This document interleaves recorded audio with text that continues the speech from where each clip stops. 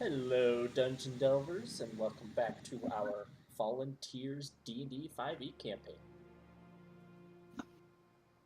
We're just gonna get right into it.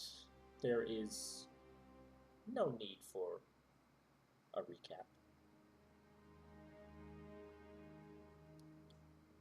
We begin in the verdant green fields of where Zelda and this hooded individual are in a conversation. Zelda getting little to no answers, but being given a choice to either save her compatriots or to stay and listen to a long lesson about the pages she wants answers to. Zelda chose to save her compatriots. And the first one she wishes to aid, learning from the hooded figure that they are in danger or are trapped in whatever circumstance, in time, in a different reality, or in a place between such things. Zelda chose Kalexi.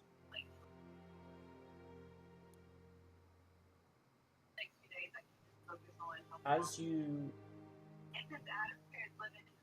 think about where you want to go, Zelda, the individual goes, I will give you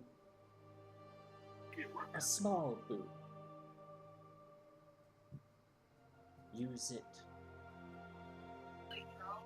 to rewind any compatriot's sudden death.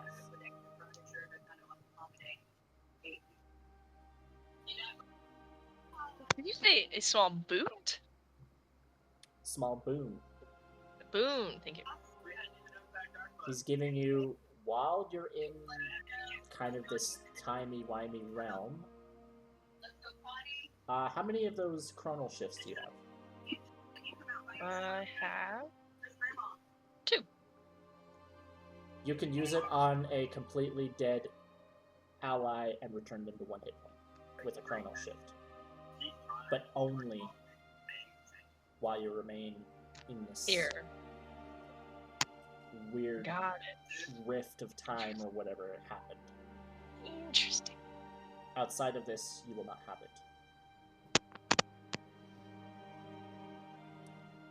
The hooded mage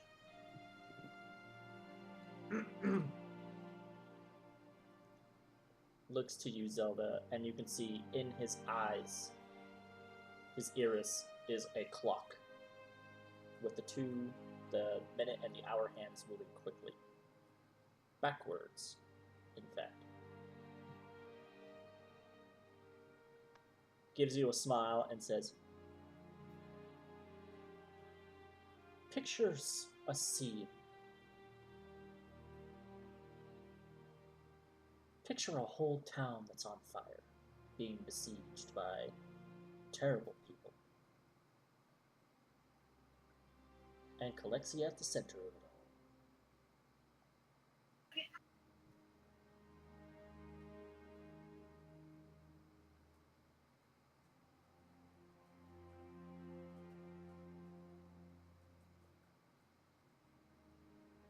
You imagine this scene,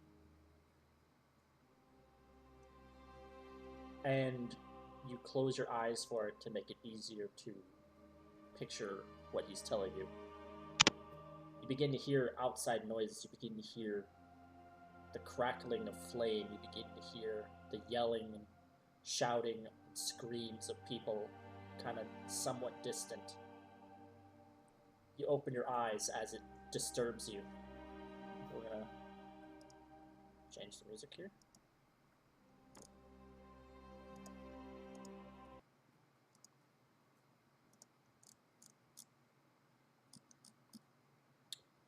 Where is it?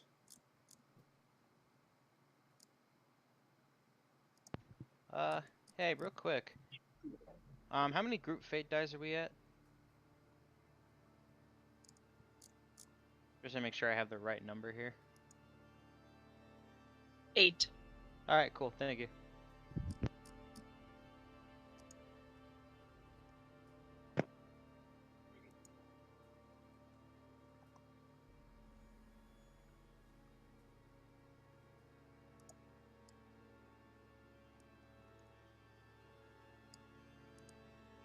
Zelda. You open your eyes to see before you, just outside of a broken, walled limit of a burning, large town.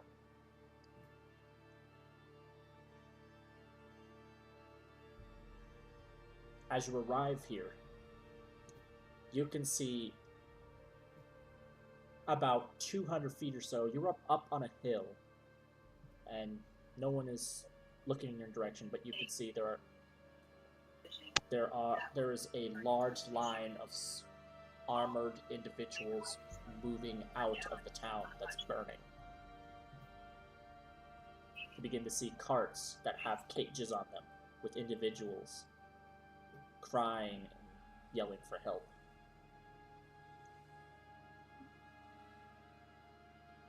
You can avoid all that. There are walls, there are broken segments of these walls that defend this town. They're only made of wood. There's simple, they weren't quite made into stone yet. But the town is ablaze. You feel Calexi's in there somewhere. Or whatever remains of Calexi.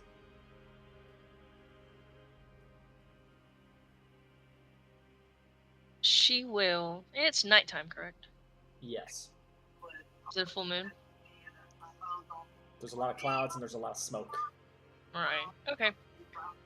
Cannot see the moon. Alright. She will head inside, more so trying to keep wary of really anyone, whether it be people of the town or outsiders.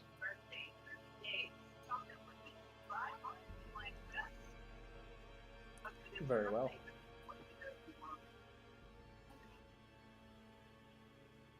Give me a.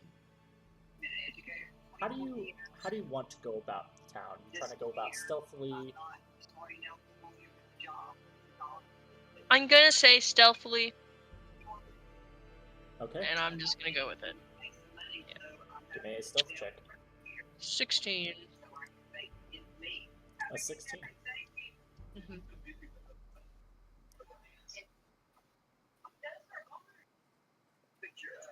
You move from building to building.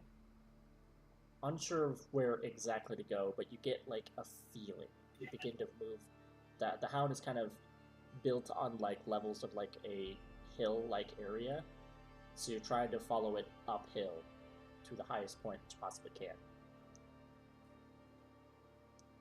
Passing by, there's a lot of dead bodies. Some that look familiar to you, but not in the sense of anything personal. Some are armored of the type of an attire from Ishtar,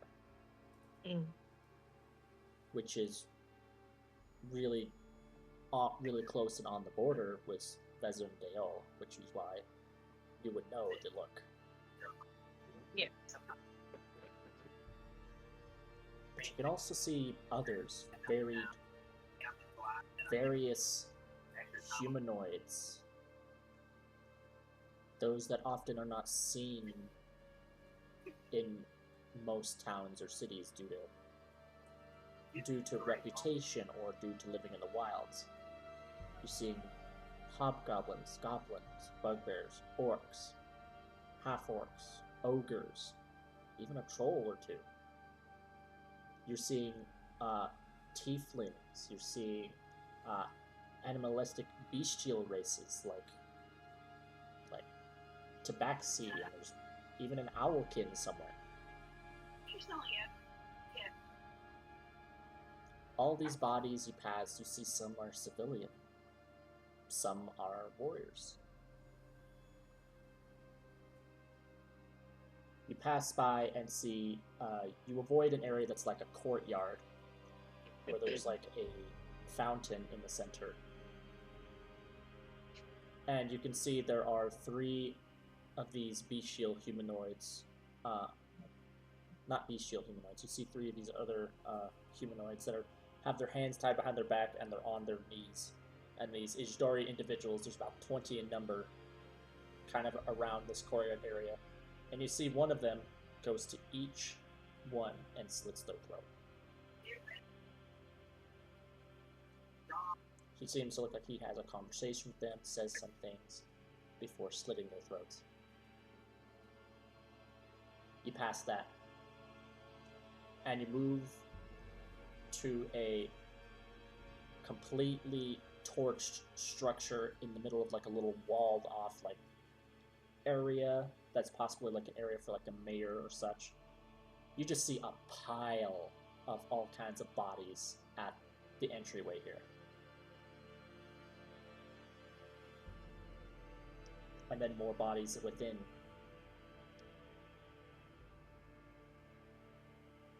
You look, seeing that whoever won this conflict, those ones in Ijdari, where seem to have won whatever scuffle this was, and seem to be leaving this place in flame.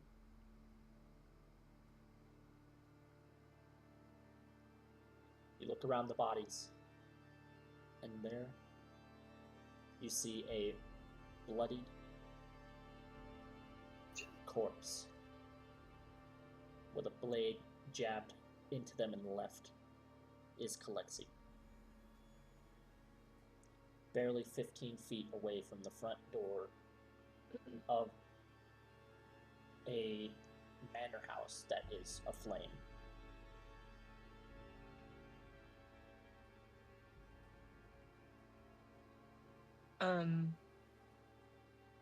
Does it appear anyone is in front and or around Plexi's dead body? No one that's alive. She will, I guess, at this point, run to her body and proceed to take the sword out. Easily enough.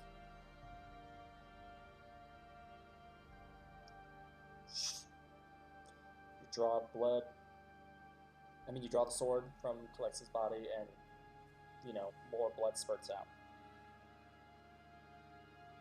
But Kalexi appears to be lifeless.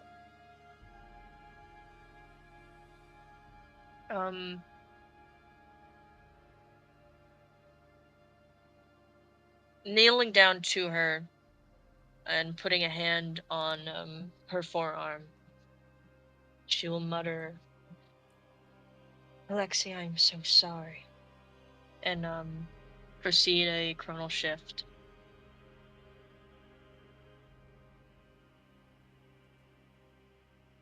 Kalexi.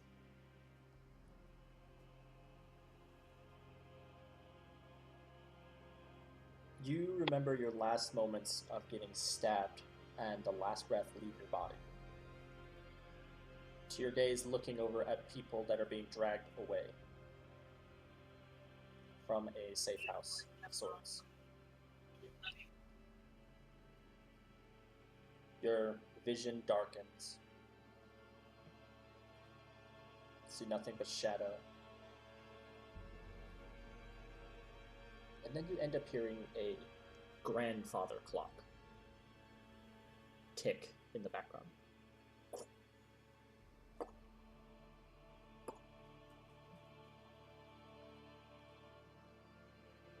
It ticks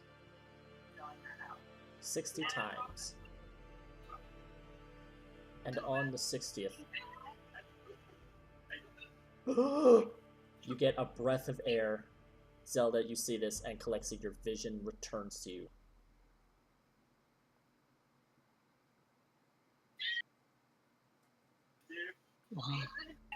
She coughs up what remaining blood from her lungs being pierced for quite a minute.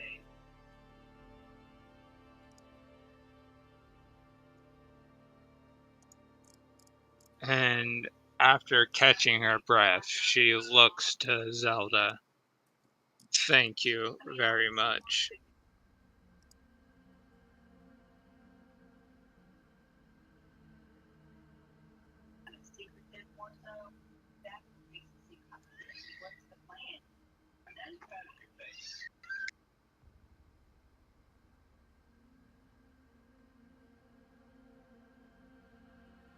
There, the two of you are amongst a scorching building in the back with corpses all around you.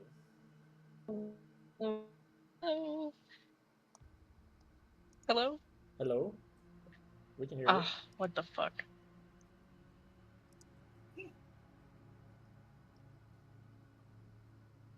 What Can you was... guys hear me? Yeah, we can hear you. Okay. I think it's on Zelda's end. Hello? Hello? Oh, God. Hello? We can hear ya. I need to get new headphones. Okay. Don't get new headphones. When Kalexi said, thank you, Zelda did respond, but no one heard.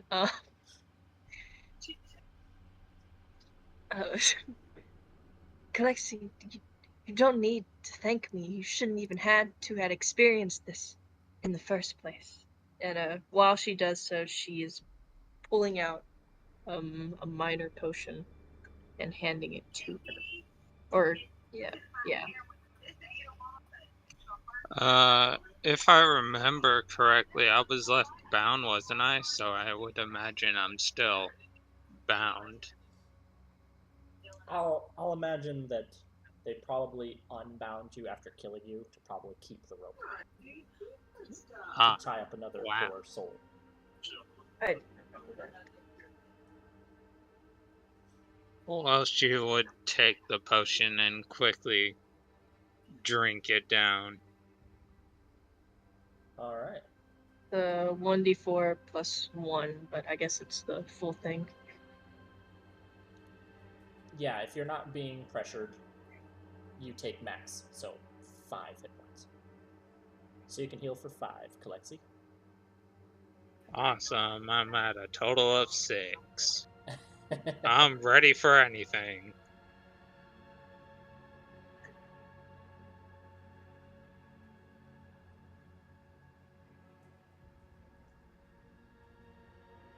Oh, I have a question that can wait till the end of session if I remember it. Okay. Is it a quick question or? It is a quick question, but it probably will require going back and looking at stuffs in the chat. Gotcha. Is it something that will apply to this situation or no? Just for future reference. Gotcha. Or, yeah. So, Zelda and Kalexi, there you stand. In a burning memory or burning future that Kalexi holds.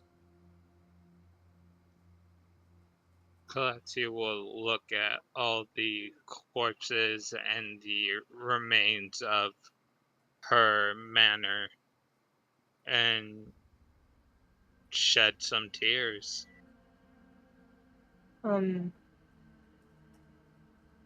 Zelda would reach to try and comfort, but she would have take her hand back and look out into the rest of the town. Yeah, you're in like a walled off courtyard, but there's little stairs that lead up to like the edges of these wooden like walls. You climb up to it and you look out. Everything is aflame. And you just see a long dark line in the distance of whatever army attacked moving out.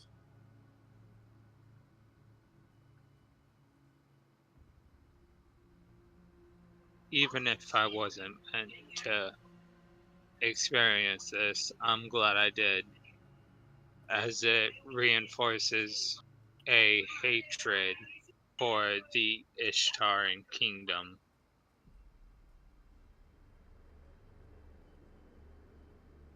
Can't help to agree. This is terrible.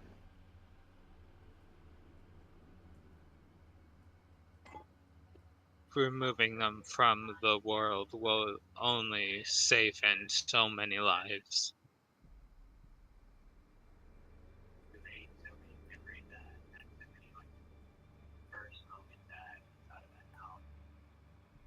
I figured you knew this was fake. How long have you been here?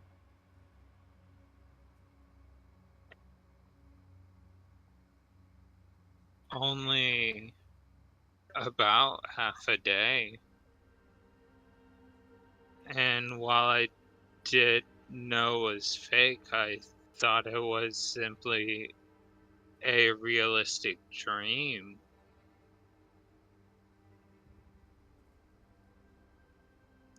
I didn't know that what transpired would actually happen.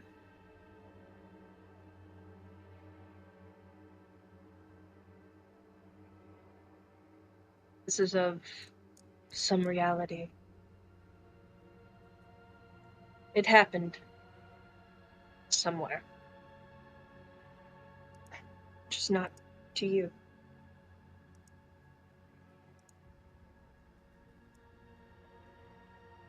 Well, Sorry. I'm going to gladly help you defeat the Ishtari kingdom if it means protecting my dream. She'll smile. It's absolutely wonderful to hear Clexi.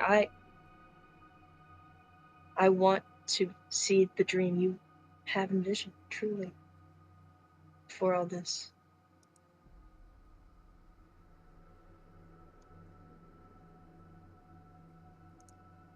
And to think they only attacked us for workforce. They only wanted slaves of my people.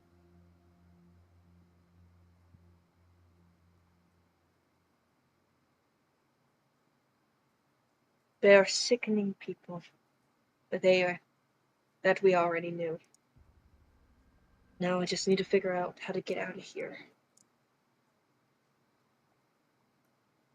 Collection would finally stand after drying her eyes.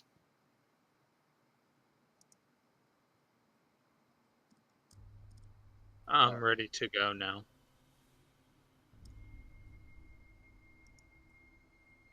No,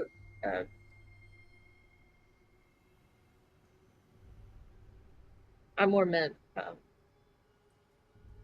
Mana. I more meant how to bring Clexi with her. You're good. I suppose she will put a hand on her shoulder. With this solemn look, she'll smile at Clexi.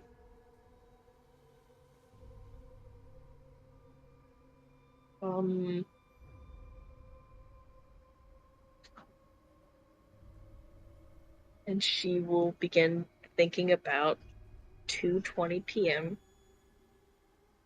for Abraham. Envisioning the grand clock.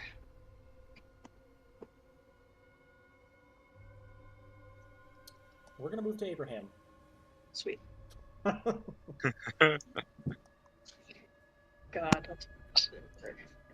Oh, I'm not muted. What the fuck?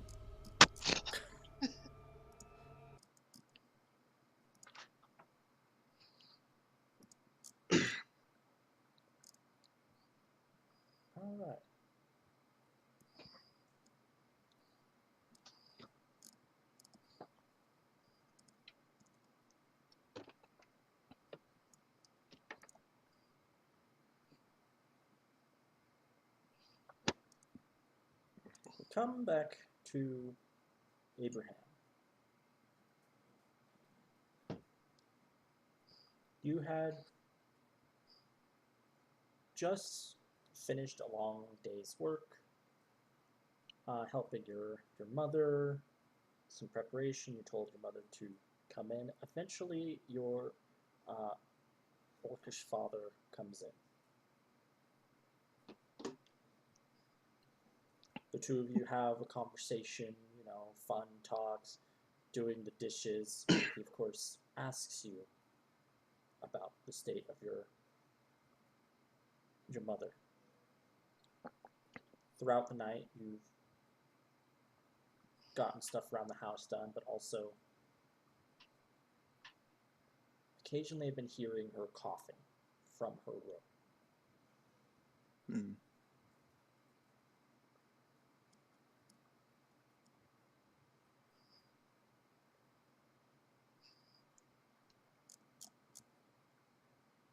A new day dawns. What do you think Abraham wishes to do on this day? I imagine he has work today, as he said he was taking people's shifts, and obviously have his own. Indeed. He will most likely rush his clothes on and then quickly check his mother's room, see if she's there or if she's downstairs. She is still in bed. He sort of like Jane knocks on the door. Mama, I'm gonna make a start on breakfast. Is corn cakes and eggs all right, or do you want something a bit more soothing for your throat? Just hear her say softly, "Yes, yeah. That's all right." Right, old ma'am. You stay in bed and rest. I will also make sure to get you some orange juice, the way you like it as well.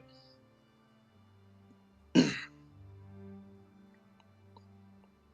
he sort as he's like closing the door, like, love you, mama. And he like closes the door and rushes downstairs. Sort of rushes breakfast together. Very well. You make the breakfast. You come back in to her room, set it for her. She looks like she's still in the moment of like trying to wake up, or she's been ill, so it's very common for someone to sleep in. Hmm.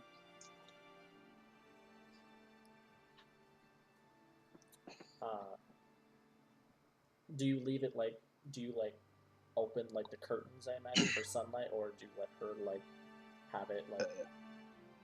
He like opens them partially to let some light in, but also not like flashbang her with it. You let in a little bit of light, and she like moves a blanket over her head. Oh, I'm sorry, Mama. It's just, as as Uncle Peter always said, a bit of sunlight and it does you a world of good. It's like well, we're all trees, aren't we? Well, like sunlight and food. Yeah, my boy. He is a wise man. Just got a headache. It'll take me a moment. You can leave it as is. You can leave the It's window all as good, is. Mama. He sort of like comes over, kisses on the forehead. I've got a rush. I would hate to be late, but you stay in bed. I think Pop is off today, so he can take care of things. And I will be back as soon as. Give me a perception check.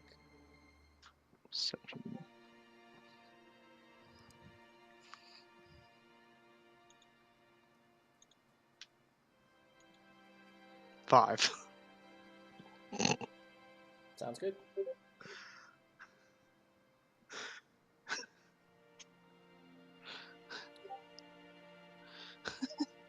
You give a kiss on your mom's forehead, you give her the clothes, she says she loves you very softly. Obviously, there's a struggle to getting up on top of being ill. You set a plate of food for her breakfast close by. You head out on your way to work, and your father says, "My hard-working man, heading out to earn a living." He smiles.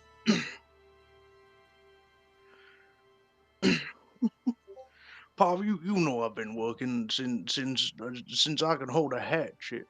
It's just now well, we all get paid for it.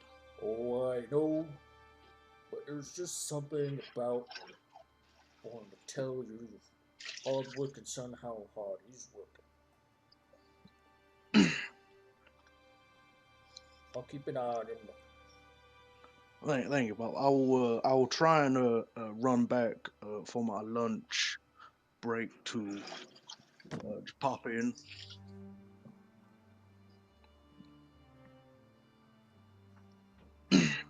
He picks up his own axes and then starts running. Love you, Pop. Love you too, boy. I went Kratos for a second. Boy.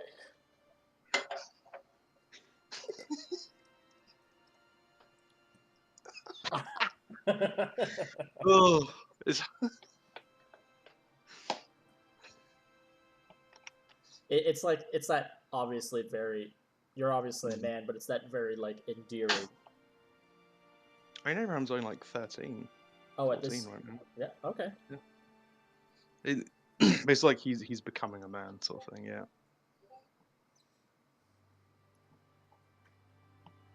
You head out to the woods, taking the place of one of the other lumberjacks. For a while, you know, there's good conversation. You harvest amount of wood, and there's also you do things. You do replant as you go. Mm. It's not just simply chopping them down, chopping them into segments to make sure they can be shipped back to not only your town and then also potentially delivered to you know, the water mills, and maybe they'll have like a boat or a raft dedicated with lumber to go downriver for those, you know, that you have a trade agreement with that are further down. Yeah.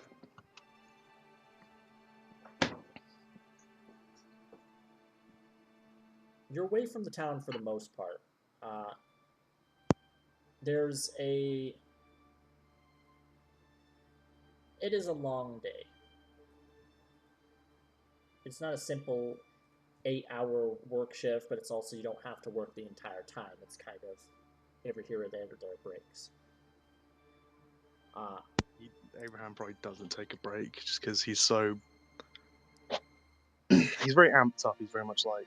We'll say there was someone that's kind of like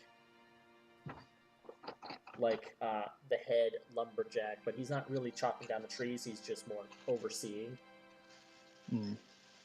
like where trees need to be planted, kind of thing. Like, and he also carries like, you know, like a little amulet of sorts. It's not familiar to anybody. It's just like, but it's always like the ground beneath us is blessed. You know, gotta replant where we can. And he's overseeing like what direction you guys take, but he only comes in occasionally to kind of put a direction where to go for the planting and the chopping of trees. Otherwise, he's not there, but he says, "We need to get this done." The silent breath is nigh but 20 days out.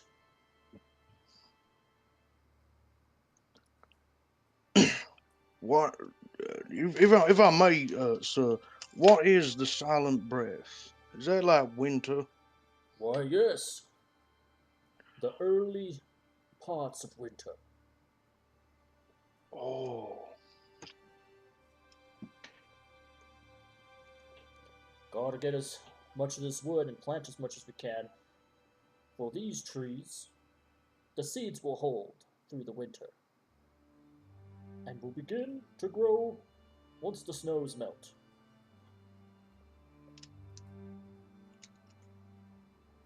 Well, that is fascinating. What are these trees called? He's like working as he's asking.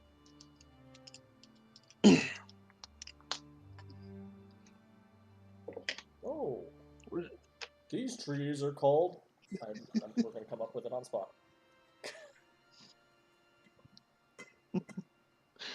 Go fuck yourself, trees.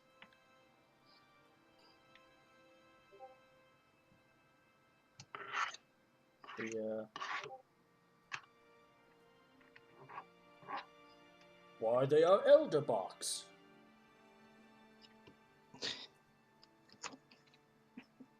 And each one have leaves of green, red, or yellow throughout the entire year, except for, of course, the silent breath. As the leaves begin to fall, but these trees, they do not fall before winter, as many trees in other lands do.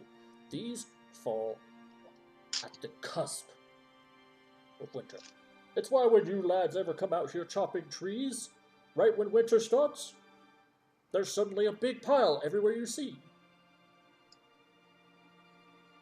How the elder box work? I clearly did not make up that lore on the spot. No, that is predetermined by the gods, by the goddess of nature. By the goddess of nature and just by how the earth is supposed to work. Quite. Yes. This necklace I have here, it's dedicated to the goddess of nature, but it's also dedicated to the land itself. But sometimes they are one and the same, sometimes they're not.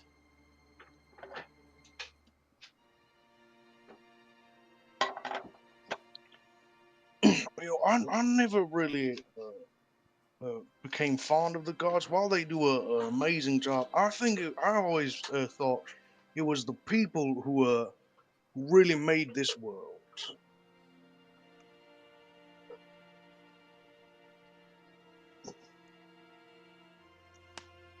Well, the gods are more like us. We didn't make this world, neither did they. But both influence the world.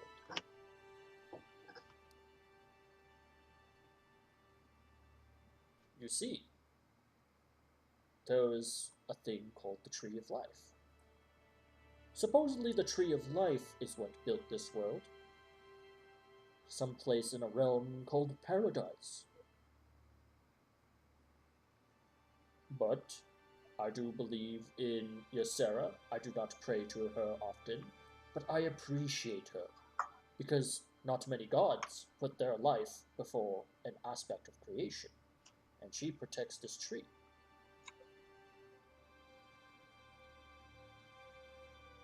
So in all cases, all the gods, I believe, have their faults, like we do.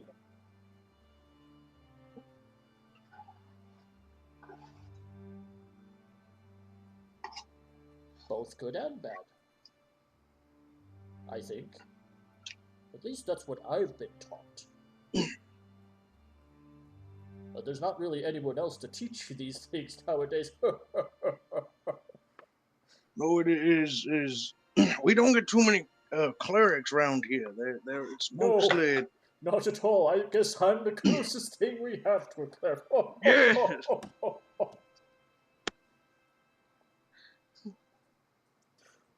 What do you want me to do, child? I will bless you.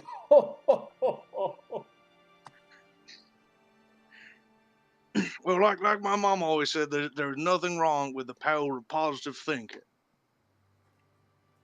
I believe that is the wisest of lessons, and probably even a greater blessing than any magical trick. Yes.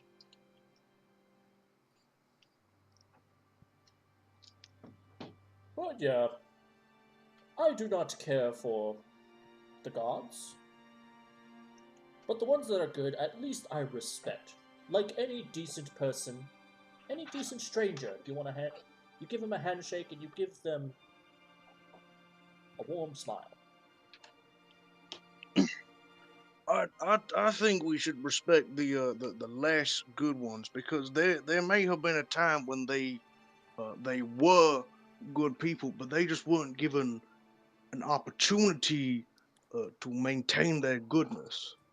And now they are. I believe that they are much like people that are stuck in bad ways. They are too stuck in a way of darkness that lacks the chance to fix yourself and return to the path of honesty and friendliness. I believe you are right. I, for one, do not believe anyone is born evil. Yes. They are simply. They simply had a difficult upbringing and had to make Yeah. choices that were not well received.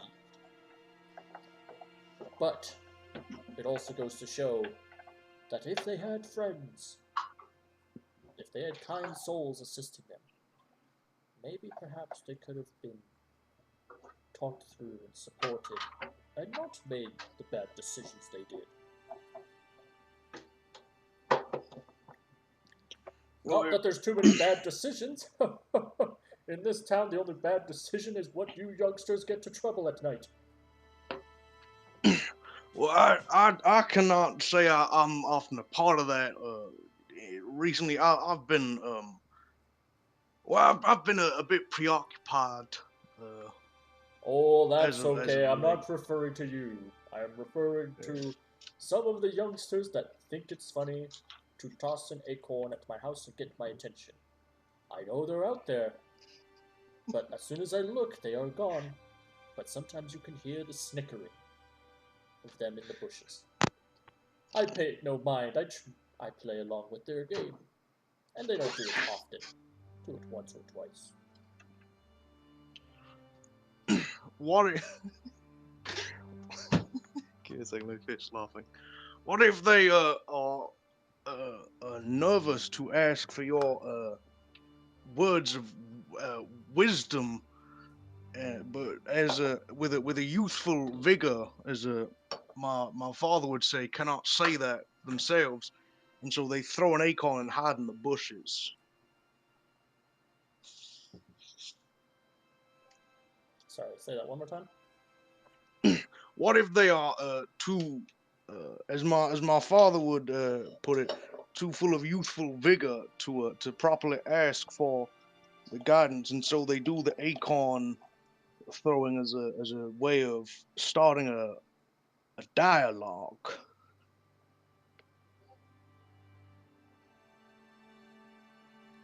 I believe. Well, they are young boys and girls, like 6 years or 7. They are simply children playing a small game. Hmm.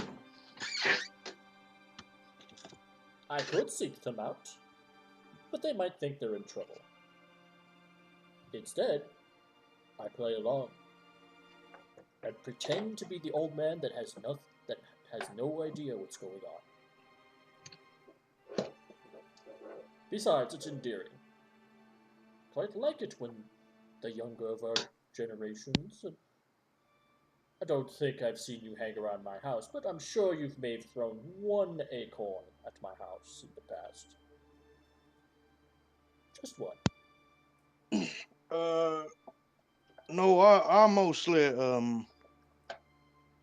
just have been working with wood and such, with my father in my younger years, or I've mostly just been doing the work. Ah, well, if you were, there would have been no fault.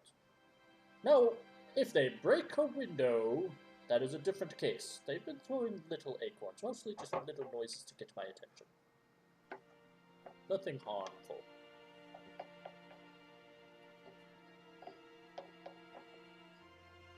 Anyway, we have talked long enough. I just talked through your entire lunch break. Continue on to work. I'll be back with more instructions. Oh, dang. I, yeah, yes, sir. He He's leaves. sort of like there's like a look of like it's not fuck, but because Abraham doesn't swear, but it's like a oh shucks, Yeah. like Oh, like a God. really angry shucks. Like that's a bad word to him is shucks. Aw, shucks. You spend a good while throughout the day, because it's not just the trees themselves, the planting, and then you have to deliver the wood, move it about. Mhm. And especially since it's 20 days before the silent breath, it's kind of the rough, like, 2 weeks before Yeah. it. Of a lot of stuff is happening. Plus, you're also making sure to chop enough for yourself as firewood for your family, as well as supply like as much of the town as you can. Yeah. So supplying sun, supplying your house, supplying carpentry, all that stuff. It's a lot of stuff, and usually people are just pretty casual on most days, but it's just kind of the last minute, 20 days before winter situation.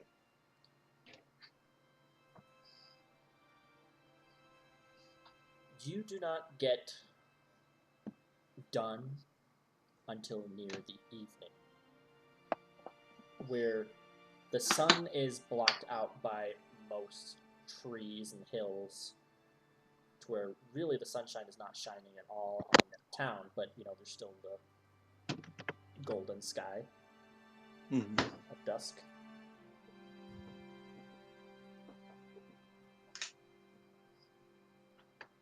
And you have delivered the wood everywhere that you could, minus a cart that they let you use for basically carrying wood, unless you choose to carry it by hand. Oh no, he hasn't got the muscle for that yet. All right. What does Abraham do once he is done with everything? He will, rush in, unloading the wood into a sort of wood store area, and then come in. Obviously, wipe his boots first.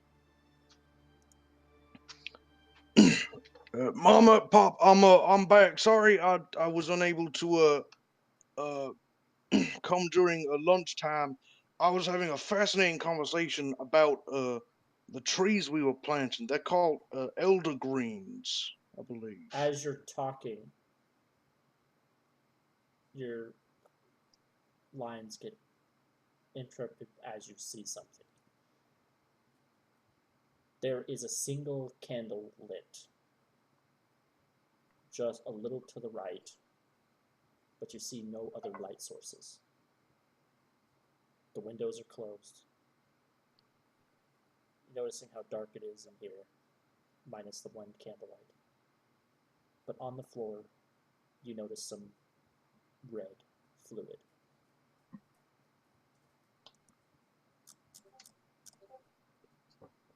He puts a hand on the hatchet that he had with him, and so it's like walking over slowly. Now, if you are a person wishing to cause harm toward myself or my family, I will ask that we talk about things instead. I believe there is no problem that cannot be solved with a polite conversation and maybe a cup of something warm.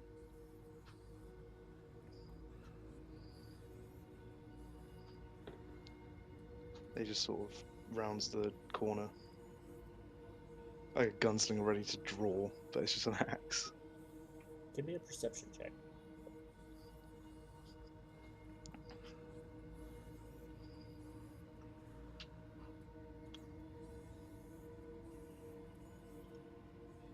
Natural one. Damn.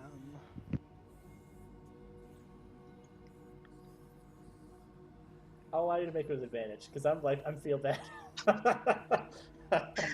Blind.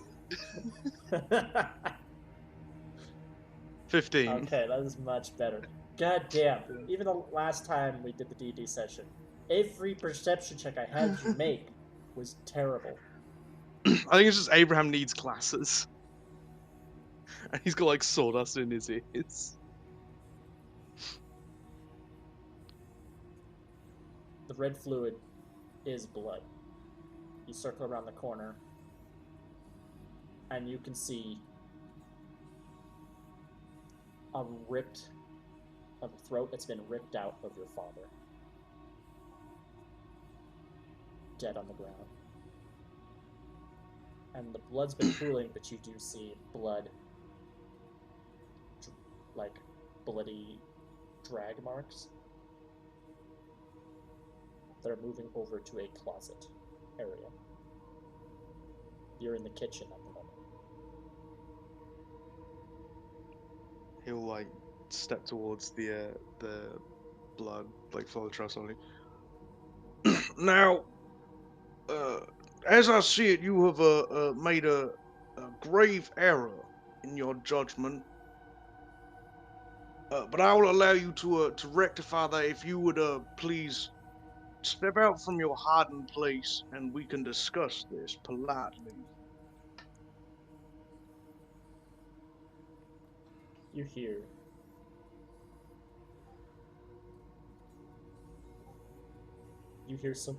someone from inside the closet.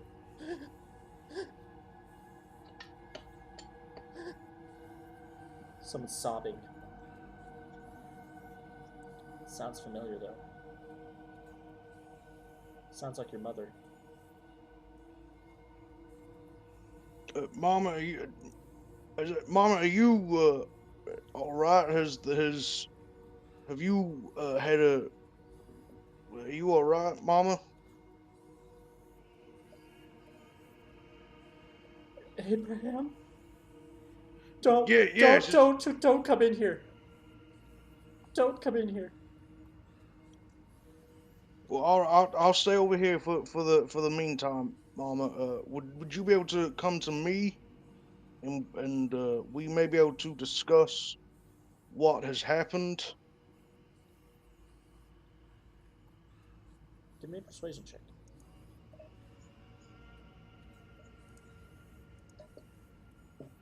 Uh,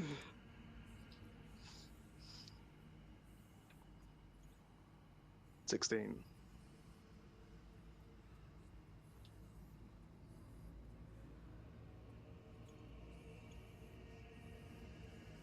It's not safe for you to be here with me. I don't want to hurt my boy. Well, you would never hurt me, Mama. I know that. No matter what has happened, I fully believe that you are not a person of malice action.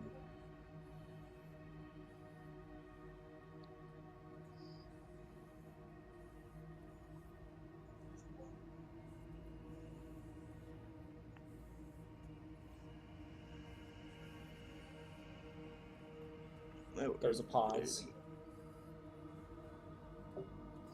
She says,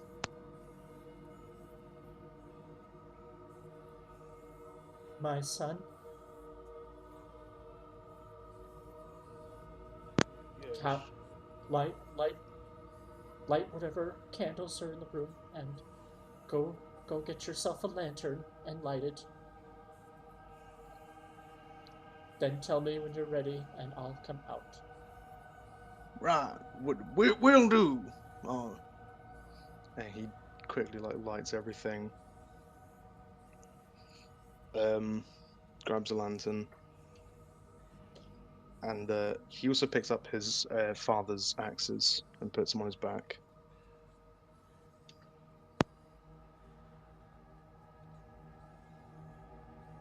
Okay. Light the candles. You get a lantern. You light that as well.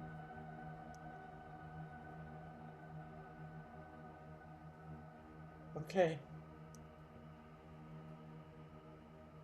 Keep your axes on you,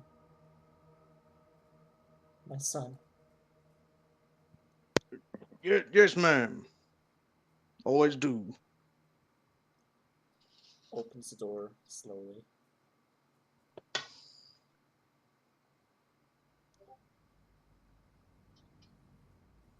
And your mother takes 2 steps out, takes a look at your dead father. Her eyes fill with tears. She closes them and she looks off to the side, trying to avert her gaze. You can see there is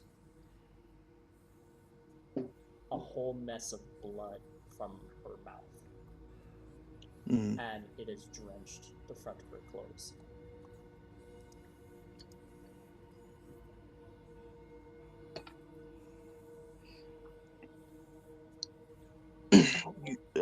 You are looking better, Mama.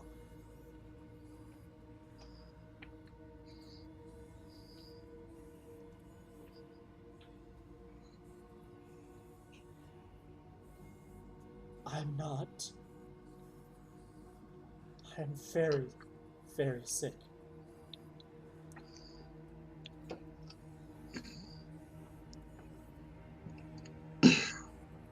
Well, that's all right. There's nothing that time or medicine cannot solve. You know, and as always, being polite and positive helps.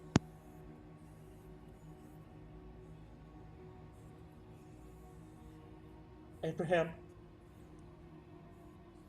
I love you. I want you to get your things. And I want you to go stay. Uh, Find your compatriots. And find the mayor and tell him.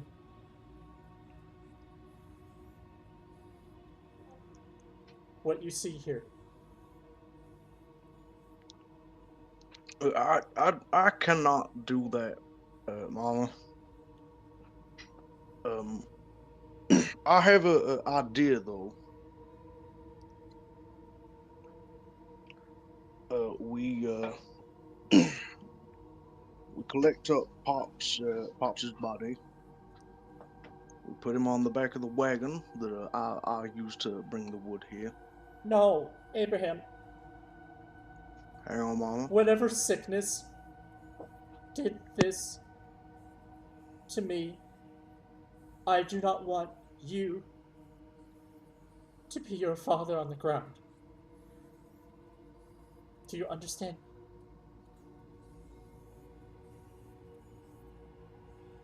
I excuse me. I understand that, Mom, but I have a plan to avoid that fate. A plan? Yes. Hey, give me a persuasion check.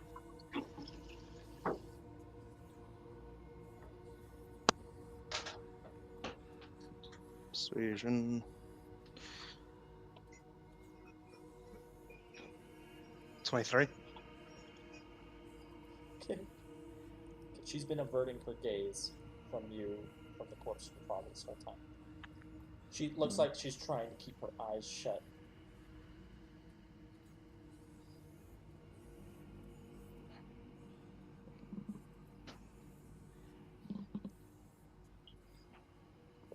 Something's very wrong, though, my boy. I've taken medicine. It hasn't making this better.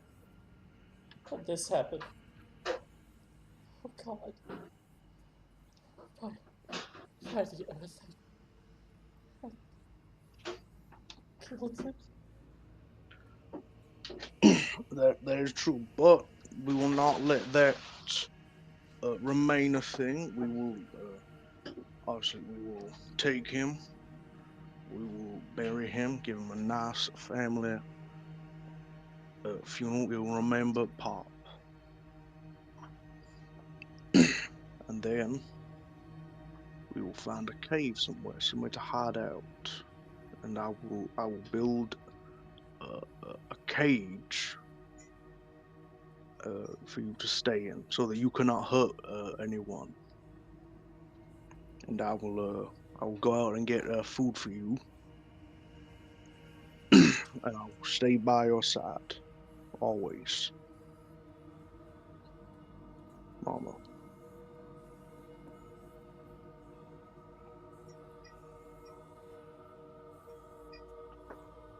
She looks like she wants to say everything for you to leave, but she stops her tongue, knowing she can't change her mind.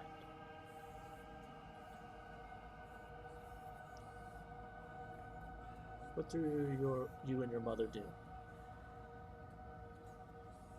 So they collect up his father, put him in just like probably some of the bedding to just sort of carry him a bit easier. Carry him to the wagon, put him on the back. Collect up just a couple things like Abraham collects his father's tools. And he will also collect like both of their clothes. All right, we currently have enough wood to. Well, this wood would be for the shop and for the winter fires, but we can we can use this for the night, and I can build you a cage. And in the morning, I can go out and get some more for fire and other things. Armor.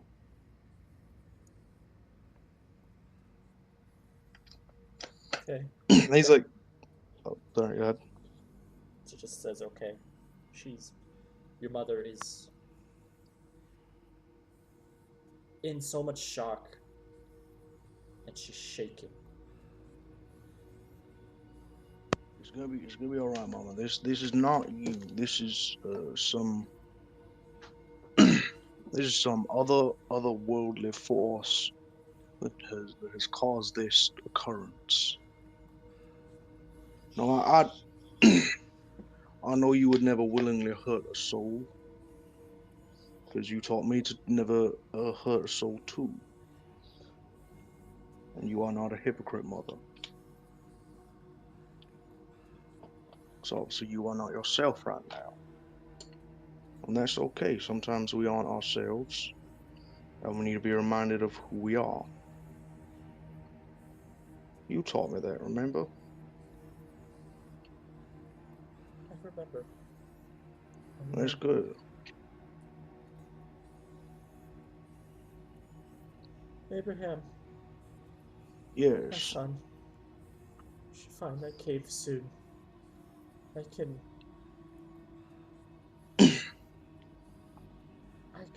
hear your heartbeat.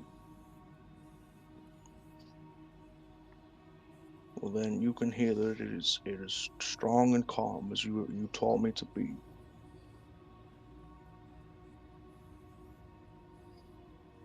You know, like you say, when when life comes knocking on your door, do you hide or do you answer? Well, I'm answering the door. Still, I am your mother, and I will not be prone to any outbursts towards my son. Let us find a No, you place will not. to keep me holed up until we can get through this. Don't worry, it is a close place. Not too close though. All right.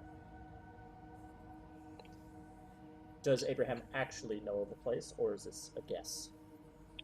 Yeah, probably be like a cave he went to again a long time, like as a little kid, he'd go to.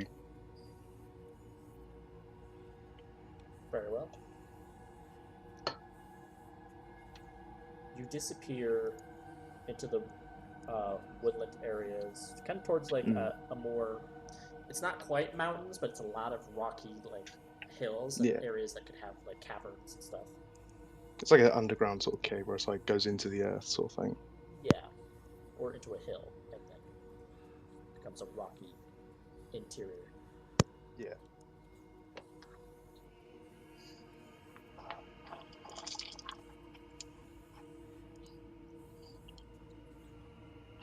Alright, now, so all we are going to do is we're going to build you a small area of your own. We will make a lock for that, and then you will have your area where you will stay. And then once you're in there, I will dig a grave for for Pop, and we will both say some words. I will mark his spot, then we will go on from there.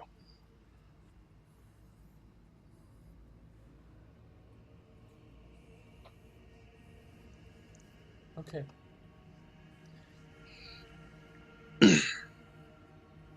So, to keep it short, I imagine you begin to chop wood to create the area. Yeah, he sort of like they go into the cave, and he sort of like finds a separate spot for her to be in, and will sort of like make a. So it'll like go into the cabin a bit as well. Like it is built into it, so it's just really like a wall and a door. Okay. He'll add quite a few locks to it, just make it harder to open on accident.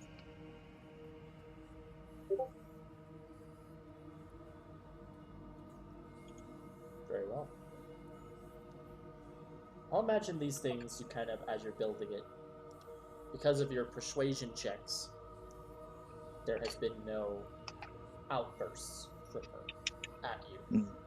She's heavily. Actually, let me roll that. She would technically have to make a wisdom saving throw. Nat 20. Okay, cool. Yeah, she's shaken, but she's not lashing out at you. She's not letting whatever sickness took her to claim her son as it did her husband. She's not letting herself get manipulated by it.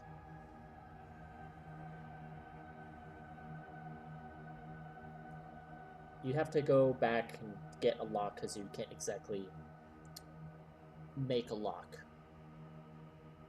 So you have to go get one, but it's not too hard to do. There's some laydown. You ask them if they have like a type of lock just to keep,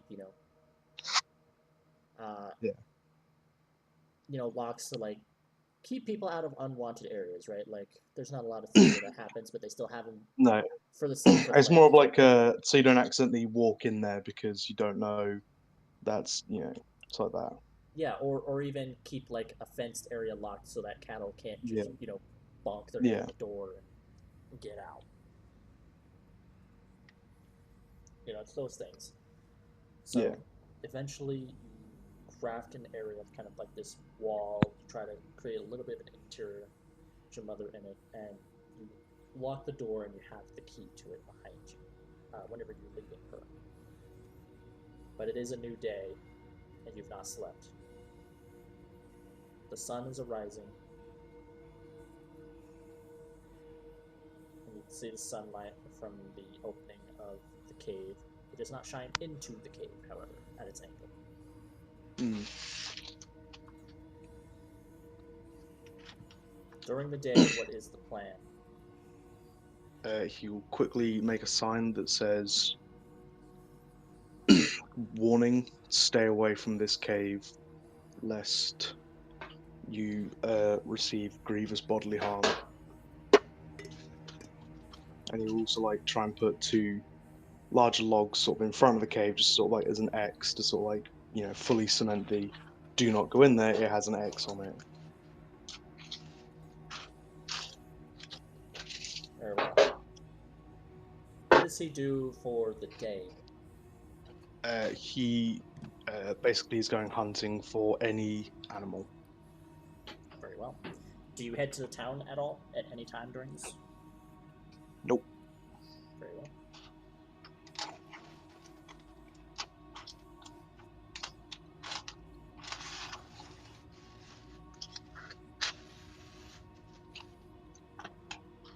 Alright, give me a Oh, he- survival check. I was gonna say, when he did leave, he would have and come back to life.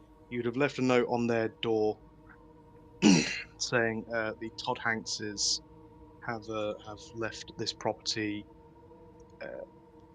All items inside are to be given out to the people, and the house is to be used to rehome someone who needs it. It was probably okay. So in that night that when you put that house there, there was a similar figure who approached you. Says, "Excuse me." You see, Well, the it's note on his the house. no. Who as you're placing the note on the house. Hmm. Yes. You see, it's one of those pilgrims, and she's like, "Um, you know yourself around the place, right? We spoke before. You helped us get to Yes. the town." Pleasure to meet you. Yes. It's pleasure to meet you again. Sorry, I've misplaced your name. I apologize. Oh, I I'm Yona. I, Yona. Yeah.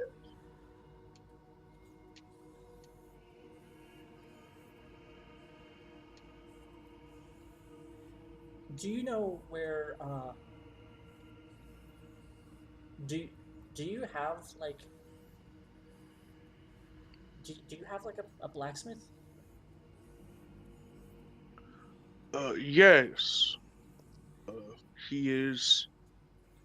Uh, about 5 minutes that way, and then you take a left. I would love to show you. I'm in quite a hurry. Oh, Yeah, sorry. I hate to be. I hate to fasten you. Yeah. no worries. Thank you. Just thank you so much. She holds her hand up to shake yours. Like, just gotta say, thank you for everything.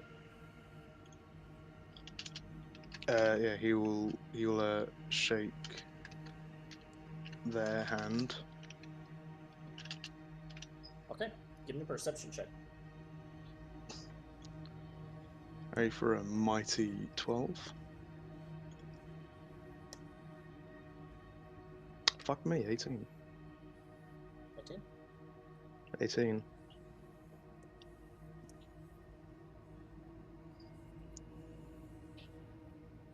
You see a brief glow of magic from her hands as she shakes your hand.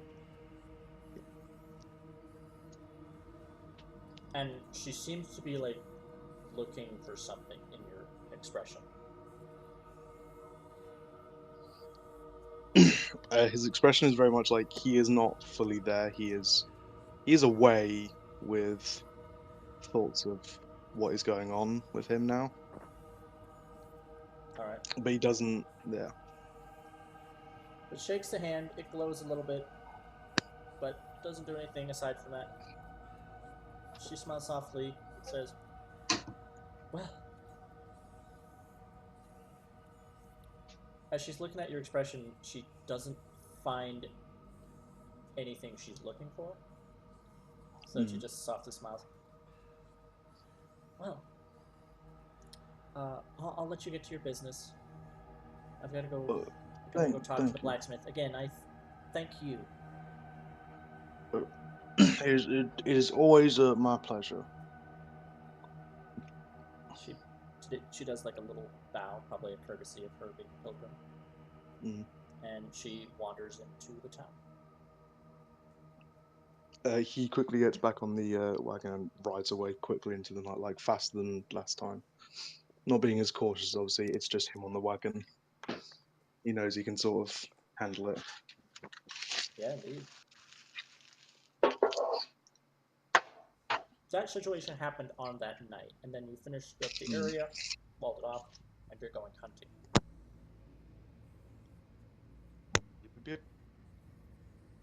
Depending on how much you want to hunt, you can be throughout the whole day, or you there just for one kill and then you're back.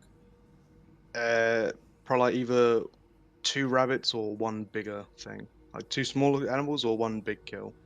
And then he'll go back. Okay. Give me a survival check on that. 5. Could I have advantage because I know the woods? No. Yeah, no, I'm not a ranger. Unless alternate timeline, this is where Abraham becomes a You do ranger. succeed, but it just takes a while. Yeah. It becomes dusk by the time you're actually able to get the kill before they go into hiding and sleeping for the night. And it's a big kill. What do you drag? What do you get? If it's a big thing, probably like a deer or something. A deer or a stag or something. Okay. Or stag. Yeah, deer or doe. You hear the snapping of twigs as you begin to carry the deer, 10 feet from you, off from behind a tree. His hand once again moves to the hatch and he turns around. No, I would love to share my bounty with you, but I am unable to. This is a very important meal for my mama, who is very sick. Zelda and Kalexi, you were behind a tree, heard some noise and hid from it, and now you hear the voice of Abraham from beyond it.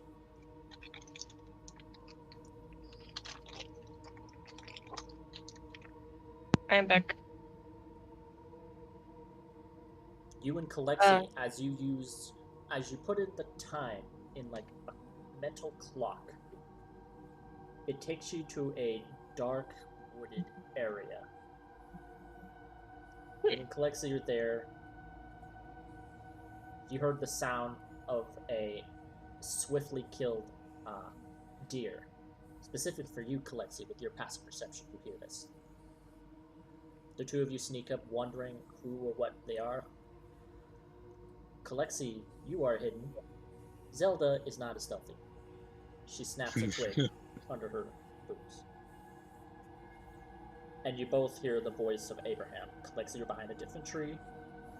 Zelda, you are closer, but it sounds like it's 10 feet from you as you hear Abraham's voice. Though it sounds a little different. The voice is exactly the same. Oh, the voice is exactly the same? Okay. Exactly the And- same. What did he say? He said, I cannot share this bounty with you. This is a very important thing for my mama. I'm sorry. Please leave. Okay. Zelda will poke her head out. Abraham? Miss Zelda is Miss Zelda. It's a pleasure to see you. I haven't met you yet, though. And she will then step out of the tree, looking over to Calexi's tree. Kalexi would go ahead and do the same, as Abraham seems to be in a similar position that she was in her future memory dealio time paradox. Real quick, Abraham is about a foot shorter than he normally was, and his muscles are about half the size they are. Like, he is noticeably different. Zelda's gonna be a little confused on why he looks younger rather than older.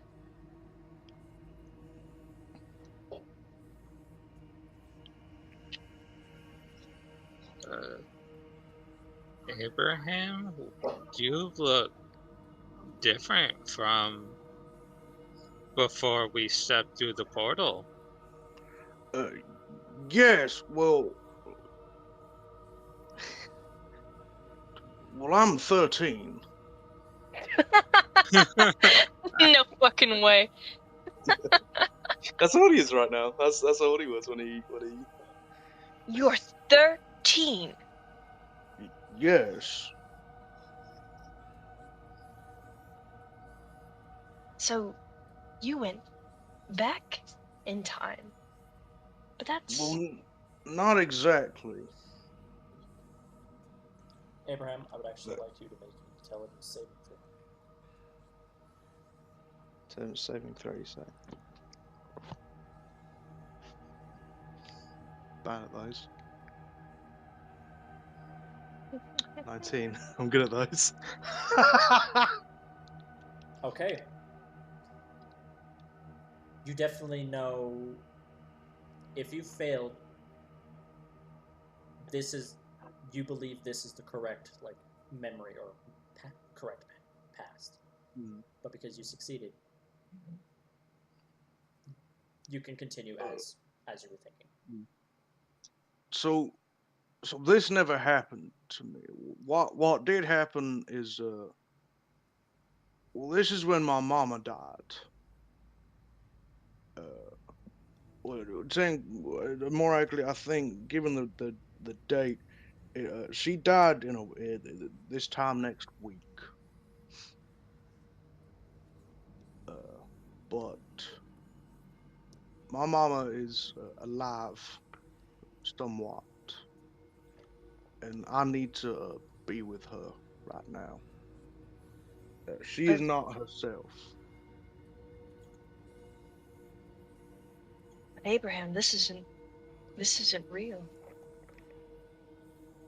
Not to you, at least. I understand that, but it's been 10 years since I lost my mama, and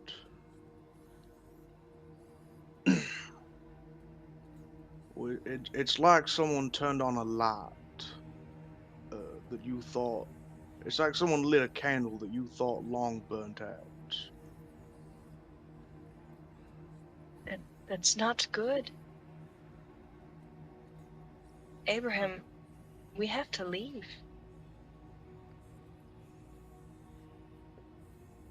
But my mama needs me.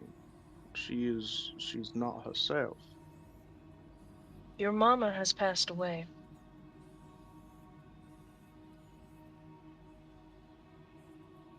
I I have a second chance though to have my mama.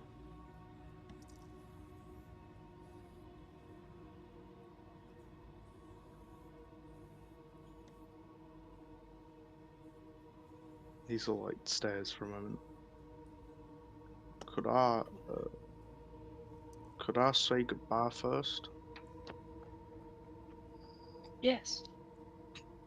But we do Okay. need to leave. Yes. Follow me. I'll take you to where she is.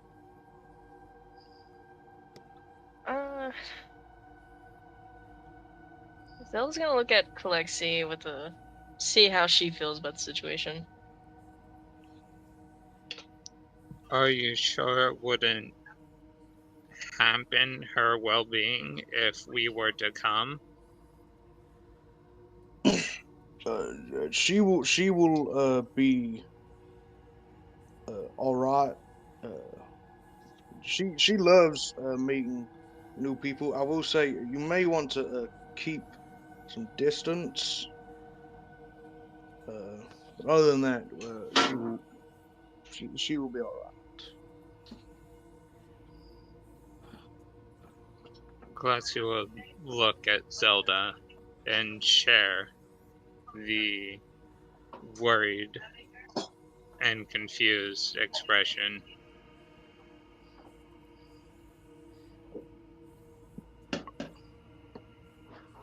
Well, I don't particularly see anything wrong with the situation. And if we do come with you, it will save us time on having you come find us in the woods again.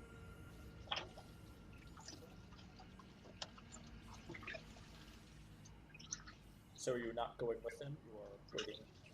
We're We going are. with. So you are going with him? Mm-hmm. Yeah. Very well. You follow young Abraham as he carries a dead elk with him up to a sort of cave. Abraham. Yep.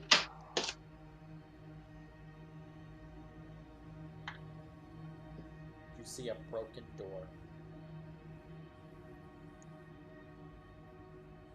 He will drop the elk and draw his axe. You two might want to stand behind me and ready a weapon. He like clears his throat. Mama, where are you? I have brought food and uh,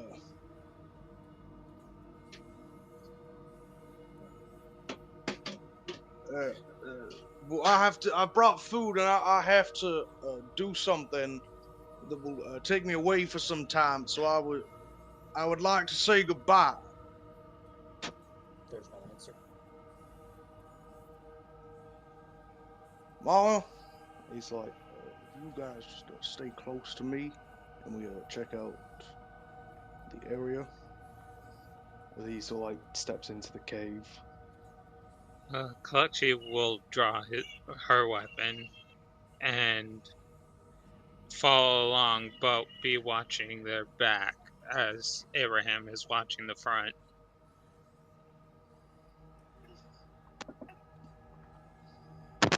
Very well. Zelda will stay in the middle. You move through, see like this roughly constructed like wooden wall from the interior of the cavern connecting to the sides of the rocky walls. There used to be a door, broken, falling off its hinges. Broken from the inside or broken from the outside?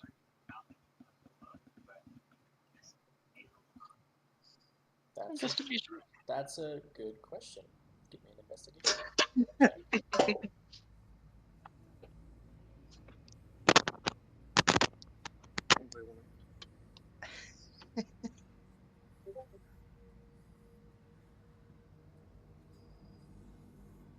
9. Anybody want to help? Yeah. Yeah.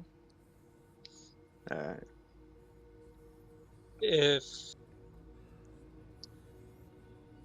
Are you doing No, separate I don't. investigation checks, or are you giving him advantage?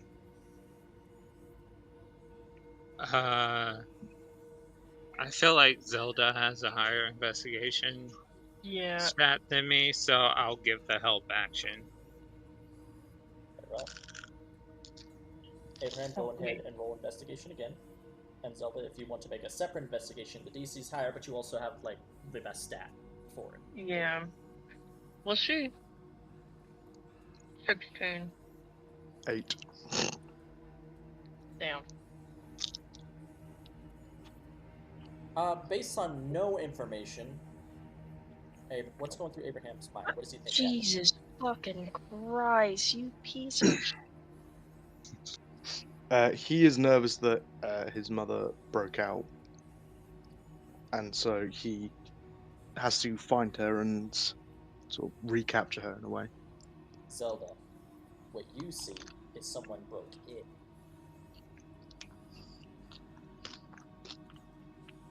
No one broke out.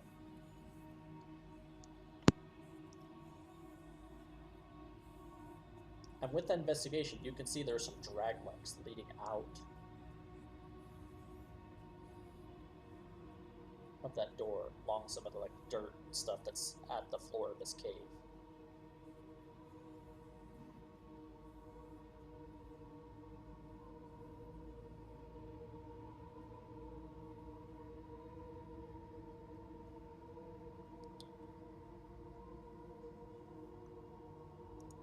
Do you share? She spilled beer on her laptop. Are you serious? No, I mean, yeah. Spilling beer on the laptop.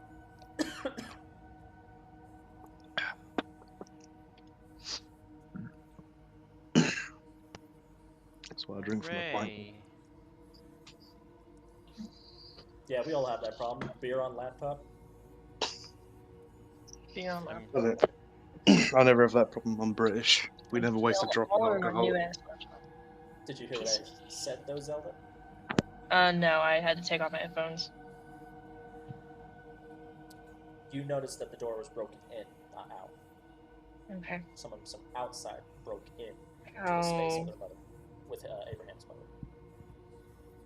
Zelda's gonna relax in her stance and You also notice some drag marks, like someone or something was dragged out of the area. Abraham. I think it is best we leave. Well, I have to find Mama. She could be hurting someone or in danger, endangering someone else. Your mama is fine. Your mama. Can you really? Really? Yo mama,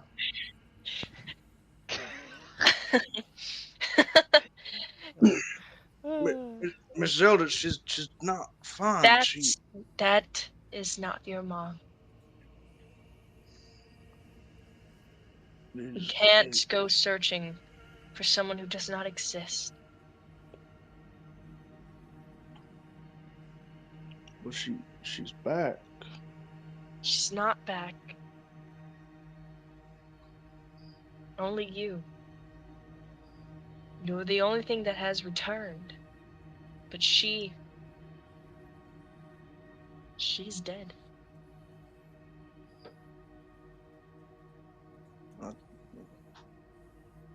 You guys would have really liked my mama. She could make a. It's like this is one of the first times he's really opened up about his mother. He would often talk about his dad, but with Zelda he never really mentioned his mum apart from sort of odd stories. And obviously him losing her at a young age. My mama, she can make the best corn cake. Like I make a good corn cake. My pops made a really good one. My mama would make a corn cake that would that would fill your heart and your belly. She never had a you bad word. just as you're saying this, you hear a bell being rung from the town. Boom, boom, boom. Man, A call to the town center.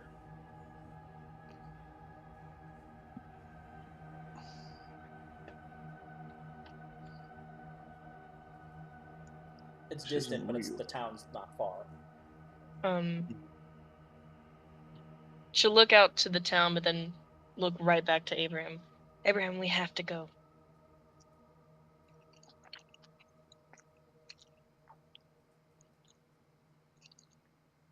But mom,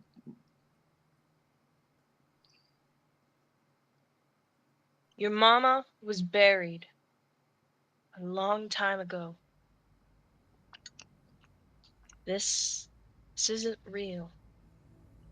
You've already lived out the one life you've already had.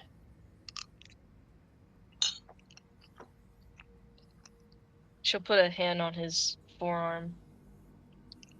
I'm sorry, dear. This isn't a second chance.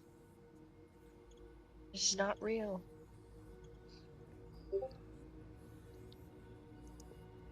And would you really want to experience losing your mom a second time? she well, she didn't. She's a vampire.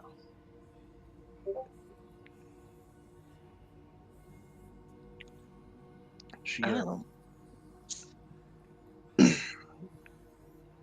She killed my pop and drank his blood. He's buried out front of the cave. That's there. that wooden headstone. I was meant to stay here and keep us safe.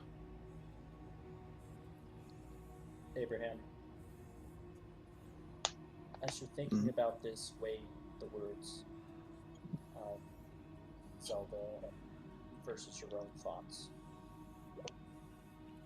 I would like Zelda to attempt a persuasion check, but Abraham, you will be making a wisdom saving throw against her check. Oh, it's 11, but I'm gonna put a D4 in it. You can use personal fate dice, you cannot use Yeah. wisdom dice. Oh, never mind. I'm not gonna do that. I can. I'm holding that right now. You can have one of mine. No. You can go roll. Let's go. Damn, Let's go. Best time that for a spell nut really roll. worked. I told you.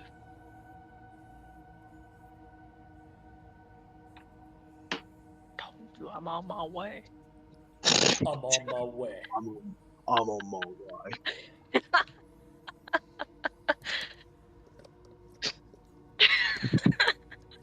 I There's want a to whole- ask where you're getting that from. Yeah, you don't need to know. Yeah, you sure? Because Sorry that about sounds that. very Yeah. good, very familiar. Do you? God, where? I don't think you would know this, but don't Try worry me. about it. Try me. Yeah, you're not cool enough. No, to I know. don't want to make. I don't want to get made fun of. Try me. You know who, Oh yeah! It's Smosh. That's what I thought. Joe- Did somebody say Joe meatloaf? I thought you were. God Yeah, I damn it. figured that's what it was. You're referring to Courtney's bit. I knew that's what you were talking about. Yes, I know that. I knew Did that's where I somebody heard that say from. meatloaf? It's bullseye. That's what I Oh was. There's a- yeah, That's the Spencer. video that I Did was somebody referring say to. meatloaf? Meatball. It's just one of those days. It's just Sorry. one of those days. Yeah. I've got chills. See, you weren't made fun of. I was very aware of what you were talking about. I was just like, if you Yeah, got it but for you something weren't else. gonna say it. You know you weren't gonna say it in case you were wrong. Well, if you said something out of the blue, I was be like, oh, I was thinking of something else. All right. Well, cool. We just established what people watch Smosh. Yay. We just have a few of the cool kids. All right. So, Abraham,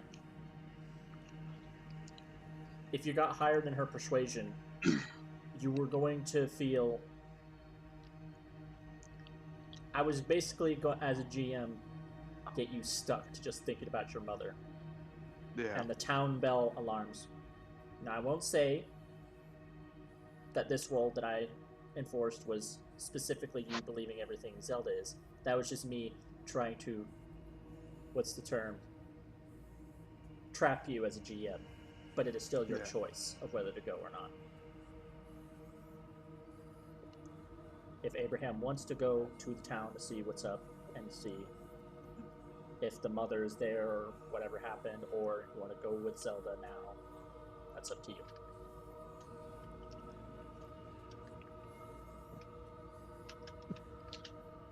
He just sort of looks at the door. Oh, my pop. He when my mama passed, he took care of me in a big way. We took care of each other. We didn't speak for a week though to anyone. We just went to work independently. We did everything that was tasked of us, and then we came back.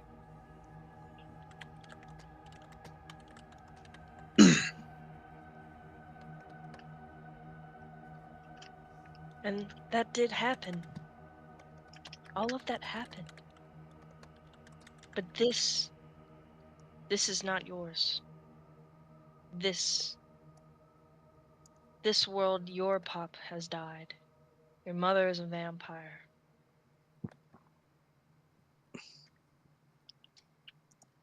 But that didn't happen. We thought the same thing.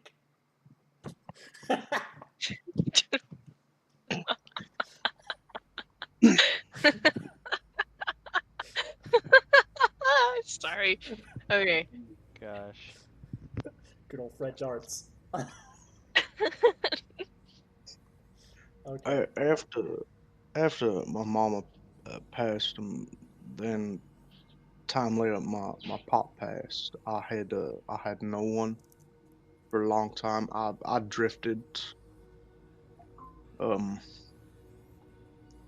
there's like a tear forming in his eye, and then I met you, Miss Zelda, and then we traveled together for some time, and we then met Alistair and Sebastian. And we all traveled for some time, and then we met Manor and Miss Alexi, and well, it gave me a feeling that I had a family back.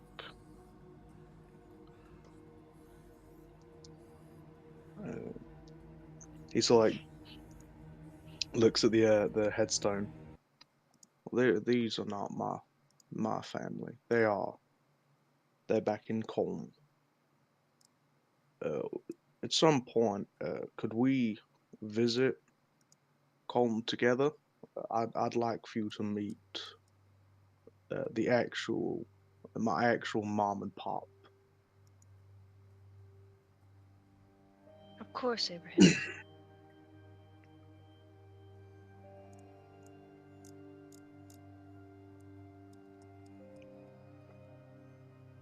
She'll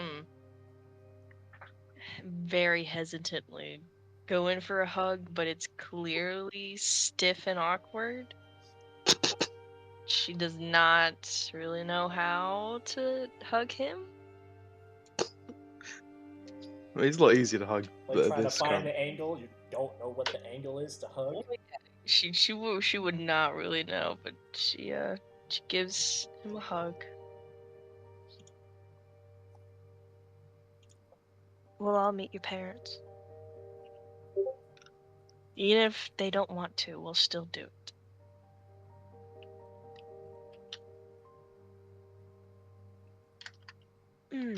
Impressive. Impressive. I am the chosen. It's like the WNBA, but all dudes. Oh, yeah. WNBA, It's but like all- the WNBA.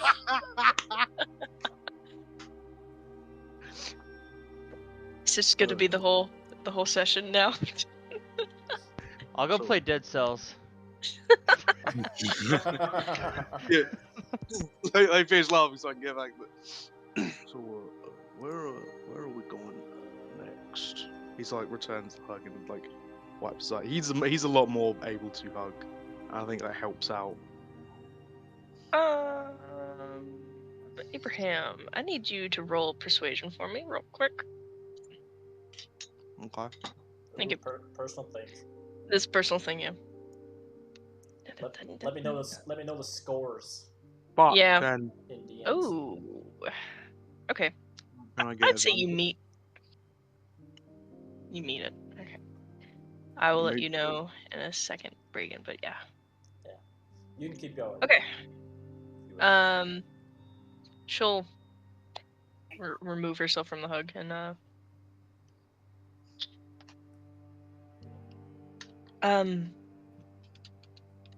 we have. Oh, wait, sorry. What was the question? Where are we going next? Well, we may have to find Mana Lass, is all I know. She is apparently with some people that I've been warned about. But I think we should find Alistair next. I worry if he's in such a bleak reality like Calexi's.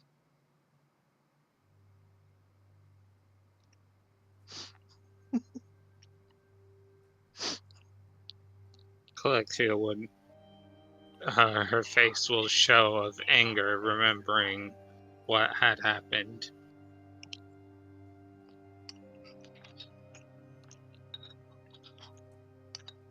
Very well. So what's the time you set the mental clock?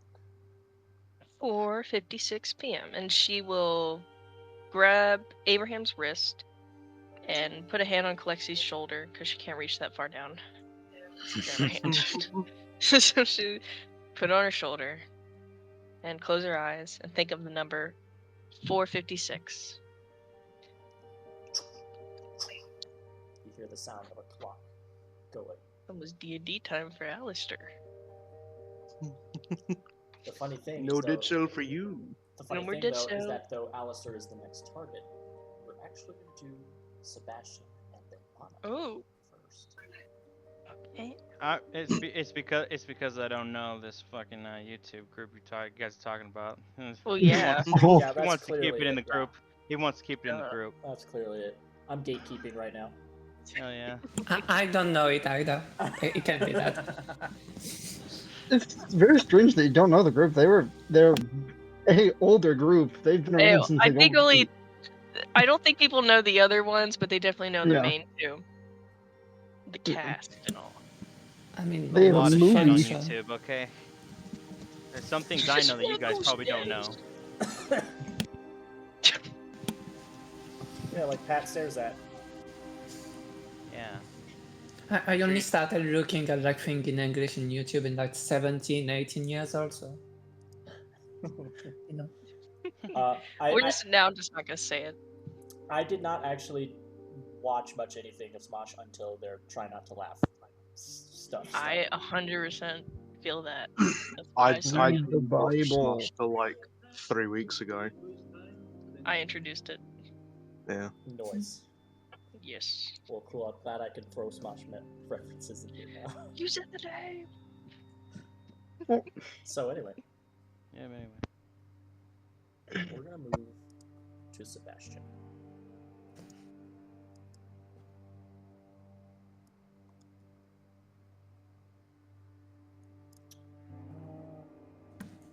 We're going with. Where's the picture? Where is it? I know I saw it. I know I did. Did see a pretty tab. Where did it go? Did the picture just disappear? Oh no, I'm just blind.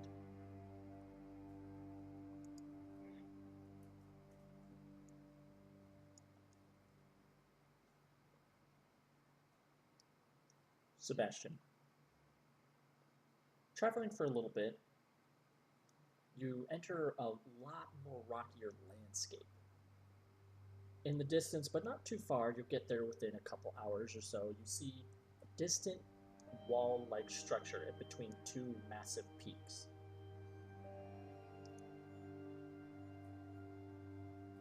You're traveling with the other Tabaxi and yourself. Is there any conversations you have with them in the time before you arrive? He's probably only really speaking if spoken to. And he's kind of just listening to them talk. And he also seemed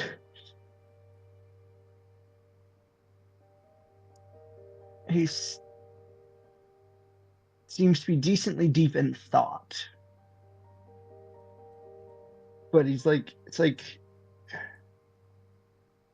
trying to grasp for thoughts that keep flying away from him. And he's just like being silent and like contemplative, like just thinking. Keeping to his own thoughts. Yeah.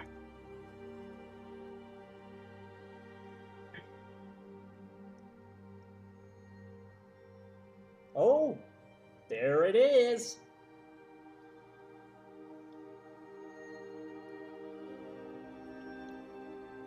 So Huh. technically, the place we're going to is actually beyond this, but This is a great stop. This is Tarsol. Kind of just a gateway. Basically, they ask you questions and they search you. At least that's what I've been told. And you know, if you're not suspicious enough, they let you in. You're not hiding anything stolen, are you? Not from this time. Not from this town? Yeah, so we'll go with town. That's easier this for you time? to. Did you say time or town? Don't don't worry. I'm not. I don't have anything stolen on me. Ah, okay, very well.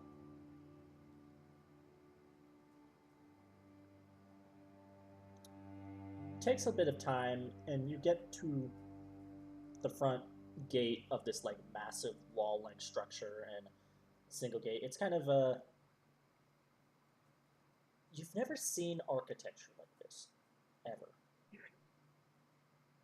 In any of your time traveling, have you seen anything like it? The Depaxi approach, and you see these large, kind of dragonborn individuals with red scales approaching. You're approaching Tolthar. What is your business within? Asked one of the Tabaxi, like, oh, well, I'm here to, we have a new home planned out, but we need to move beyond. We're simply travelers, but looking to find land to stay, which has already been approved beforehand. My name, he starts saying his name, wife, kid.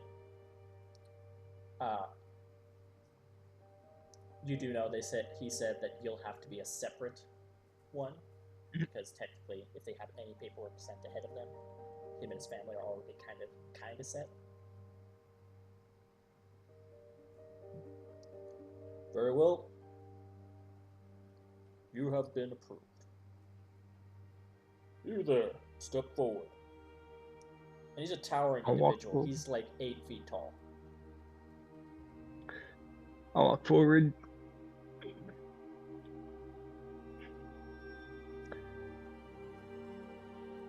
I'm mainly traveling with them. I ran into them on the road, and I appear to have a bit of onset amnesia. Onset So, amnesia. yes. So do you not know where you are? Not really. It's difficult. Most of my memories are from 17 years in the future. And he'll give him a smile like, I'm not crazy. Not crazy at all. They look. There's about 3 of them at the gate, and they all look at each other like, "What?" From the future. Yes.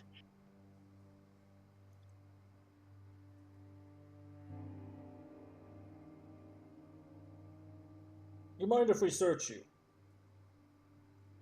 Go ahead. I do not have anything to hide, really. All right.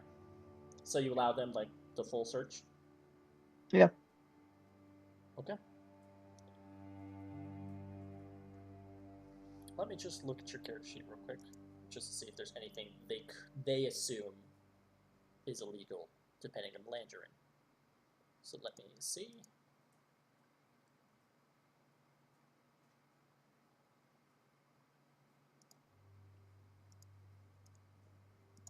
Huh. Oh, duh, I'm on BP view. I need to be on my GM view. Doi.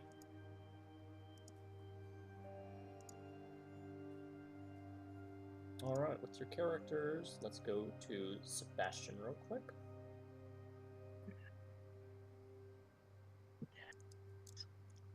I don't believe you should, but just in case there's a certain item that, since you don't know what land you're in, Very true. might consider illegal.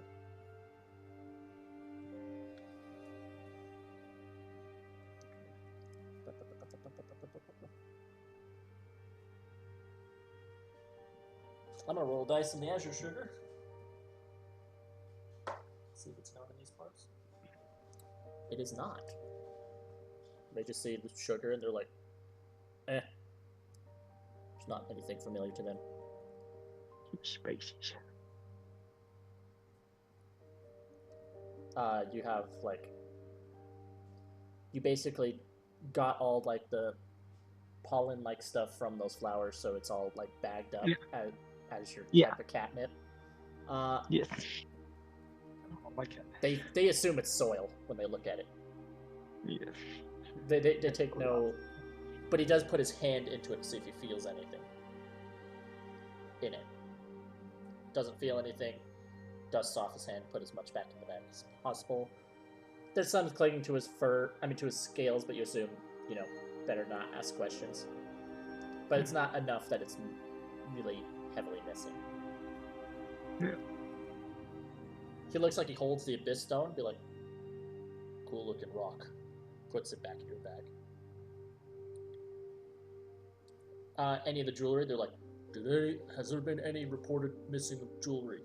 They go, oh yeah, there's been this, and they give off a description. Okay, so this is not stolen. Very well.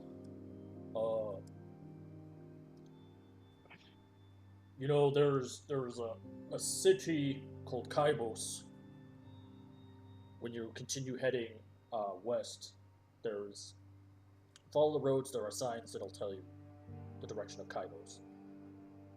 There's bound to be some sort of healer to maybe assist you with your amnesia. I doubt you've been around for 17 years. It's probably a part of it, but just keep your nose out of trouble and be safe. I'll do my best. Open the gates and let them through! Shouts out above, and there are guys on top of the wall. They begin interacting with some sort of device and raising the gate.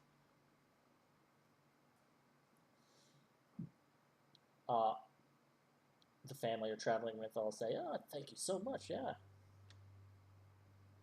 And they move on through as well as do you. Okay. It's not too long. It takes a good majority of the day till it's about nightfall, so another 6 hours.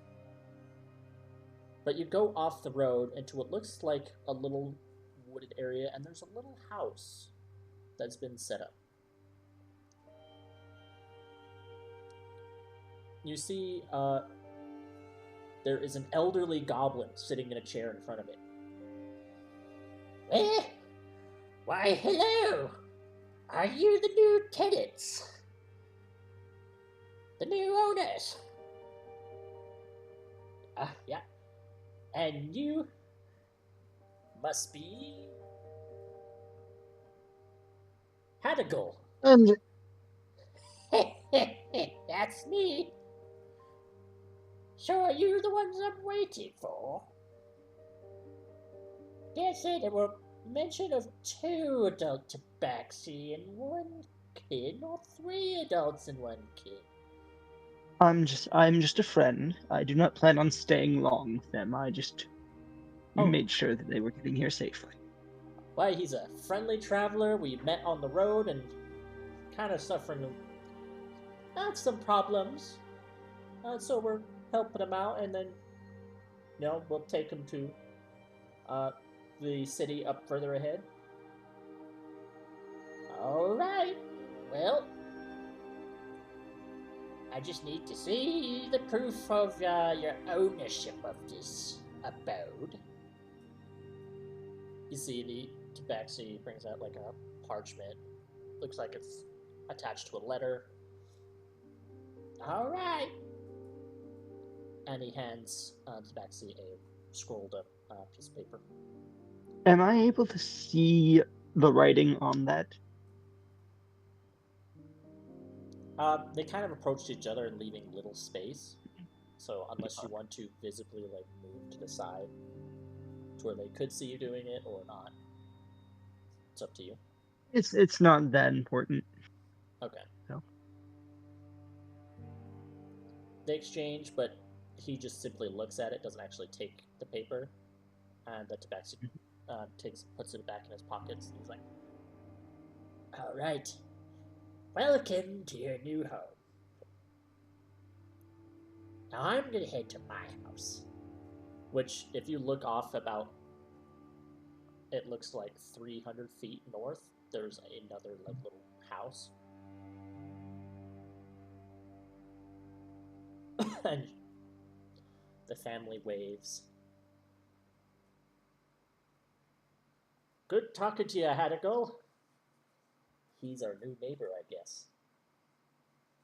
But he's the one that essentially was holding on to this house when we made the purchase and said to arrive here.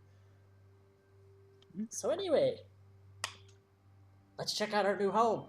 Oh, and you're welcome in, of course. Sebastian, come on in. Thank you. Can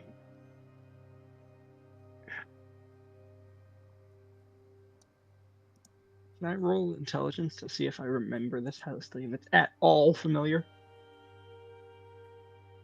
Yeah, give me an intelligence check.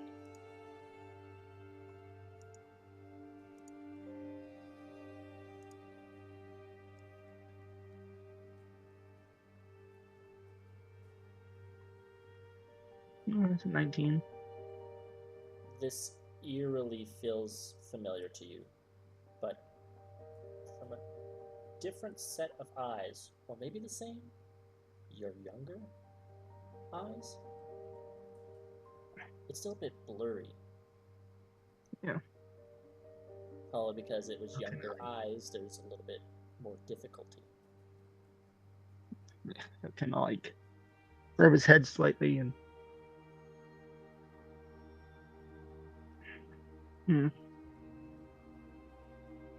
While you guys explore the house, I'm gonna go get some air if possible. Why, of course. Bit of Take care of yourself and come on in whenever you're ready, and I'll see if I can cook us up something. Would love that. Thank you, Parvin. I'm going to go out and. Is it like a wooded area or is it like more stone? It's basically like picture. You basically pass like a weird like mountain range that's just very tall but not super wide, but it stretches for miles, like as if it's a wall. Mountain that's made to be a wall with a single Tarful being the kind of gate. Garrison. Yeah, Garrison. But beyond this, it's a lot of open fields. When it made like wooded, it's like just a patch area of some trees. It's not a forest. It's just a wooded area. You know, there's like a cluster of like 60 to 80 trees, and your house and this cottage is among them. I'm gonna go explore into the woods a bit.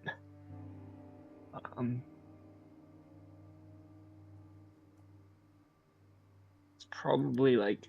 I would like you to create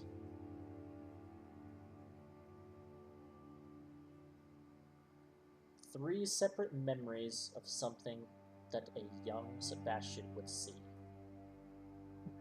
But we're only beginning with two in the woods. The third I'll keep until I say.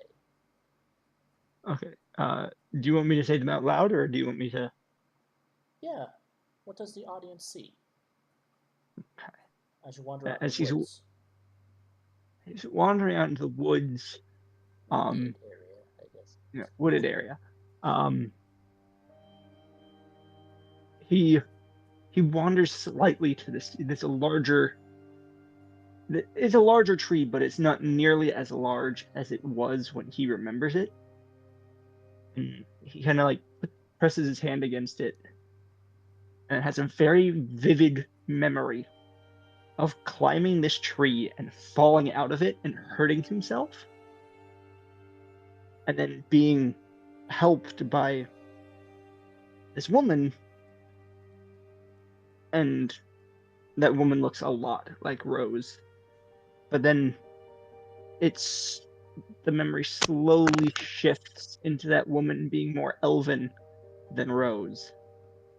And like he kind of it's like confused slightly. And then the next one he's walking more and kind of exits the wooded area slightly and looks up towards that the other house, and he remembers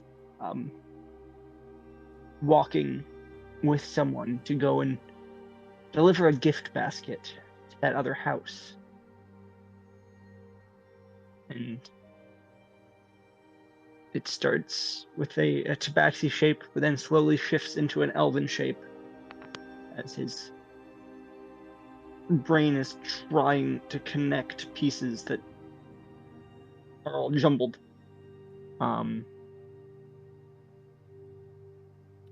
And the third one. Oh, no, we'll do that.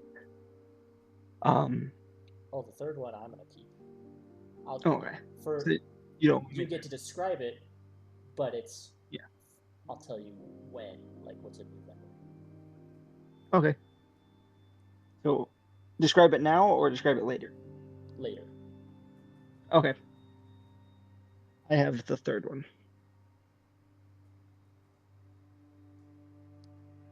Yeah.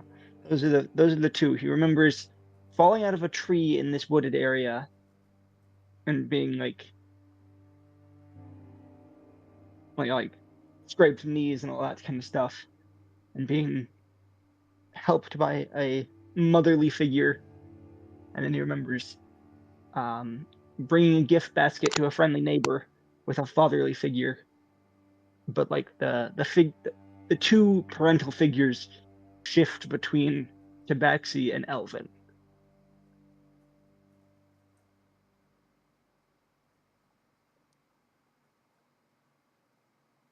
As you wander about, dusk falls.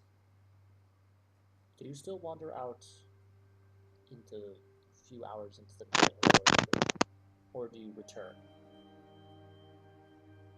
I think he's still wandering because like he's starting to get these memory flashes, and he's like slowly getting like slightly concerned, but he's also like it's like that you know something's right around the corner and you're wanting to follow it, but you're afraid of what might happen if you follow it. So he's not going back just yet. Very well. Give me a perception check. 10.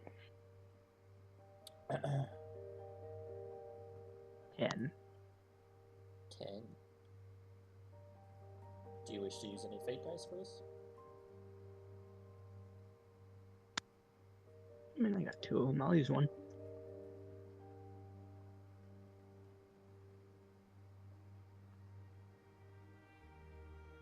Oh, and I'm actually, before that, I'm going to use a psionic dice because I am proficient in perception. So I can use Psi Bolstered Knack to pump a d8 into it, and then I will also pump. So that puts me at 15.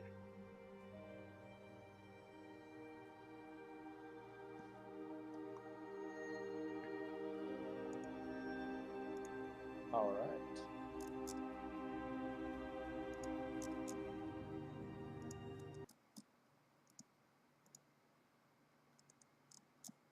Night falls.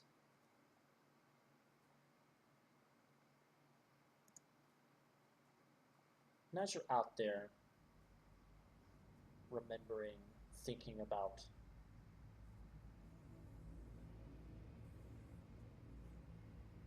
what you could do, what has happened. Are these people your parents? Is this false memories? There's a lot of struggle between what you believe is reality and what is altered.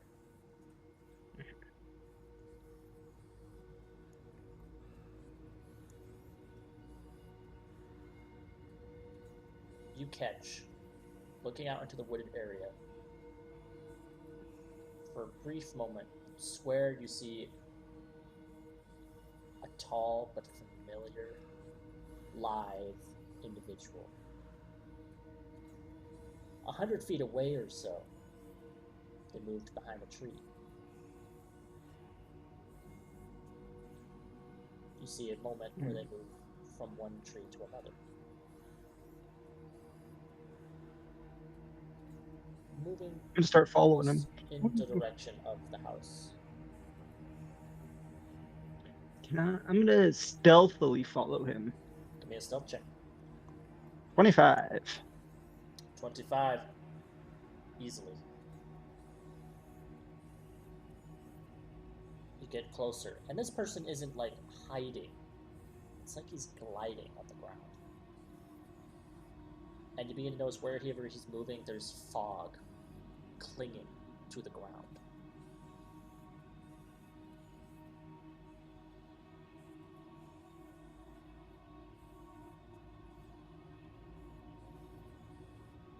But he's slowly Just follow approaching ahead. the house. He gets about 200 feet from the house. And he's still moving. He's not moving fast, but he's moving towards it. Doesn't seem to pick up on you.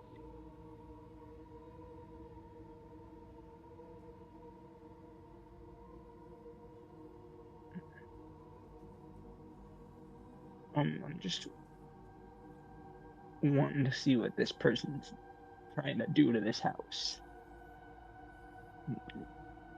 Just watching this. He moves, till he's about 30 feet away from the house, and then he stops. His head turns, looks at one part of the house, towards the other. He moves and begins to circle around the house. As if he's observing a structure. He's looking at how it's shaped and formed. Even to leaving the front, even to leaving the wooded area, not having no cover of trees, to being out in front of the house, about 30 feet. Sees the door, and keeps on looking at it. Before slowly turning back to the woods.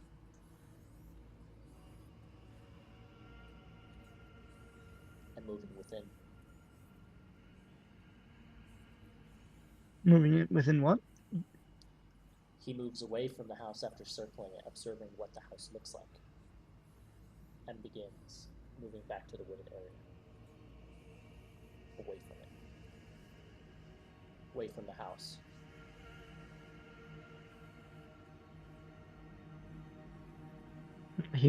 Sebastian will follow this individual into the woods.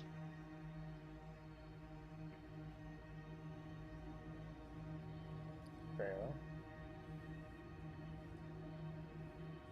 You follow him for a little bit, moves from tree to tree. Unbeknownst to him, you are following till you see him approach a rather strange... It looks similar to the rest of the trees in this little wooded area, but it's a little bit more twisted and gnarled. He puts his hands together, almost like he's praying, but then splits his hands apart but keeping his fingertips touching. And as he does, the tree begins to crack and open up. And you see a different view on the opposite side.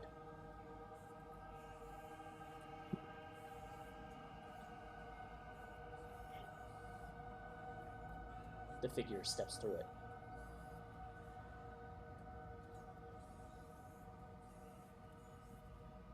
Okay. I'm not gonna follow him into the tree, but I'm gonna.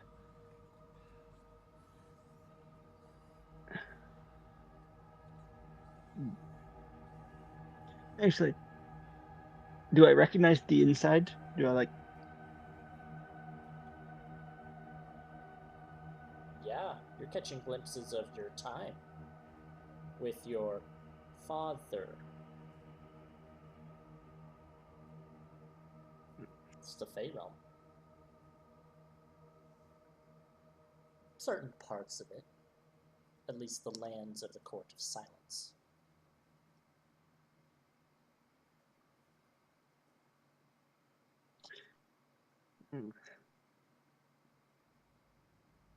More specifically, a part in the is called the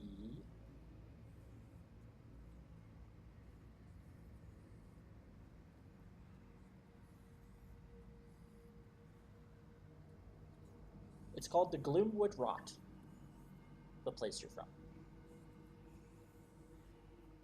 It's a wooded area, kind of away from whatever Fey civilization it is. But he has his own home, well secured, and has weird interactions with some of the creatures and plants around it. He's questioning things, so he's going to kind of look back towards the house and then zip into the tree before it closes behind Zaborin. Alright. It begins to close slowly. And you leap through before it completely closes. We're gonna move to Mana now. Hi, I'm here. Let's go. It's time to talk to the blue people.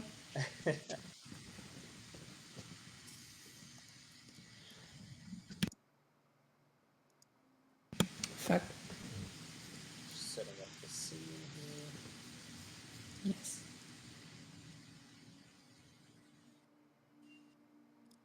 Mana. You begin to see Yeah. a memory of a world you remember just slowly eat away, break apart. Pieces of the land just like going into the sky as if the land is being destroyed. Some of it being erased and converted into something else. Okay. You are also being held in place by these strange entities.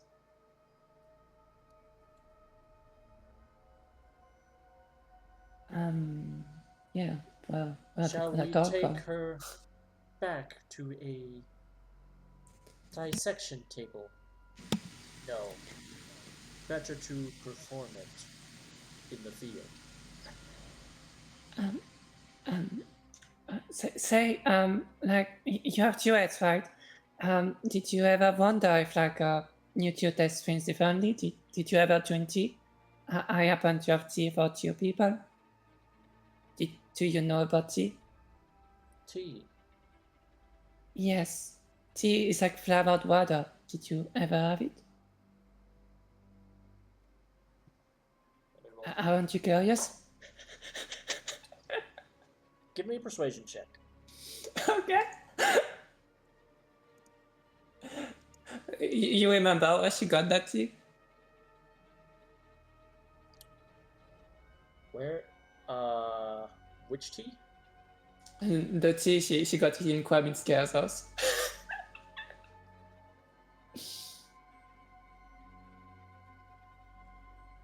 $17 by the way. Maybe I will pump a D5 then. Okay. A booby. Roll 1d4. I actually forget what you're talking about. Where you got the tea? Like was there anything special? You know, no. It was in Quabin's house. Gotcha. You know, she was searching for the painting, and she ended up like searching for tea because she couldn't find it. Oh right. Oh. And right, okay. you told her she got tea for 2 people, so. She actually planned to have it with Sebastian at some point, but then all the thing on the boat, so, you know. So with a And 20. she has it. Yeah. Tea. It is flavored water. Yes. Aren't you curious? Water. Do you drink A water? substance most organic creatures need to survive. Yes. But as humanoids, I like to add flavor to the thing that we need to survive to make life more enjoyable.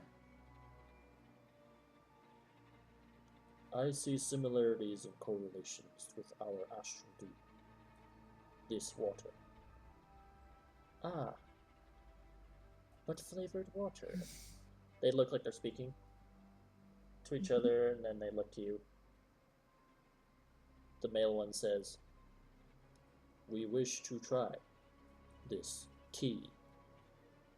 Okay. Okay. They Can release you from the grasp,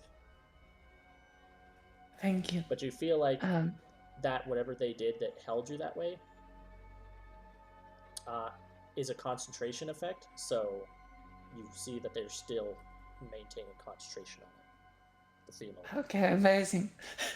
But they did release you from the grasp, and they're watching. I will need a pan or a pot. Can I try to get one in the house, maybe? Just a recipient. You know, we will need like teacups and stuff like that. The reality Except if you of can, this like- time is slowly disappearing from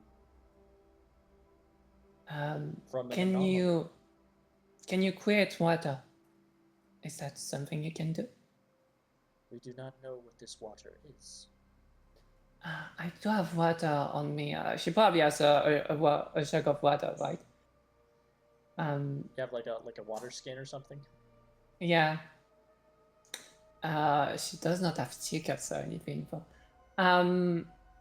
say you lock me in place, right? Can you lock a liquid in place? Is that something you can do? Indeed. Okay. So I'm gonna. It is something I am Uh, quite capable of doing. Okay, I'm gonna pour my water jug in the air, and I need you like to hold it in place so you know it doesn't fall on the ground. That one Because begins I can holding make it tea in place. otherwise. That one begins holding it in place. What? Sorry. That one that was concentrating on that thing that held you in place is holding the water in place. Oh, okay. Then yes, you just pour the water, and then the water starts pouring, I guess, and then it's held in place. Okay. Then I just need to put the tea leaves in it.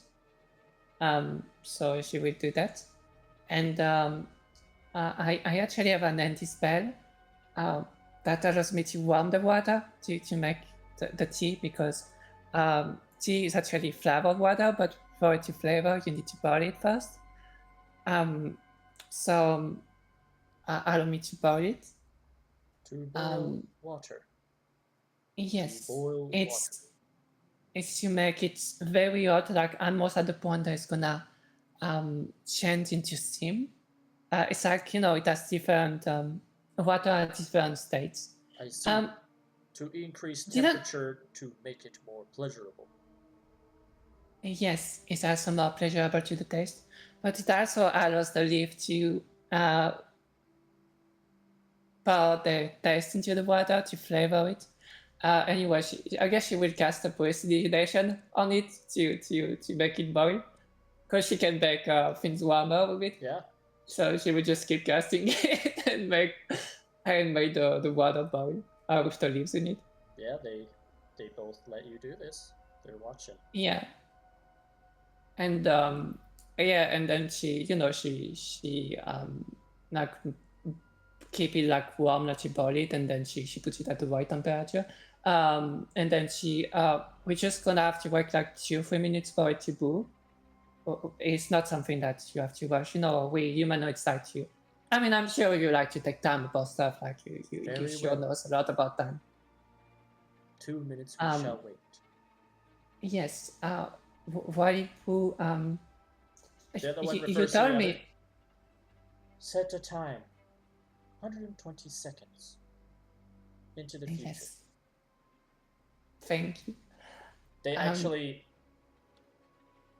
The male one holds his hand out to you, and out to his comrade. And he fast forwards 2 minutes. Okay, I'm crying. Okay. She just gasped, and she looked at the water that changed color and stuff, and she said, "Okay, I'm gonna cool it down now. We don't need to fast forward. I can just cool it down with my own magic. It's fine." And she's gonna cast precipitation to like cool it down to like 40 degrees or like yeah, just a bit around like a good temperature 40.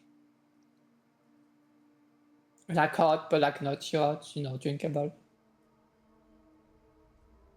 So now we drink tea. Yes, it would be better with a cup, but I imagine that, like, you know, if you can let the water in place, maybe you can bring some to you. A container is what you require. Yes, if you have a container for water, that would be very good. I have a container. You see, he brings Amazing. out like this glass jar thing. You see, he brings out like 2 of them. One of them has like a human brain in it. The other one's empty. I don't think that it would fit well with the taste of a human brain, so probably with the empty one is better. You can probably share with one. Very well.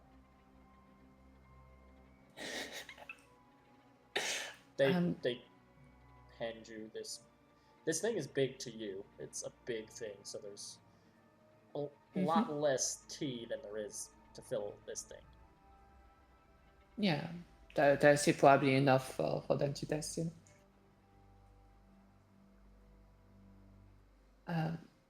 What are you saying exactly? Sorry.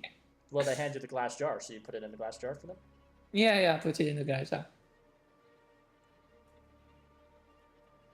I mean, I can put it anywhere. The other one, like, holding it in place. I just put the glass jar over it, I guess. They take the glass jar. The male one looks at it, looks at you, looks back at it. It's just water. You saw it done, you know. It's not harmful or anything. This water is like our astral dew. Astral dew? We drink. What is he saying exactly? Oh. He's saying it's like clarify. Is this water like our astral dew? Astral dew? Dew? No, I mean, water is something that we humans drink. I do not think we drink astral dew. I don't think it's the same thing. Very well. I never heard of astral dew for sure. Our curiosity shall now drink this tea. I'm very glad to teach you something today. I must presume, like, if you didn't tell me, you would have never heard of this.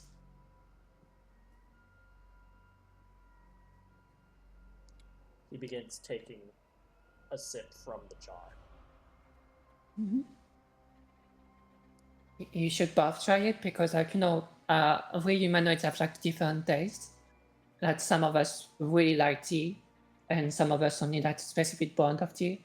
So, you know, maybe the two of you will have different taste about it. Takes a drink, hands it to the female one. She takes a drink. I'm gonna roll a d20 here. 1, little too long. Determined. Yeah. Can I add my performance check to it? Can I use my performance check to maybe make it better? Or... How does a performance make the tea taste better? I mean, just like making the tea well. Oh, in the process of making the tea? Yeah. No, this should be more close to akin to like Whatever. Okay. Fine. more. Okay. Yeah, it's a little bit weird. It's a weird situation. Performance doesn't Yeah, it quite work is. in this situation. Okay. However, if you have anything else that can apply that can help. Oh, wait. Let me check precipitation real quick. She would actually use precipitation to make it she can technically change the taste with precipitation. That's interesting. She will also use precipitation to make it sweeter, to make it taste sweeter. Okay. This is going to be an Arcana check. I mean, it's part of the effect of the skill, but I guess. Okay. Remember, sweet for you versus sweet for some other entity. Yeah. I mean, you know, I'm just trying sweet for Arcana me check. because I like sweet. But okay. Yeah. Fuck. Well, I mean, maybe they will like the not sweet for me. I don't know.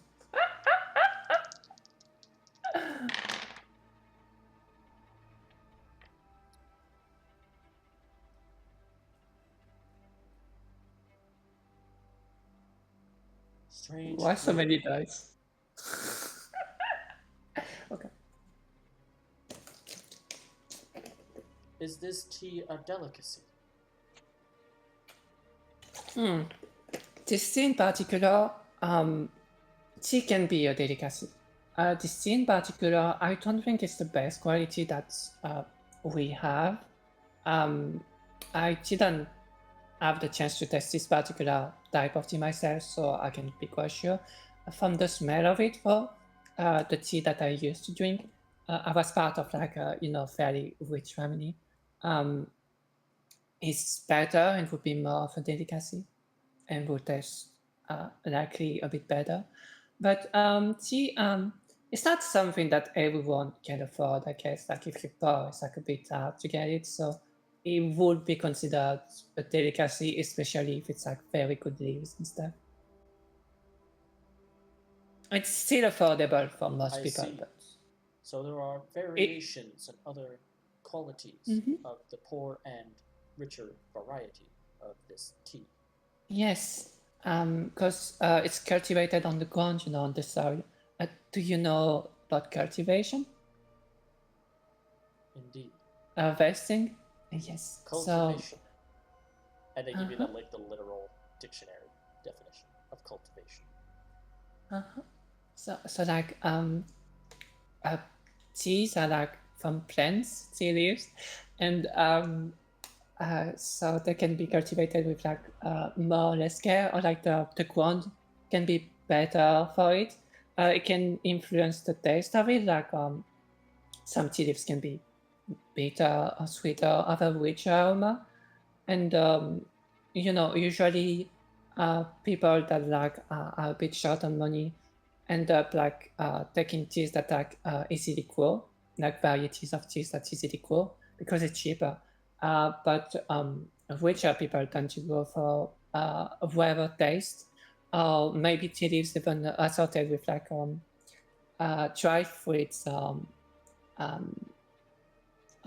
cultivated in a way that like make them have more flavor.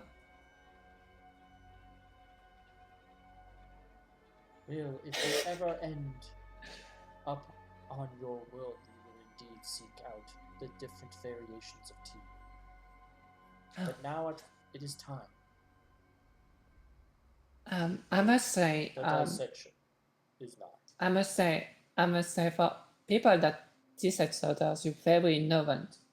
Like, you clearly said that someone before, but see, is a very common thing in the human world. And clearly this deception thing isn't teaching you anything about us. Haven't I taught you like way more about the humanoids and our world than that deception has ever taught you? Do you have these other humanoids for us? What, sorry, did you say? Do you have these other humanoids for us? I mean, I could. I mean, I could wish them if I go back to my time. I could talk with them and like maybe we could even like figure out a way to stay in contact and like maybe like I could help you. If I help you, learn more about our world, like it would be easier for you to get that guy as well. We could cooperate. Give me a persuasion check.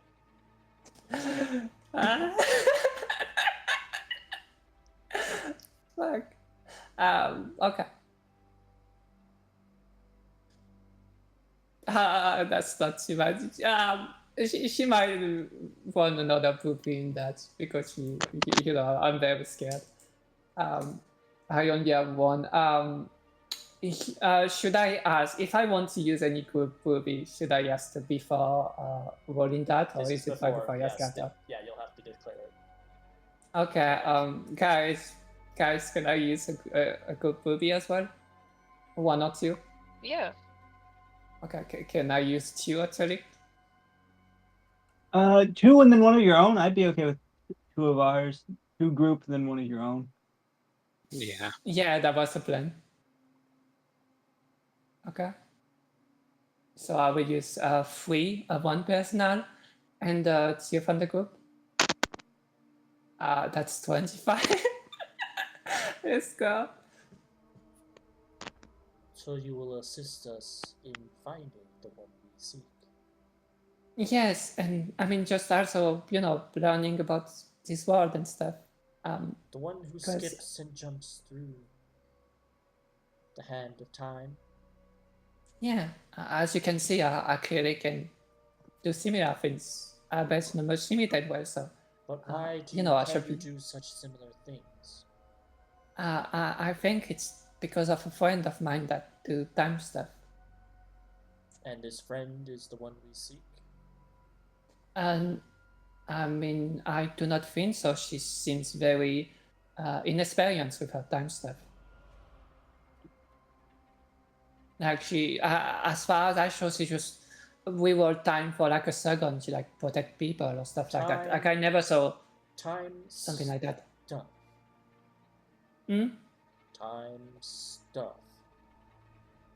Yeah, but very minor time stuff. Like 1 second.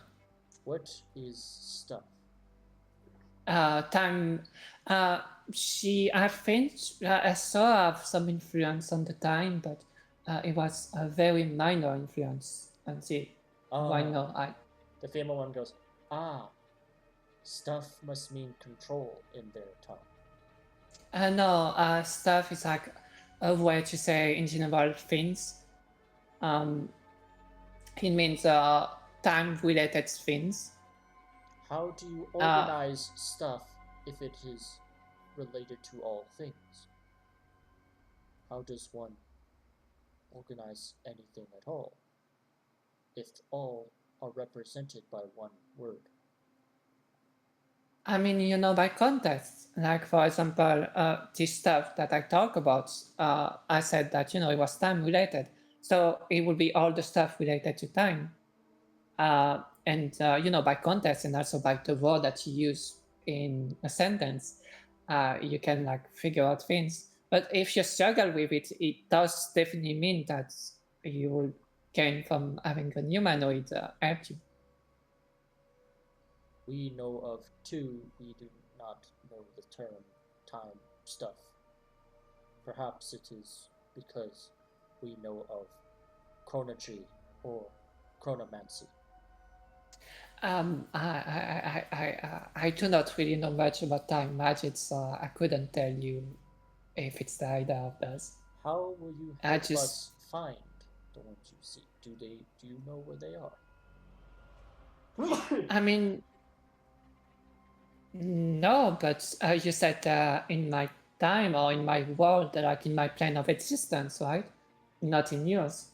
Like they escape from you, so I would be more able to, find them than you, I think. I would search for them. Like, if it's someone that like skipping time and stuff like that, there must be a trace in history somewhere. So you do not know where they are. I mean, she's thinking for a second. I do not know much you will know about spell boots anymore. Before she thinks about that, can I do a check to know how much she knows about wizards and spell boots? Like the source of magic of wizard. I guess it will be study, so. No, I guess no. This would be Even if she does a roll, yeah. This would be history or arcana. She will still do a roll about it, I guess, yeah. It's story.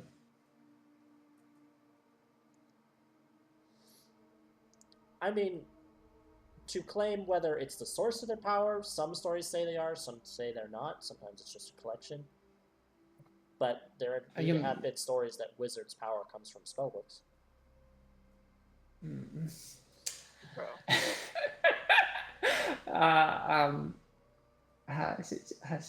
Oh gosh.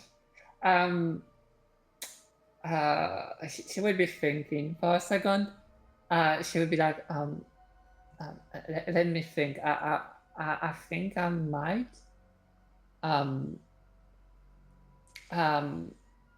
Like, I think like.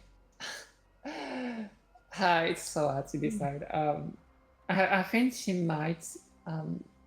She does some time stuff. So maybe she learned it from somewhere. Maybe she would be able to find it, and she's a friend of mine. So A mortal chronomancer is a friend of yours. no, But it's the not the person. one. No, she's not immortal. She's just A mortal normal person. chronomancer. No, she's not immortal. She just does some minor time magic, and as far as I can. I mean, I don't know. I never saw her die, I guess. So this friend is not mortal like you? I think this friend is mortal. Like, she seems very scared of dying. She actually nearly died once, and They have been saying mortal that whole time. They were not saying immortal. Oh, I'm sorry. Yes, she's mortal. I think she's a chronomancer. It's a friend of mine, yes. What does this friend look like? Do you have the appearance? Can you describe them to us? Maybe we can assist you in finding them and then dissect them for information. I mean, we already discussed about dissecting. Clearly, it's not bringing you any new information. Like, you have a human brain and you don't even know about water. A human brain. That is the cerebral cortex of a mind flayer. Oh, okay. Why? I mean, even mind flayer would know about water, I hope. I mean, I don't know. Actually, I don't know anything about mind flayer. We did not question it for water, though. We questioned it on the presence of the one we seek. I mean, what do you mean you dissected him? Like, are you questioning then dissecting? Like, you seem like you just dissecting. We still have more questions to ask him, so we carry around their cerebral cortex. You can ask questions to their brain? Indeed. But I mean, I wouldn't imagine he's very willing to answer. Or is he just forced to answer? We know not what you speak other than indeed is a library of organic information. The brain, But despite being removed from a host body can still be active if taken care of, can still provide answers. Honest answers. No trickery or lies. But there's like so much thing you don't know about this world, Gary. Like, I don't think you would be able to ask the right questions. Which is why it's a lucky find to find a mortal from a world where the one we seek is from. Yes, and I mean, even, you know, my chronomeson friend, she knows a lot about. Not I many mean, I mortals she knows. end up in the rifts between realities. Yes, and my chronomeson friend is actually outside the rifts. And But they are a chronomancer, which means they indeed, their brain does have the answers we seek. Yes, but I actually do think that she would be able to help more if she's left alive. Left alive. Because she can help you find him. Yes, the brain But will be if she's taken a brain, care of. The brain will not decease. the brain can't search for someone. The brain is in a fit state, like it doesn't learn anything new. The brain will not be deceased. They indeed will be alive. Yes, but the brain won't learn any new information, right? The brain won't be able to like walk into the normal world and search We for don't that person. require to learn new information, except for our I mean- sakes. The brain is I there mean- to provide information. I mean, clearly, like, you know, if you want to find that person that is like, you know, outside of the wave, like outside of your grasp, you do need someone in the actual world, like looking for them. You say the actual world. I mean, just the world outside of like this rift of time. I don't know where I am, to be honest. What is the name of your world? Will there be a name to like the planets or something? You don't know the name of the planet or plane, but you know there's a large land mass called Braytonus. A lot of people consider that the world, but who knows? If that's It would be actually- okay. It would be Britannis. At least I'm part of that landmass.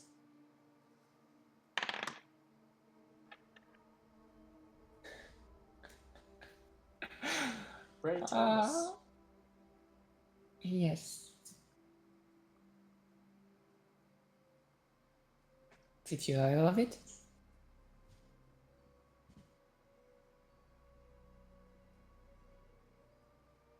We were unaware mortals of that world were capable of chronomancy. See? You really need someone in Britannis to find that person. Clearly you're not looking at the right place. Our queen will be very happy to hear of this.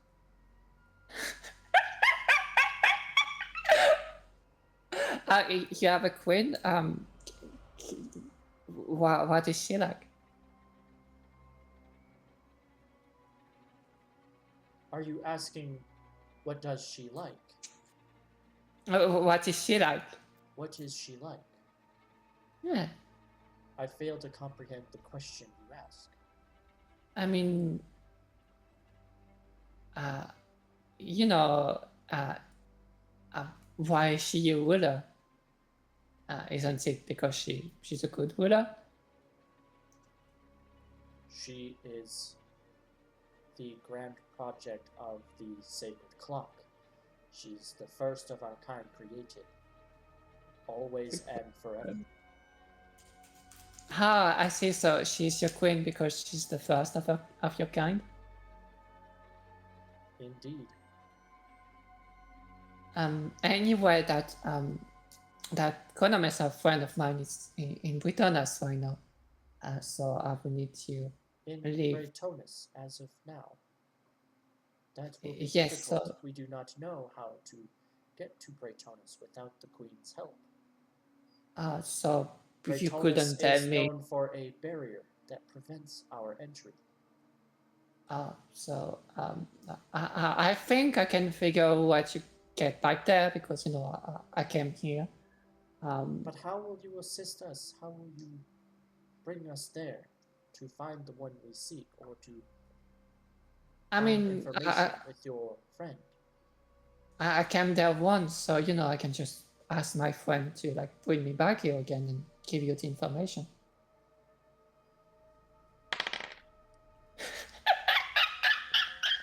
I'm afraid not.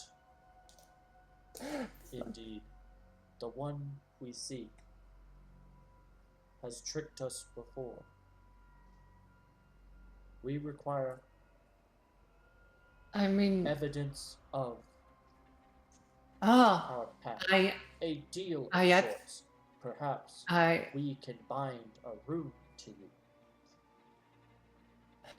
Indeed. actually I do not think it's necessarily needed.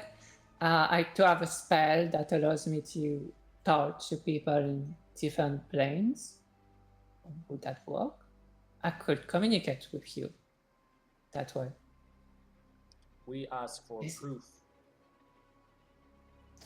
Proof of that you will aid us. And that you are I mean- not a one who relies on trickery, such as him. I mean, I already gave you like where it might be, like Brittonus. Isn't that already a lot?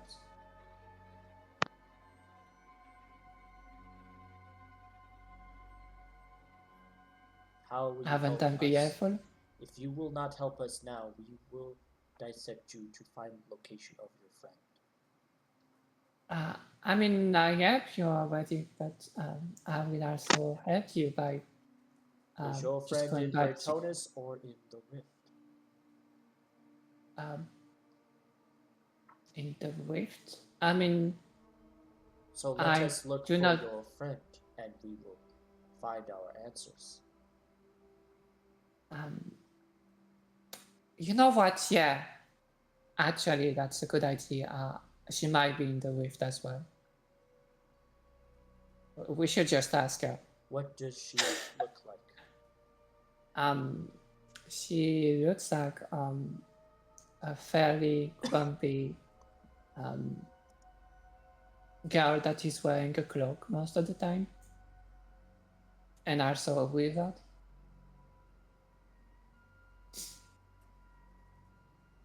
I do know your voice. I actually do know. I'm sorry not to say it. I do know your Yanti. But I can just put it on the fact that you wear a cloak that I don't know. I mean, that's bad up with us. This Yeah. is going to be a deception check. Because this is you not quite giving all of what you know. Yeah.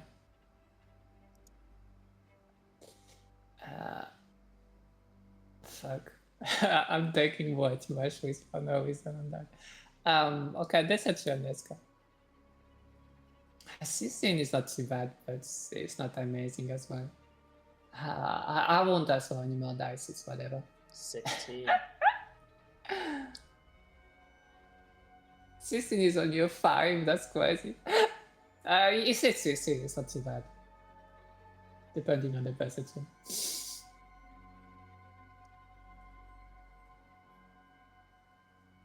This one speaks strangely. It's just I'm not sure. I think she's a Yanti. I just saw. Actually, wait. Actually, do I know her voice? That's you. I might not know her voice. I saw scales. Would I know she's a Yanti? Like I saw dragon scales.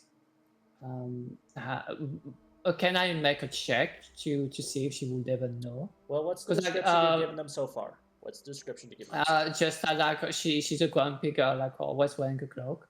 I'm just thinking, like, does Mana even know that she's a Yanti? She wouldn't know about the dragon scales. Yeah.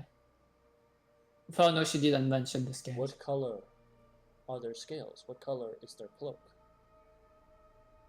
She actually didn't mention the scales yet.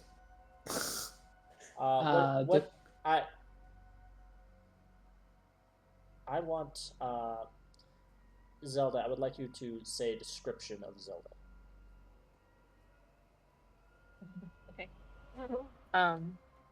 Zelda is a fair white, pale skin. She has red emerald eyes and a mouth with 2 regular lips, but it seems like she has an increase, the lip line or the corners increase up to her cheekbone. She has scales that crawl similar to freckles, but not really in the center of her face, more so around her face.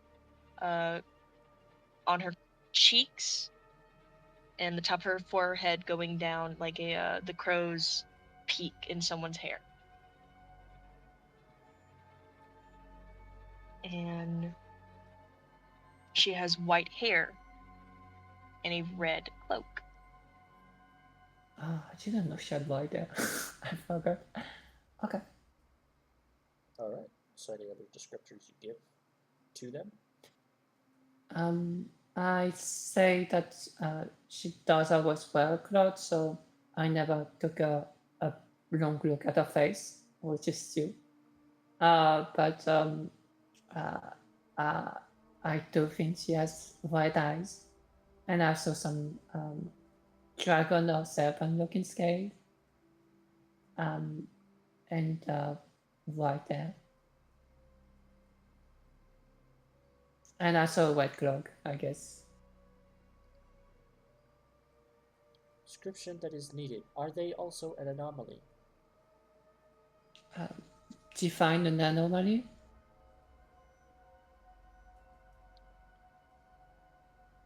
Of what is ordinarily not supposed to be present or supposed to be part of the area or sea?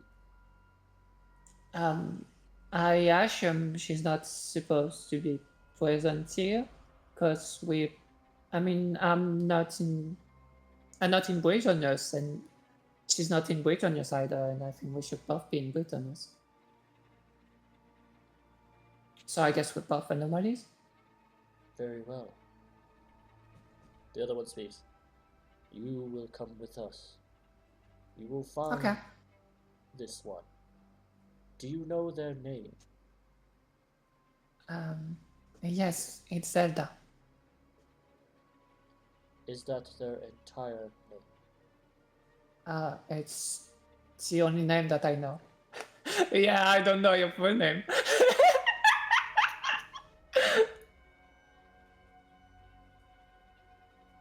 She always presented herself as Zelda. I assume. No. All right. We move from that scene. Okay.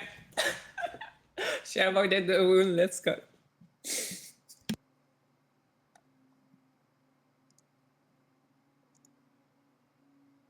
And now we're going to come to a scene with Alistair.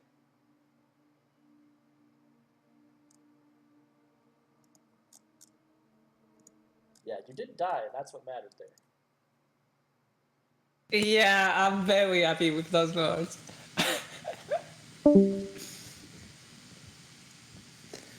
I'm not even sure the chrono shift would have worked if she got deserted. Especially if she got... I guess it would have been on the field, so maybe.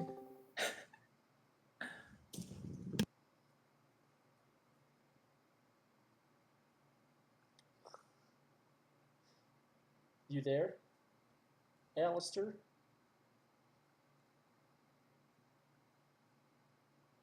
Yes. All right. Sorry, it keeps kicking me, so.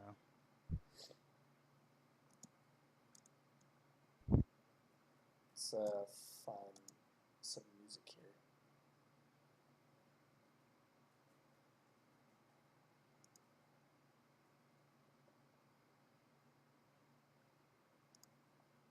Which one should we go for?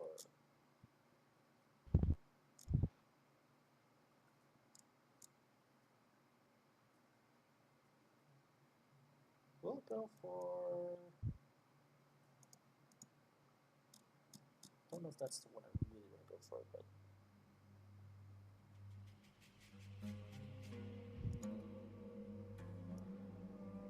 Yeah, we'll go for that.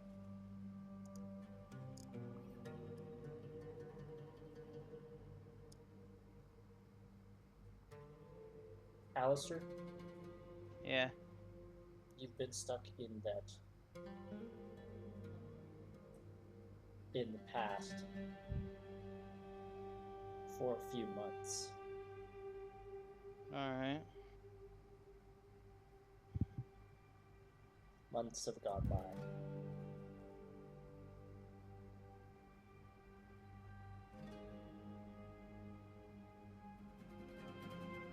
I'm going to describe a scene here. Something different than what you did in the past completely.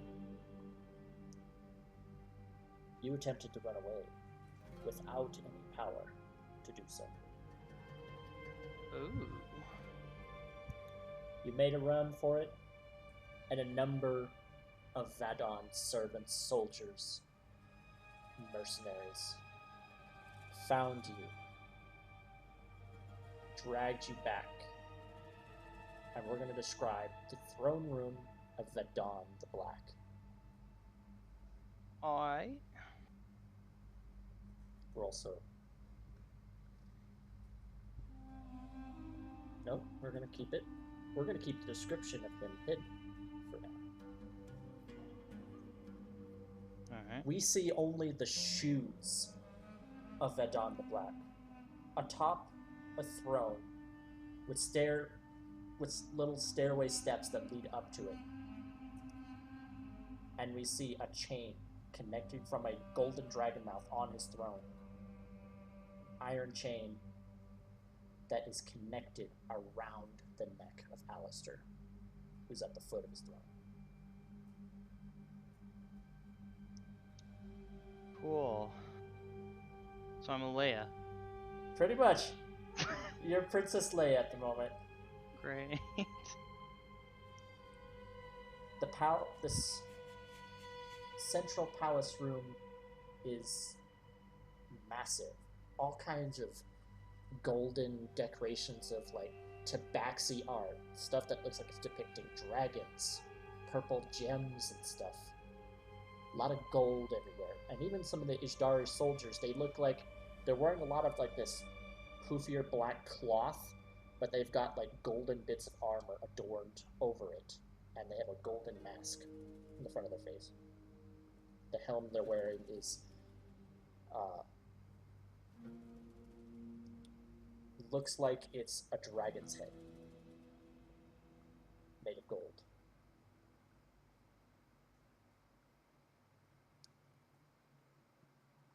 Vadon the Black has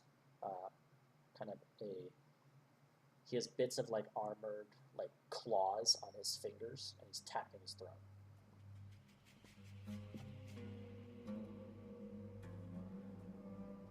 Why did you run, my plaything?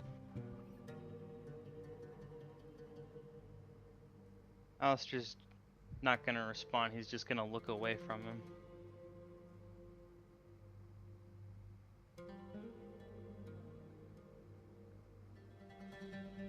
With one hand, he's going to take the chain and pull you closer, yanking hard.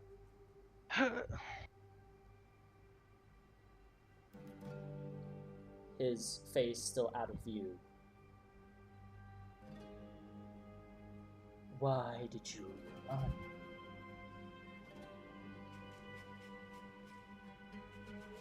Alistair's gonna say softly,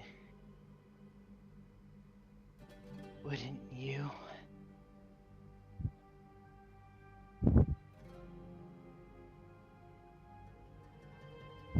Slaps you.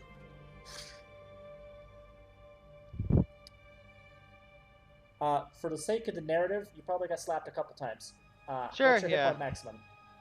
Just so I know. Just like for right now? Yeah, what's your hit point maximum? 44. Okay, you have been dealt 20 points of damage Alright. over a course.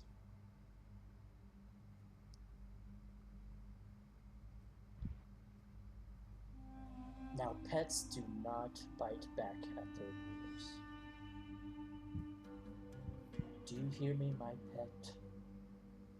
Do you hear me? Alistair will say, yes. Good boy.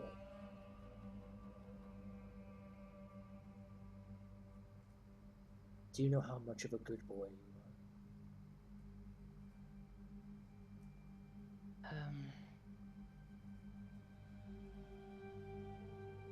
No. are? Right you are. A good boy doesn't run away from home and worry their owners. No. My pet. You will never do that again. If you try, then for all your days you will be shackled to my throne, and I'll have my way with you in worse ways than I already gave you reason to run. Am I understood? Yes. I can't hear you. Yes, Master. Fit on. Men? I can't hear him. Can you? No, sir. Men shout. Say it louder for them, my pet. Yes! Good boy.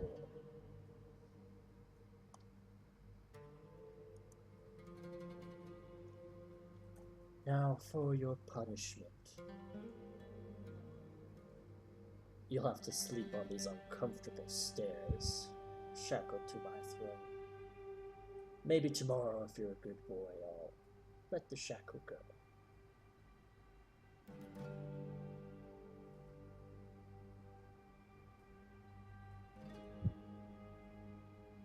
I'm heading to bed.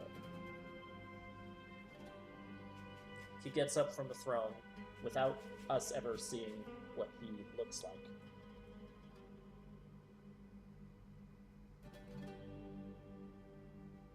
The echoing sounds of his steps as he walks away from the throne.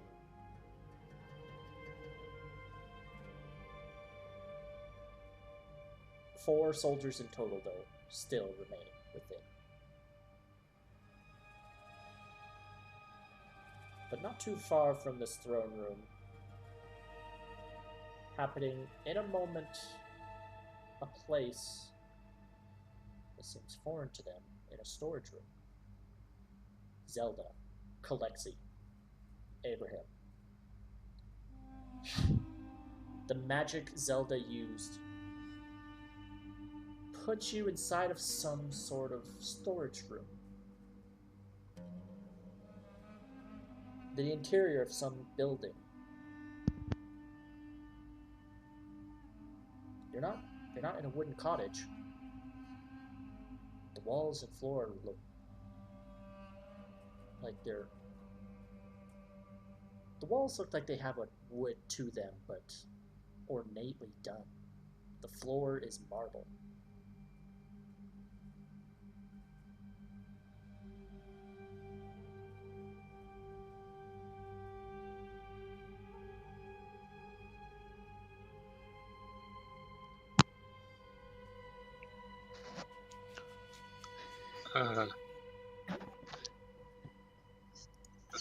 I guess Calexia will be the first one to poke her head out of the room stealthily to see what is around.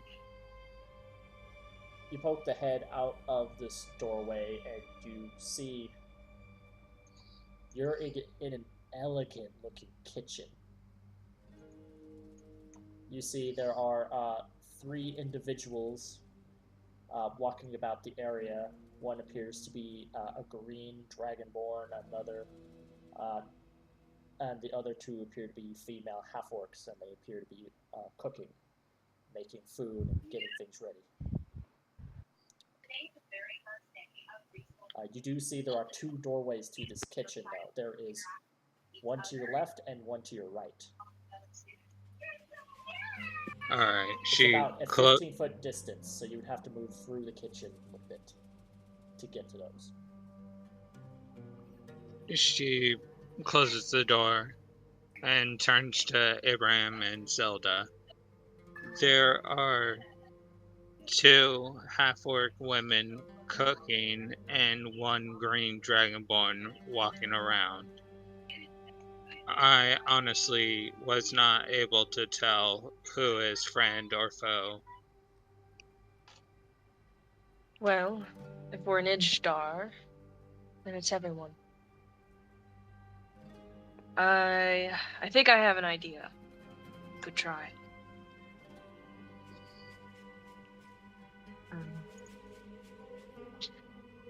Many years ago, well, my land sought out Alistair Hornstar for requests. Many of the women and or men were rather infatuated by him, or at least the things they've heard. We could always pretend to be representatives of some sort, but just you two could possibly be hired mercenary or guards. Abraham is gripping his axe with the it's that look of I would like to clean the forest to lumberjack it. I have a question, Zelda. Okay. In order This was to meet information other you gave. individuals, Yeah. have you ever been taken with to other places? She's not, so no. Okay. I'm just remembering what you've told me when we first met Alistair. I just wanted to ask, Yeah. just in case there was a potential of like maybe you know where you are. Yes, However, not at all. You do know what city you might be in. Oh, I do. Do I?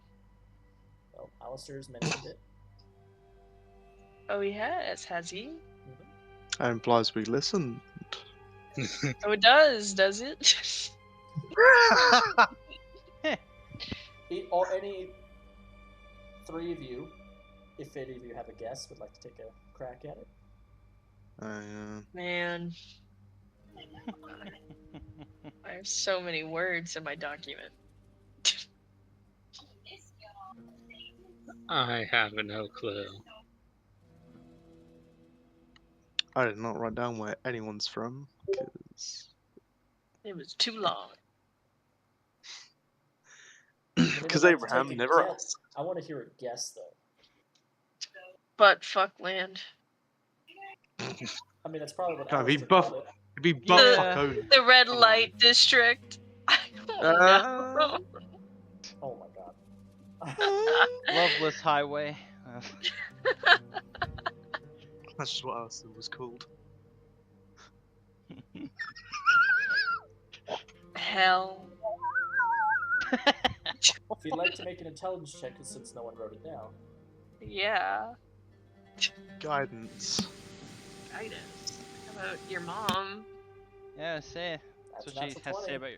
about your guidance. What do you choose? I'm giving Booby. Just Give because. Booby?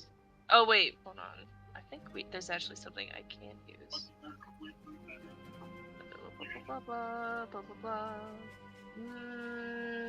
No.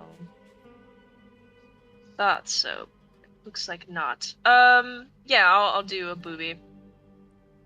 Very well. Add a fate die. You could do focus, learning information about the situation, but I was thinking maybe influence to maybe make her a bit more, as in seeming more important than she is with her too. Is that what you wish to do? Fuck it. Yeah, let's do that. So you're doing what? Focus or influence? Influence. Influence. Okay. You're kind of. Do you pretend to. Does Zelda pretend to be herself, or do you adopt a personality? She's a noble. She'll straighten out her dress wear and take down her cloak and sort of like have it kind of off her shoulders or off on her shoulders at this point. Her get up a bit more. No. Yeah, she'll do that. And the room they're in currently, it just leads us into where? Just the kitchen? Yeah. This is Okay. a storage place for the kitchen. Do you think there will be any confrontations? As I am still not feeling 100%, so I want to know if I should heal myself before we proceed. Well, I'll lay on hands you for 25. yeah, Oh, okay. Abraham When- feels like his fist's clenched. He just sort of like taps his fist against your shoulder. When Yes. did you give out the result of our intelligence check? Well, wait and see what they're thinking of first doing before I do. Okay. Just checking you didn't forget. worst case scenario, we can always try and escape the scene, come back at a different point.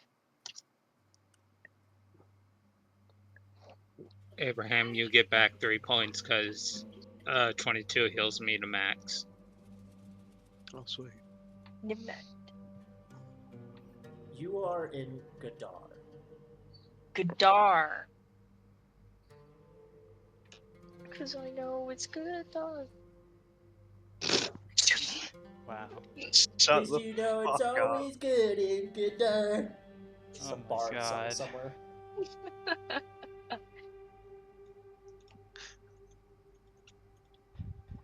Just, I suppose, follow my lead unless I simply can't.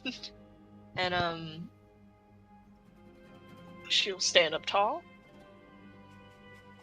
look at the door in front of her, and proceed to slam it open, alerting everyone of their presence within the kitchen. From the storage room? Yes, from the storage room. We're gonna work this. We're gonna work with this. Okay. Yeah, we're gonna work with this. Oh! Half-orc one pulls out a dagger. Is that any way to treat a guest? Who Great Dragonborn approaches. Who are you? I am from the oh god, what was the name of the jungle? The Verdan. Vazum Deo? Razum Deol. That's right. It's I not all forget it. jungle, it's just that's the land. It's called Vazum Deo. Yeah. You would probably I'll give you something else. We haven't talked about this, but Yeah. the group that your family and everything represents, the Yuanti, Mhm. is the Scythen dynasty. I'll type it in the chat. Scythen Dynasty. Like the da. It's my favorite Pokemon. Mine too. Scythen. Okay. Yeah, thanks. You're asking who I am? Now, firstly, a rudely not even introduced or met at the gate, but now I have a knife in my face. This is particularly ridiculous. Does the Ishtarian people always act such rude to a Scythen dynasty representative? Give me an intimidation check.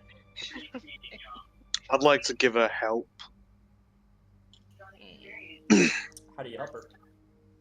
Abraham is stood behind her, gripping his axe, like if he, as if he wants to like if he would break it in half if he wasn't staring at them with like this sort of murderous, like, how dare you speak to her that way sort of look. Yeah. So go ahead and roll it with the advantage. Oh. 6. Oh. 17. His look to you. He has a Yeah, knife. yeah, He- you have guidance still from I the When from the did you give me intelligence check. guidance? Oh. The intelligence check lasts for a minute. to D4. Oh, Yeah. okay. 2. So 19. He lowers his dagger rather quickly. He's like, "Oh, my apologies, but why were you in our Sorry. storage space? I'm sorry. Who are you? Can you direct me to where I can meet the Sultan?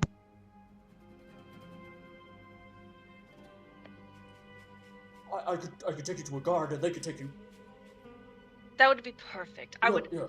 appreciate someone who could actually help me.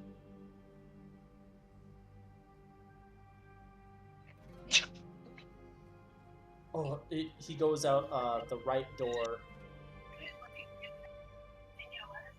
and he says, "You two assholes, get in here." He's trying to sound like he's trying to make it to where no one else can hear it, but you guys can hear it.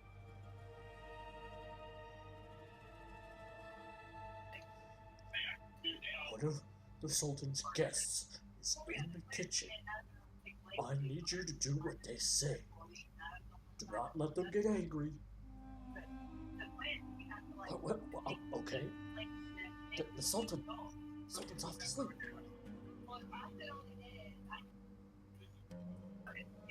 We'll take them off my hands, please. I don't care. Figure out something.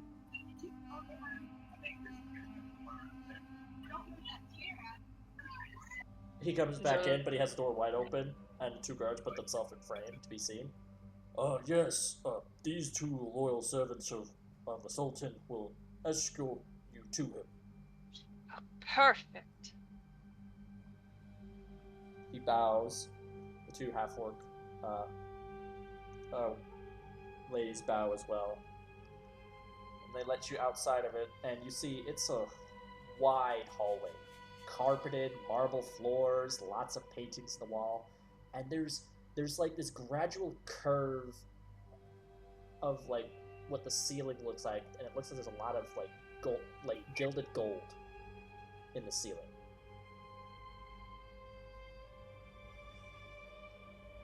Almost to a point that you might see your reflection in a golden tint.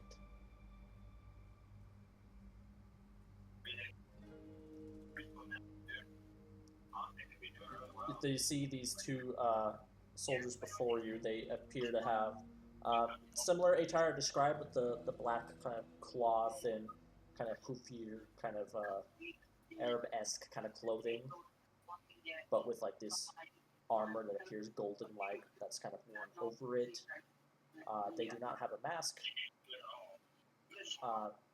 They kind of have this like golden headband kind of thing. They're not. It's possibly fitted to be possible to wear a helmet over it, but they're currently inside, so they're not really needing a helmet. The 2 of them, with a scimitar sheath, they take a bow and they're like, "Hello. We are to assist you in whatever you require." We're here for an audience with the Sultan. An audience with the Sultan. He had just went to bed. He went to sleep. Went to bed. Oh. Fine. How disrespectful. Perhaps We are something else simply here. Perhaps there's something else we can assist you with. Yes, we came to seek the Alistair Hornstar for another request of him. Oh.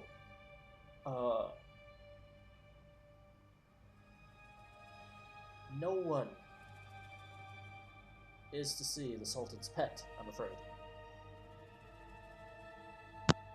Could I attempt to intimidate? Oh no. Moment I heard it. Oh no. I need a 30.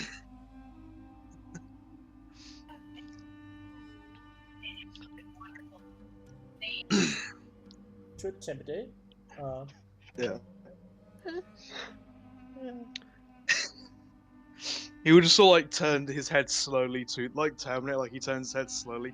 His axe still at the front of his body, like he's gripping it. Like if he lets go, it will vanish.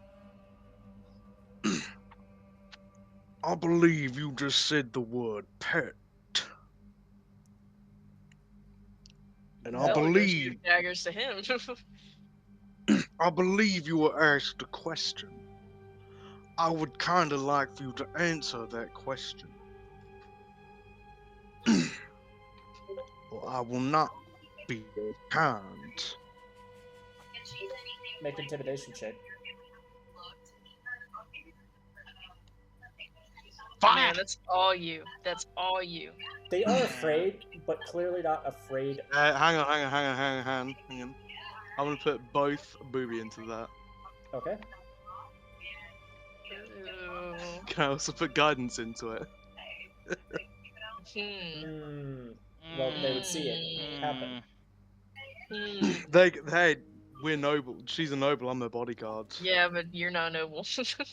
Yeah, but I'm your bodyguard. It's not associated like that. I'm a noble by association. Yeah, and that's why these guards are guards and servants servants. Their association with the Sultan doesn't make them sultans. Yeah, but they don't have a hat. To them, you're her servant. It's 13. 13. Anybody want to let me have a group, baby? No. What are we even at? I don't 7. know. Damn. I'm pretty sure you can sort out the thing Inferno anyway. Yeah, you're at 7 at the moment. 7 fate for group. 13. Everyone disagree. That's 6 fate. No, babe. You're at 7. We're at 7. Oh, you are at It's 6. Right, because Zelda didn't It's add 7. 1 to fate. God right. damn it! Right, that's right. Yeah. That's right. Aiden, why? People I mean, ruin everything. whatever you are, whoever you are. You know what, Who am I? Abraham? Do you want a personal booby? That's For fine. being honest with me. For That's honesty, also fine. That's fine. I'll He's take a gonna personal need it. movie. I'll use it straight away. There we go. Don't try the Just devil's because he tail. was being honest. That's all he did. Because I'm always fucking honest. So you just speak before you think. You take as many as you need, man. That's 17 now. 17. Mm. Look. Movie. It's barred from entry. They're in the throne room. But you cannot enter. Forbidden to. They're in the throne room, but he's asleep. His pet attempted to run away. As punishment, he is now changed to his throne and has to sleep where he can. And if he is seen sleeping on the throne, that's even more punishment. Don't you understand? There is a ton of things going into this. Land, multiple slaves of workforce and labor, snakes built for labor, guardsmanship. This aligns with everything. We To please our we can take you to Delanala. Dabanara. Delanala. And who is this? Delanala, have you not met her?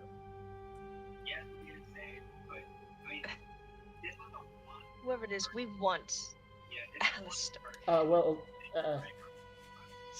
She would have been the one to invite you in as guests in the first place. So, if you Well, like she us to rudely take us, didn't.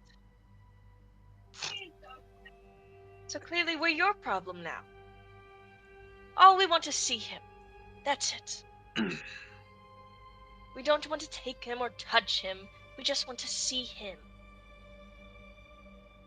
to confirm he's a precise quality for our great nation of nobles who are willing to pay hundreds. Look, we could show you where the throne room is. We could show you, uh, Delhi not. Look, we'll lose our heads if we go into the throne room, and you will as well. It is for your safety as guests that we cannot allow you into the throne room. You can speak with Dalai Nala, and perhaps she can give you entrance, but if she has been ordered to keep all those from the Sultan's pet, she may also not be allowed to let you enter.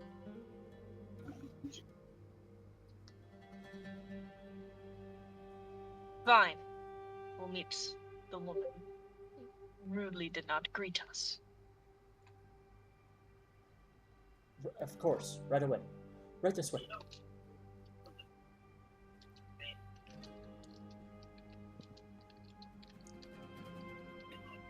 You move down a series of hallways. You pass by an area that looks like a big library area.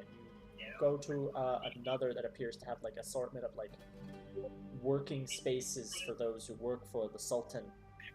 And you go to a particular room that is like a living space with a fireplace going on. There is a woman tending to paperwork at a desk at the side of that room.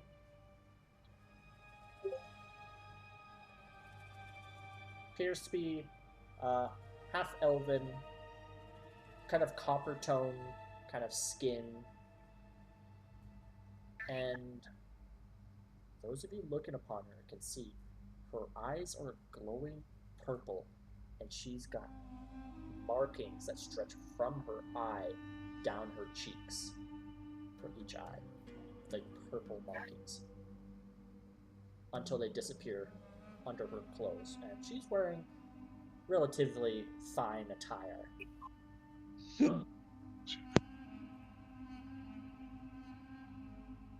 Oh, Delhi Nala, we have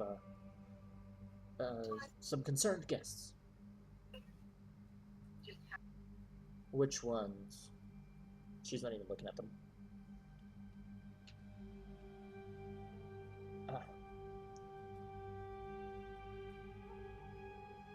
One of them goes to you and says, Excuse me? "What's your name?" I am Zelda Narcissa.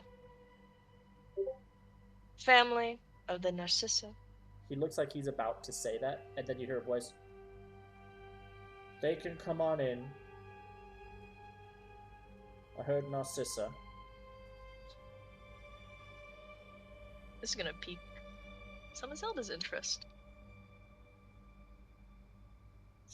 Looks like she's writing something down. If you wouldn't mind sitting for but a moment. She gestures over to like a couch area.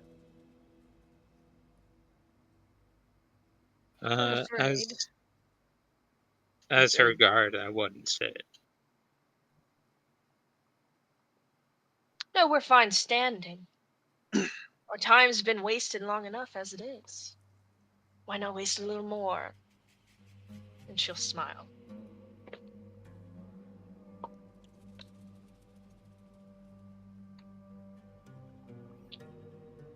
She looks up,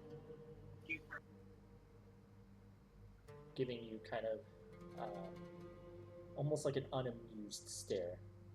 Yeah.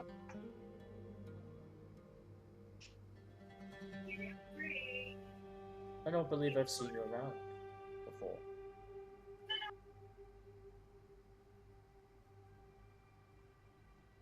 Is that so? Please sit. I only speak with people who want to be civil. I'm being civil. It is all of you who are not. Then sit. Or what is it? Zelda Narcissa? Yes, in fact. Then sit. The rest of you out. No. These two have to stay. Oh, do they? Yes. She stops writing. Puts the parchment off to the side, gently, and puts a quill in a little cup.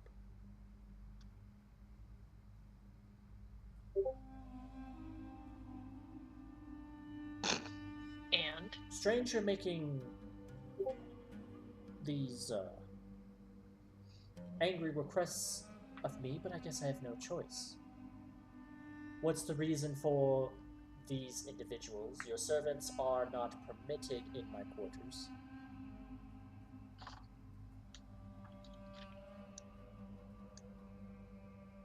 You have an issue, yes, you bring it to me, but you will do so with civility. And that includes not having servants have ears to our conversation. Now, shoot to you, or I will have. She refers to Abraham and Kalexi. Shoot to you, you can wait outside the room. She'll wave a hand up. You may leave. Collectia walks out the door, but stands right outside of it. Abraham takes a moment memorizing this person's face and fit and everything about them, as if he's making a mental note of who this person is and what this person looks like, and then he leaves. And while they leave, she will walk to the couch. And for pronunciation purposes, I'll put this in the chat. Thank you. I was not gonna. Hello, Delele. Hello, Delina. Okay. Dead eye now. Onomatopoeia. Yes, you do. Do you sit down though, Zelda? Yes. No one's shine as bright as daylight. I swear it's true. She sighs, but she gets up, brushes if there is anything. Doesn't her outfit is completely squeaky clean, but she still brushes it like there's dust on it.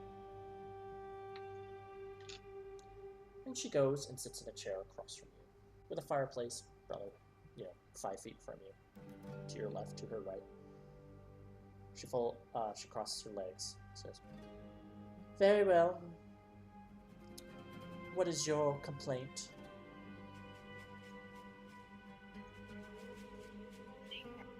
The Scythen dynasty has sought out Alistair for multiple times, and time and time again, we have yet to come to an agreement of his presence in our land. Yet we have multiple. Oh, that is because there is no agreement. That's ridiculous. You see, he's the personal pet and trophy of our one Sultan, Vadon the Black. He does not part with his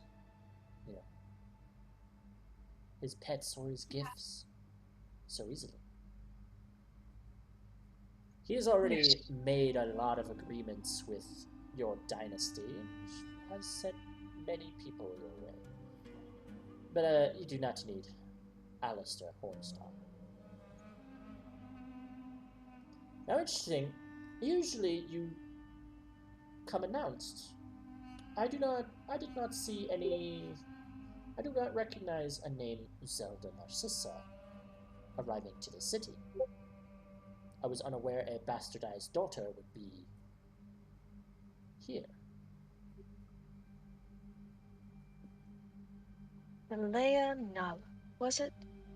Yes. You're Sultan.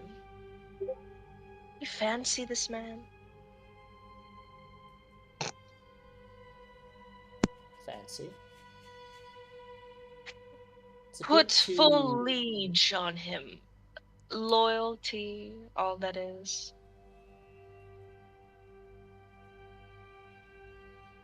He gets results.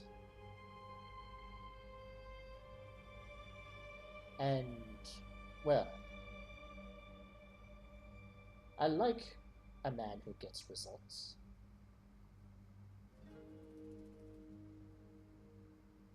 There's nothing personal for it. He helps me with my work, and I am here to essentially act as advisor and secretary for him. Your work in slave trades and multiple harmfulness towards living people, beings even. Sex slaves as well. Just so you can stay put. Do I get a sense of morality in your voice? I believe your dynasty is no better. Oh, not at all. You see, the last few hours, my dynasty has been very, different. Well, I don't know about this one after all, this place. You there. Nala, yes. What is it like here in Ishtar? Oh, it's quite grand. Is it? Tell me, what's it like in Vizim Deo? What's it Oh, like in among the siphons? it is riddled with mixed lizard folks. I believe one of those rhinoceros people. And of course the UNTs. And of course, whatever they breed out for natural youth or whatever it is. Oh, quite. Well, here in Qatar is quite lovely. You know, gold is plentiful here. Tons of trade and exotic goods come from all across the world. We have an entire bard college dedicated here. We have songs and tales. Ships dedicated with the Golden Order, but as of late we are now have private contractors. Even with groups, such as the Council in Balathia, or uh, the Kingdom of the Dragonheart. Yeah, yes. It is quite mighty. You have such a wonderful network. Of course, I will give you that. Such a land of its most noble growth. Tell me, I know Siphon does not come to me to simply have a nice conversation. How about we skip all of this? Just wanted to understand your person. After all, I figure in a while later I will meet you, and I would like to know who I'd be meeting much later on. You see, Nala. Yes. You seem interesting, and definitely probably a face I will remember. I'm sure you won't know me by the time we meet again. And I am going to be quite honest with you because none of this matters. This world. Oh, What?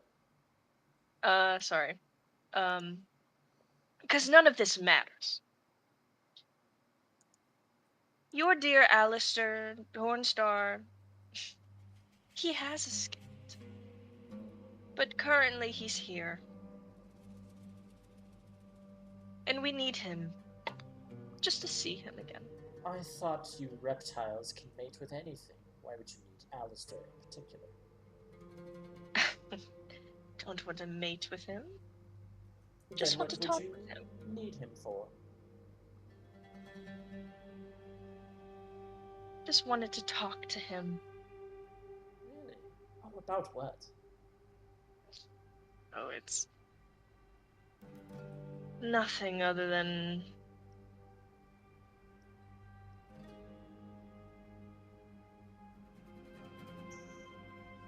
Hold on. Yeah. Because I'm like, I gotta either not let this world fall into ruins because I reveal too much, or just say whatever and Unless not it's in a care about completely the different consequences. time thing and it has no effect on your Yeah, present, but you also have no idea. Rampage. that's where I'm kind of at. I mean, you wouldn't know about the wind thing anyway. Do I know? Oh, actually, no, you did. Never mind. Zelda did see it in the first world, yeah. Like I just said, none of this matters. My conversation with him, he'll still be here. What is to be done? It's too big of a place. And too much of that. I just need to talk with the boy.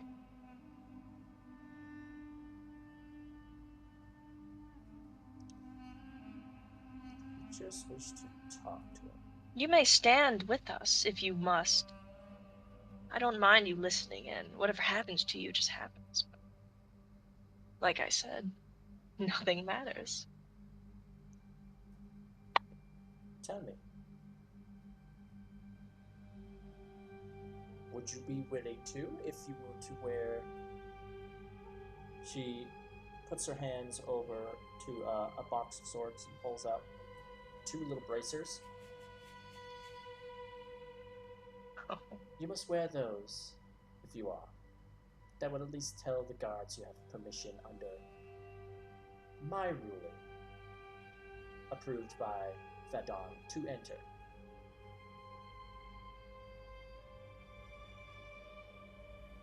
And my guards. Oh, and your guards. Very well, you indeed can. They won't touch her neither, don't worry. No worries, and why not? Let me show you the way. Walks us to the dungeon. But here, we have to put these on before we enter. But we can wait till we're there first. Because the guards within have even stricter orders than Vedon gave me. And they will kill you. They will kill anybody that enters not bearing that. Why does Alistair mean so much to the Sultan?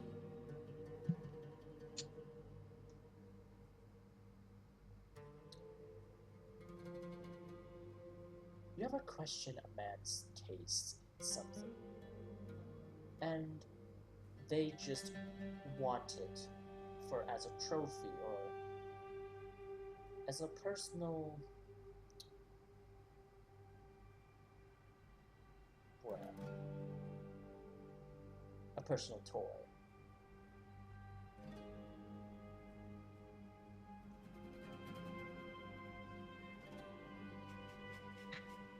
Yes, seems about right for a Sultan. I don't know why I even asked. She'll get up and, I don't know why you asked.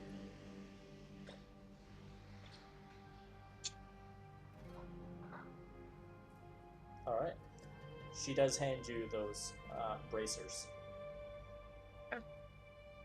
she'll hold them, but not put them on yet.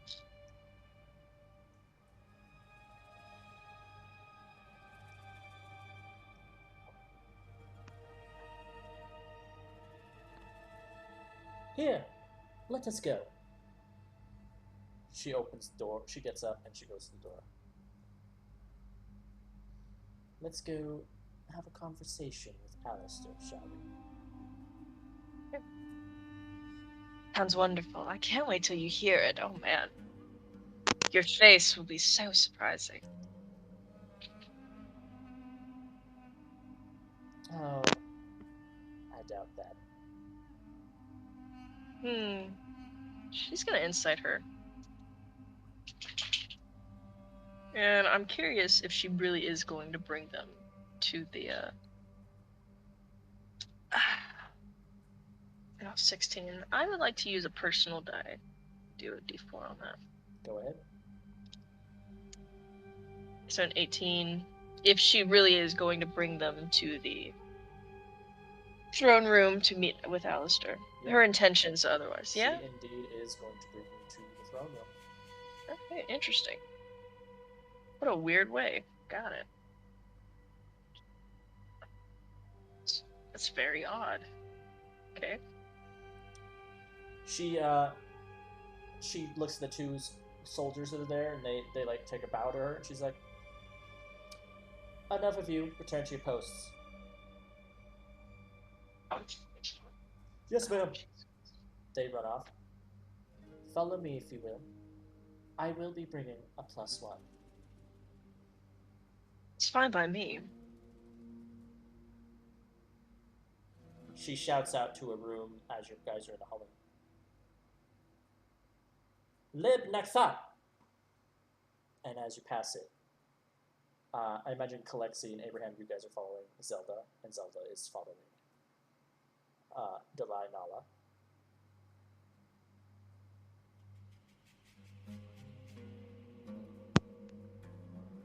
Say that one more time. You guys are following Zelda as she follows Delai Nala. Yeah. Yeah. Well, right behind you guys, you see, similarly dressed to that guard,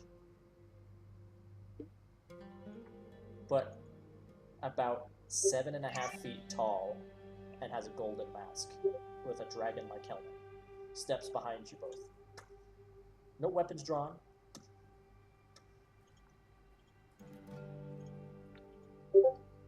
And don't worry about him, he's just there for extra caution. Oh, good. Zelda will look to Kalexi and Abraham. We're going to meet with Alistair, and we're going to have a talk. Very well. Abraham's just Hey. nod. So, she'll look to Abraham as she says that. We're being escorted.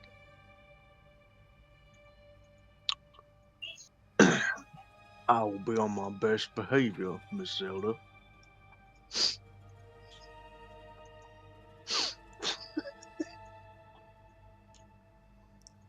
You walk down some hallways until you get to a really large set of double doors.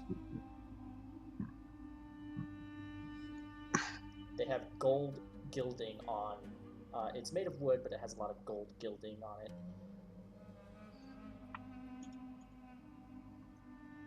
She stops before it and looks to you three and says,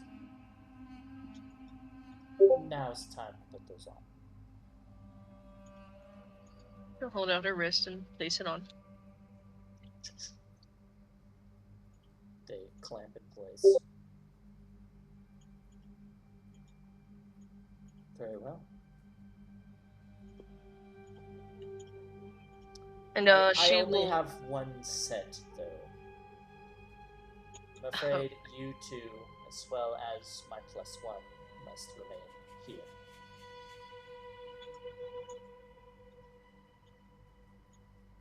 Well, that simply won't do. Well, otherwise they would draw swords upon your servants if they were to enter. And they will even draw swords upon my +1 if he enters.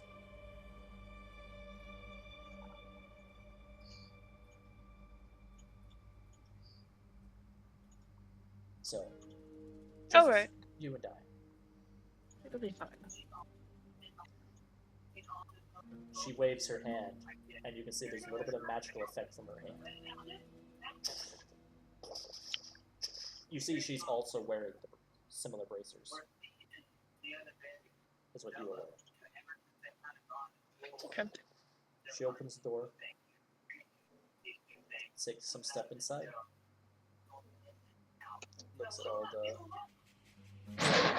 looks at the 4 masked guards in this throne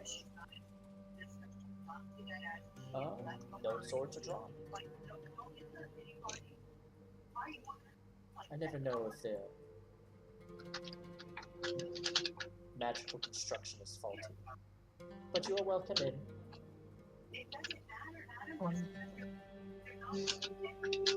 She'll walk in, look for Alistair. About 80 feet out from you, you're entering this doorway to a throne room. You see. Actually, what does Zelda see, Alistair? Princess What's the Leia. state Alistair's in? Alistair right now is like, he looks like he's shivering on the ground, on the floor right below the throne. Kind of like hunched up, trying to stay warm because I guess the throne floor is very cold, which is, I guessing, the reason he wanted him to sleep here. So he's kind of just shivering on the ground while chained to the throne.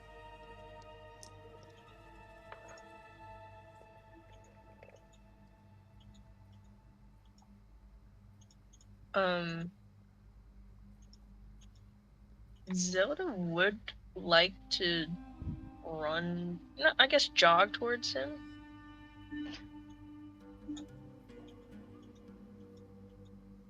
And Divine Nala just walks, follows.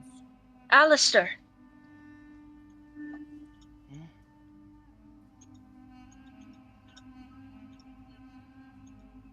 What? Who are you? Alistair, it's me. It is Zelda. Oh dear. You poor thing. I don't know who you are. Of course you do. No. Well.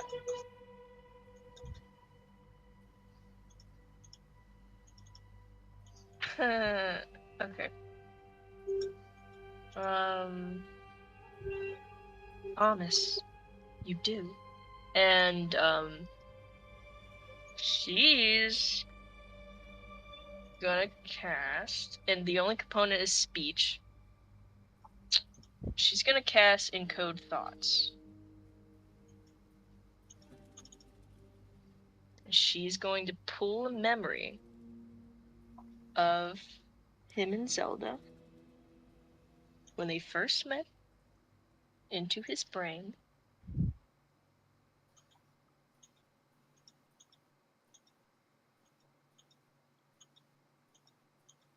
See, yep.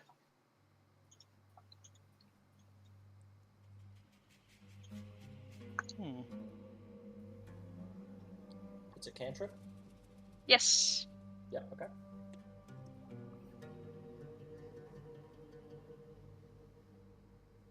The last place we were in was the tower I made. Oh, this must all be terrible. Why do I... No, this can't. He's gonna like kind of like grab his like head and kind of feel like he feels like he's having a headache, but he's not actually having a headache, but he's kind of just like, what's going on? She's gonna kneel down next to him, not touch him, but she is somewhat close to him. He's gonna kind of like 5 feet from him. kind of good, like kind of scooch away a little bit from her when she kneels down. Alistair, you must remember, none of this place, it's not real. You're not here anymore. Not here. What do you mean, not here?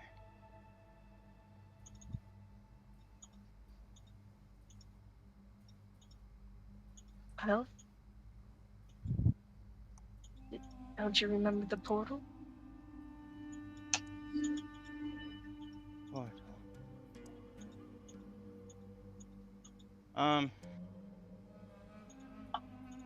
try and recall this, would I roll, or would I be able to do this? Am I Say too that- far gone? Say that one more time. To try and recall the portal, would I be? This be like a history check or just intelligence in general? That's intelligence, but with Zelda here, you can have advantage on it. Okay. 2 net ones? Whoa. 17. Whoa, 2 natural 20s? 2 natural ones. You do remember jumping. Whoa, 21? All right. Hey, natural 1? you said I do remember. Yep. Okay. Yes. Portal. I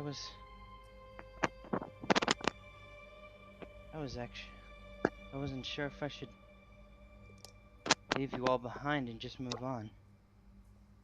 Then I decided to go in.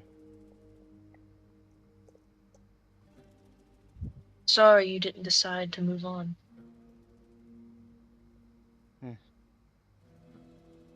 You wouldn't have to experience this again. You hear the echoing of the woman who's wearing heels clopping behind you, 15 feet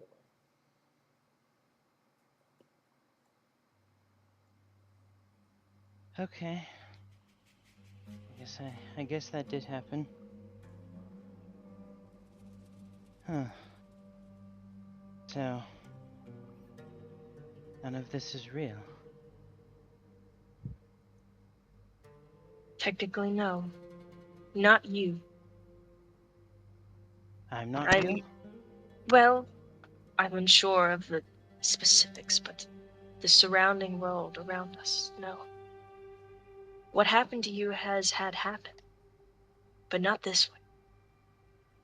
Or from what I could tell, I'm unsure.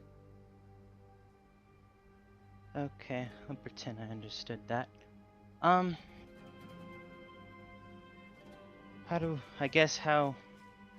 What is real then?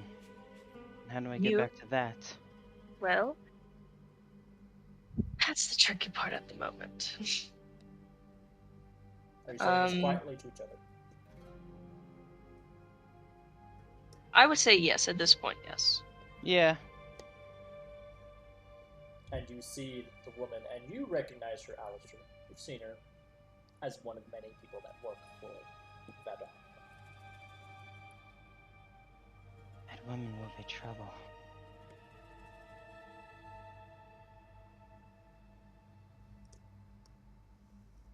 I imagine such. What do we do?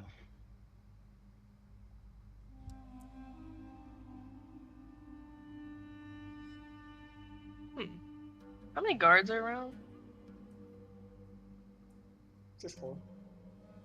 Just hers? Well, her big Just one? bodyguard is outside of the throne room. Yeah. The gate is open, though. But outside of the throne room with Abraham and Kalexi. Yeah. But there are 4 others in here.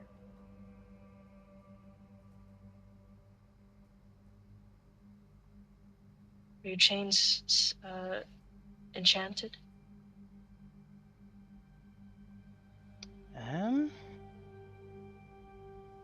I guess, should I do an Arcana check to see that, or are they chained? Or are they enchanted? Or is it just a chain?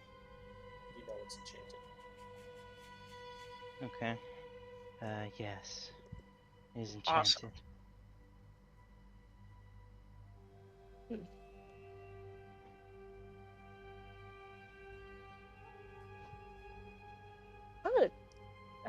I don't know. I'm gonna try this. I don't know if it'll work, because we're technically in the same dimension.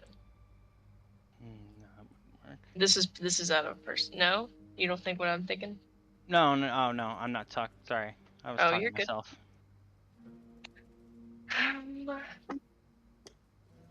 Jeez. Oh man. If this doesn't work, it's gonna suck.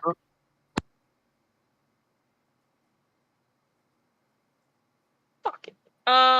She's just gonna suddenly grab his wrist and think of the number 2:20 p.m. for Abraham. I want to see what happens. Okay. Nothing. I have a feeling. Yeah, I have a hunch I might know what's gonna happen. I don't think. Do you have a feeling that tonight's gonna be a good night? I have a. See what happens I because have a he's hunch. technically already in the same dimension. So, I got a bad feeling. no, it's okay. It was either this or jumping to Sebastian, just with Alistair. That'd been funny.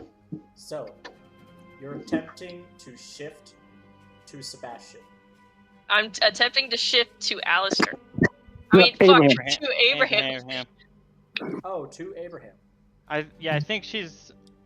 I'm Under- thinking under the idea that It's we gonna. will move, So you're trying Yeah, to move to from Abraham. and we'll probably that be a few spot feet with, away with from Abraham. Alistair to basically get him out of the chains.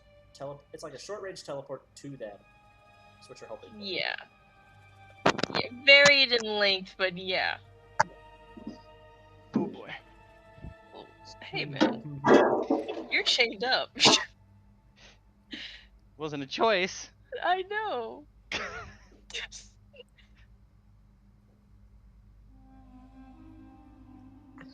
What? This is gonna be a check. I just don't know what check. Nat 20 check. Let's go.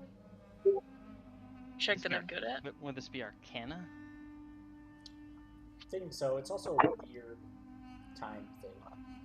It is a weird time thing. She is a Advanced weird on time Arcana? wizard.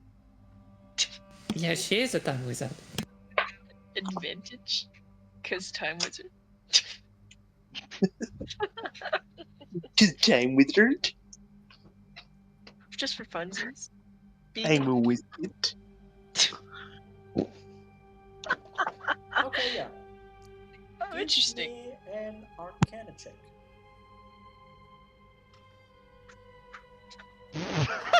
I'll give you advantage. Oh, okay, advantage. Let's go. Oh, we done. What did you say? They made a die. Advantage. You have advantage. Oh, I have advantage? Cool. Well, damn. The one would have been funny for. That's not bad. There's some boobies! I'm Okay, gonna tell yeah. you why you failed. Or that. Hang on. Try to Oh, we're concentrate. using boobies! Yeah, Bragan. Using boobies? We're Okay. gonna use boobies. How many boobies, guys? I'm I feel against like he using has boobies. it really high. 3. I'm gonna say 6. I'm personally against using boobies because I want to see what happens when you fail. All of them. sounds like a you thing. All of I'm not using I all of do them. understand you. I want you to use all of them. Me and Bragan agree. 6. No. Yep, 6. No. 6 is the magic number. It's a D6. You get the maximum of 6. 3. Yeah, I'm fine with 3. Yeah, I'd 3 say times 2? 5. I agree with 3. Well, it is what it is. It is what it is. Yeah, that's the best we can do. That's it. It doesn't I mean, work. if it fails, you can always do something else. Oh. What? And this is the reason Silvery why. bar is my own thing. This is the reason why. You want to try silvery bar, maybe? To you? You're silvery barbering yourself, right? Oh, well. It wouldn't work. You can chrono shift yourself, but Silver Barb wouldn't work. Well, if I do that, I lose. I technically lose I'll another revive. save a life. Yeah. I have spare the die, Yep. and I have. Oh yeah. I'm both of them are dead. Fine. Chrono shift. Yeah, I learned from Chivi's mistakes in last game. Fuck you. 20. 20. Can she still add the 5? The 5 boobies? Different roll. The 5 Yeah. would stay, wouldn't it? Yeah, the 5 would. It's technically not on the new roll. Yeah. Yeah. I mean, it's the same world we world, kind of. Nah. Absolutely. Yeah, but the fate dice were rolled for the 9, not the 20. Yeah. No. So they were used up for that. 20 is what it is. 20. It's the same Here's a thing with funny- like you here's a can't fun- use. Here's a funny thing. You still might succeed here, but I get to roll. Oh no. Delainala's Arcana versus yours, Your spell. as you're wearing the bracers. Yep. Ah, the braces. I kind of figured with the Ah. bracers. Not very surprised to be at it. Ooh, my They were gonna spinner. do a Siggy thing. Oh. And Oh. Get fucked. I would have been great with a 14. That would have been fine with a 14! Whatever. No, I figured I probably wouldn't, but it's okay. Can't predict Yeah. probability. I know. Yeah. You don't know what I'm gonna say. Think about it. Yeah. I actually failed. The 10 actually meant if she would succeed. She actually Alright, had to get alright, below alright, hey. 20. There you go. All right, you shift yourself over to, with Alistair, over towards Abraham.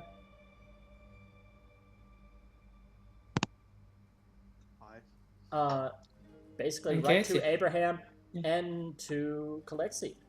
She looked like she was focused for a moment, had a smile on her face. That's what you saw, Alistair, her perspective.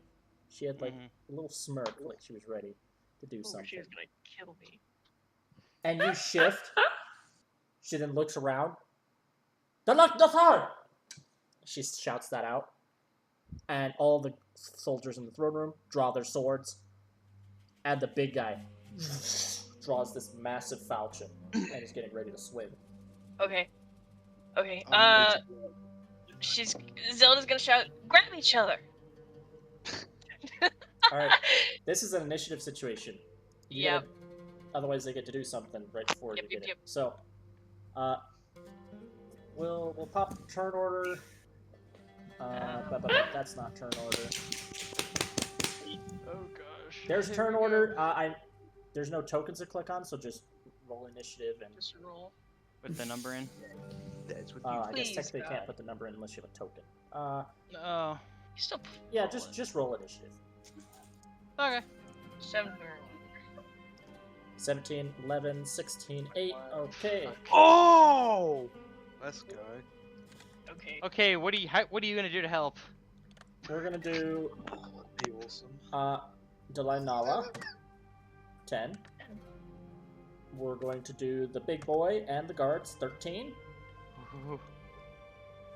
That's Okay. all of them together. Kalexi and Abraham, you're able to Oh. connect. Oh gosh. No, wait, Bragan, I have a question. Yes. Oh no. So, I have 2 attacks. No, I answered your question. Yes. No. I've- No, go ahead. Sorry. Yeah. I have the ability to attack twice, correct? Yes. We're in agreement to that. You're at 5th level, so yeah, you should have a second attack. I could theoretically make 1 attack as a grapple check, yes? Yeah. And then, because of my bar fighter, my tavern brawler ability, if I unarmed strike someone, I can make a grapple check as a bonus action, correct? Yes. Where are you going with this? You trying to grapple your allies? I would like to grab Alistair and Zelda. Okay. Yeah. Okay. Yeah. I'll allow it. If they allow it, I'll allow it. I'm gonna allow it. I mean, I know it's gonna happen, but I'm gonna allow it. Okay. So I have a question. Was Is Abraham still like 13 or is he No. That I was actually. wondering that as well, because if 13-year-old Abraham's threatening people, that's even better. No, I just wanna actually. Let's say Just looks the same. he doesn't completely look like his original self. He looks way closer though. Like the Oh, age, he's the same age, you remember, but it's like imagine Abraham before he met Zelda. So he is adult Abraham, but before. trying to think met what he Zelda. would look like before So he met what Zelda. would It's- Alistair look like? It's mostly like equipment Yeah. wise, like right, like clothes and equipment mostly. So it comes down to His CH will be at the current time. I would say Alistair's kind of just got like a fucking Rugged. like cloth, kind of like cloth dress thing on. Oh yeah, you're full on just Princess Leia. Yeah, Like, like you just I have the don't think cloth. I don't think I got much I- on. That's I about was generally thinking he was straight up in like the Princess Leia outfit. it. That's actually what I was thinking of my head. I would say yeah. Like some gilded bikini, and I was like, yep, that's Alistair. Slave girl, but it's a slave man. Yeah. My God. All right, so Abraham rushes, grabs the two of you, and then next is That's for the big guy. Big guy. the big guy and the no. Well, Was it Kalexi still Kalexi? gets to go. Kalexi is technically the first yeah. one to go. Yeah. So this is Okay. before Abraham does what he does. So You could move in position close to them to grab Abraham, like hold action for him to grab them if you wanted. yeah, but first I'm gonna try to do something smart. Go for I'm gonna shout out cover and then shoot one of my blinding arrows at the big guy. it. Oh, at the big boy. Okay. Yeah. Wish you had a different designation other than big boy. Big boy. Big boy. My man. My man. My man.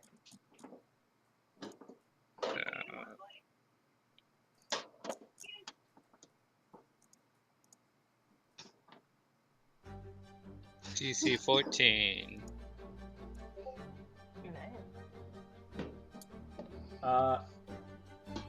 Dexterity, I believe. It's a dexterity to avoid it initially, but if they are already blinded, then it's they're oh no right, it's they're blinded for a duration. Okay. I keep moving my hands over to my dice, wanting to roll physical dice.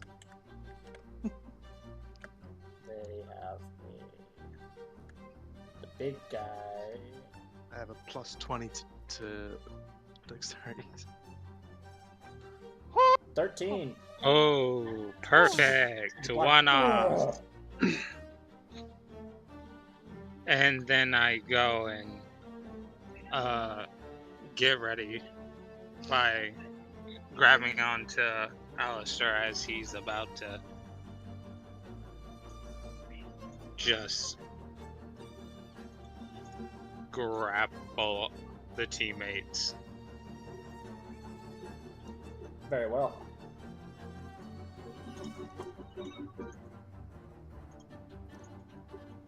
Delay Nala. It's not quite her go yet. Or is My it? turn. No, it's my No, turn. it's Zelda first. Yeah, it's Zelda Oh, first. it is Zelda first. Well, she's gonna close her eyes as they're all grappled together. Think of the number 8:09 a.m. for Sebastian. Right.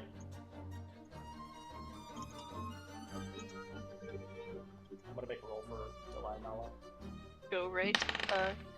Okay. What is it? Don't worry about it. Oh. Still, can I roll for Maria? Either the line or watch it like Come on, Oh, I can't Delilah. listen to that. Layla. From now. That's a good song. It really isn't. Okay. I like it. Yeah, I like it too. To Let's see. weirdos. You successfully are Oh, gonna head on over to Sebastian. Interesting. Man, I can't believe we did that. best feat I've ever taken. I can't believe I didn't have to do a thing. Yeah, I mean, You're welcome. You are down 28 points though. I mean, yeah, sure, Oh, but shit. you know, Oh, nice that's true. details. We can heal you. Details. We got Kalexi is the magic. most hurt, only because Kalexi actually suffered a death. Yeah. I'm at full health thanks to Abraham Yeah. Land. Yeah. Oh, right. Oh, that's Thanks, Abraham. They're at full health. Oh, okay. So it's just Alistair, which was basically just signs of abuse. Or Alistair. Remember, gang, Abuse is bad. don't abuse people. So he's just gonna be dressed as Princess Leia. I mean, Just so you know, audience, it's clear. Vadon the Black is an evil guy. He is not a role model. gee, crazy. Actually, okay, GM, I'm sorry. Now that you mentioned Widom the Black, you know what you were wondering, like, because Mana, mother talk about Widom, and like in my notes, I had Witherer the Black. You know, when that guy like You know he has multiple titles. Okay, so Witherer the Black is another name. Mm-hmm. Okay, so she doesn't know. Okay. Yeah, I had that in my notes, and I thought like, maybe I misremember because you called it Widom the Black. You're not misremembering, Okay. but it's definitely the fanboys are the ones that create all these titles and keep spreading. Fair enough. Okay. That's it. It's possible that he's, because that's how Alistair knows him, it's Vadon. So when they refer to him, it's like inner circle stuff. Or to his friends, he's Vadon.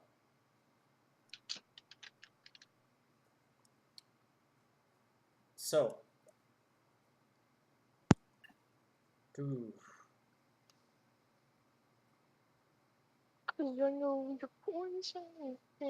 this is to determine if we're going to a scene with Mana or Sebastian. I need a fate roll of some sort. It doesn't actually use a fate. I'm just calling it a fate roll. Oh, dude, let's do 2d8. Yeah, you know what? Why not? We'll use my fate d8. 2d. My fate d8 rule. 2d8. Okay. So, let's have. Who's gonna roll? Alistair, because you didn't get to do shit. Yeah. Sorry. Okay. Yeah. So am I doing the Zelda, you're already 2D, gonna have to do a lot of stuff. the 2d8 or 2d8. Okay, yes. Yeah, bro, don't you remember this intricate system? 12. Alright. Out of 16 is in favor of Mana. Okay. Alright. Okay.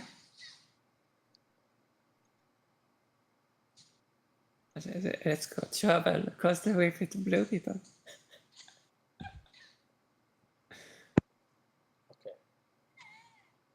Sorry. Sorry. This might not actually be a scene, because now that I'm thinking about what Zelda's doing. But this means Mana, that the two entities you're with found a signal, found something. The one you described, they know where this Zelda is. I mean, they know she is in a rift. I don't know if they know where she is. Well, it's more about when she is. Oh, do they even know when she is? I mean, no, actually. You don't. Yeah, they don't know when she is. What? No, they probably know. You've been in. It's like some time has passed, and they've been in searching with you. They've been searching. Okay. And the amount of time Zelda's been zipping around, they're picking up on something. They're picking something up on weird, kooky even. We have. We'll do a little scene. We have found your friend. Ah, right. Where she is. Their brain will surely give us the answers. No, I told you. You clearly not asking the right questions. You need actual help. Like, even if you knew the answer, if you can switch Britannius, then you can find him if he's in Britannius. And who would help us in Britannius? I mean, she could help you if you don't take her brain.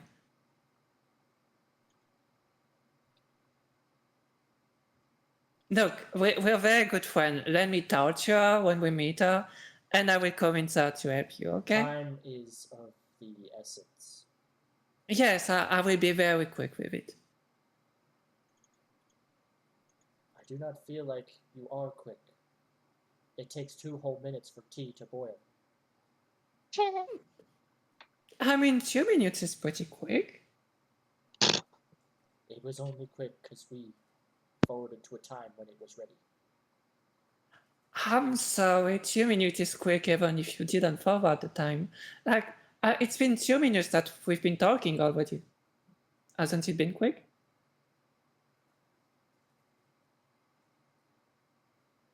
Regardless, either they will help us, but if they do not, we will take their brain.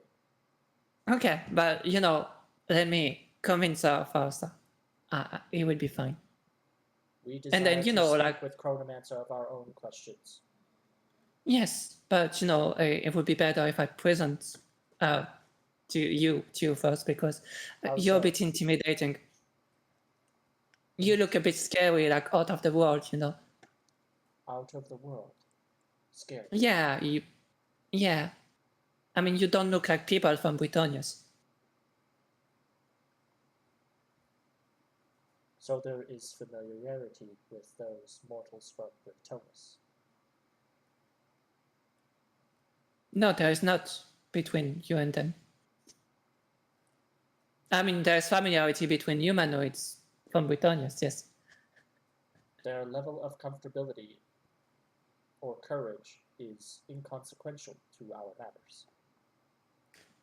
In words, like, if she's comfortable with you, then she's more likely to help you without, having to actually give out her brain, because she will be more helpful if she's alive. She will indeed provide the answers, and if not, we will dissect her, and she will provide the answers. Yeah, sounds good. Just let me, present you first, and then, you can ask her anything you want. Sounds good? Sounds good. They look at you questioningly, not sure what that Does means. that sound like a fine proposal? It is a doable situation. Okay. Do you want to shake hands on that? Do you shake hands? Do you know what it means? You shake hands. Yes, I mean, not everyone in Britannia's, but like some people in Britannia's, especially those who have hands, like, some have claws and stuff like that. They shake hands when they agree on something, to prove that there is a mutual agreement. How does It's one a way to, shake? yes? Is it a formal greeting? It can be a formal greeting, but They hold it out can their also be, they hold out their hand, which has 4 fingers, and the fingers are really long. yes, I I take I put my hand against their hand, and then I put another hand on the back of their hand, and then I shake their hand like that with 2 hands, and I say, "Done like that. It is a greeting. I listen in my hand." But and then she take off her hand from the back of the hand, I feel and she, I yes. feel as if this form of greeting or mutual understanding is slowed by the process. It is much faster for a runic link.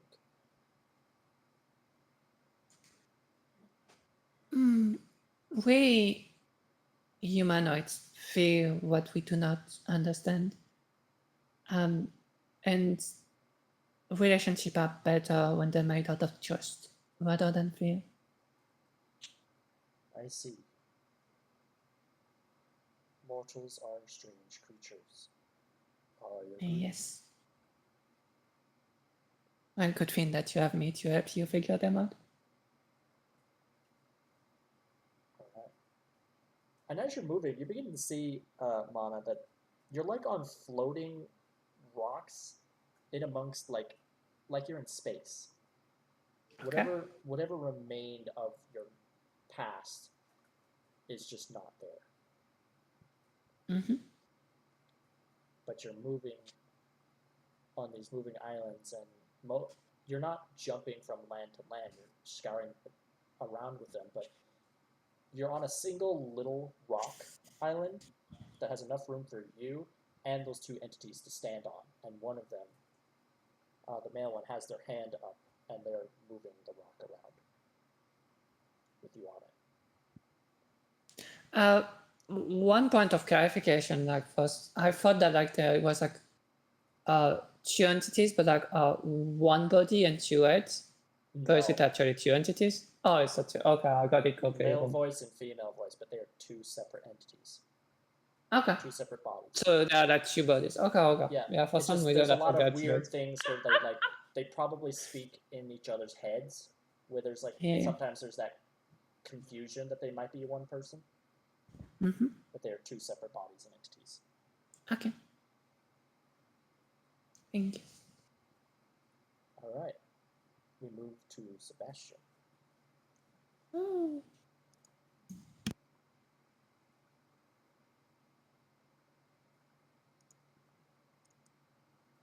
Yeah. I'll allow you. This is where I want your third memory to come in. Okay. You enter a foggy, cold, damp, kind of somewhat swamp, somewhat thick woods, with a starry sky that has. It looks like stars in the sky, and then you see them begin to move, like it's a cave that's barely 10 feet above you. But you know it's not. It's an illusion of sorts. Or what is 10 feet above me? Sometimes the stars move, and then you think, oh, it's an illusion. It must be 10 feet above me, but it's not. Okay. So like sometimes the stars, they're not like a distant light that just sits there.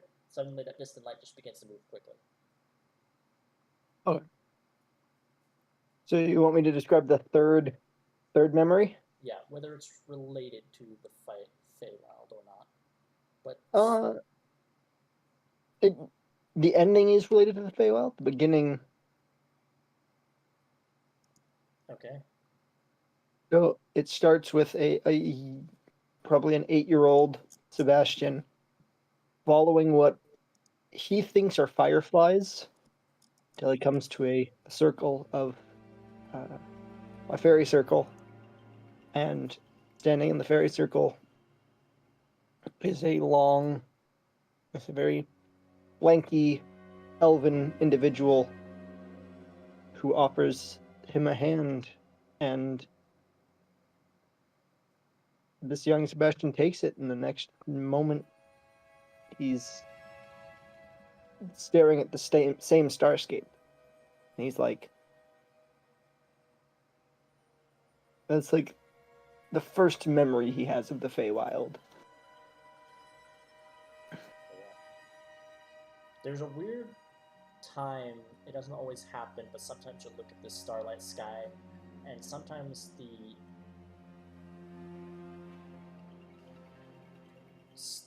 it's a weird thing. Sometimes the stars will make a face of a particular Fey throughout the Fey realm. Most you never know. Most you've never seen. But you swear there's one time you saw your father's face, the elven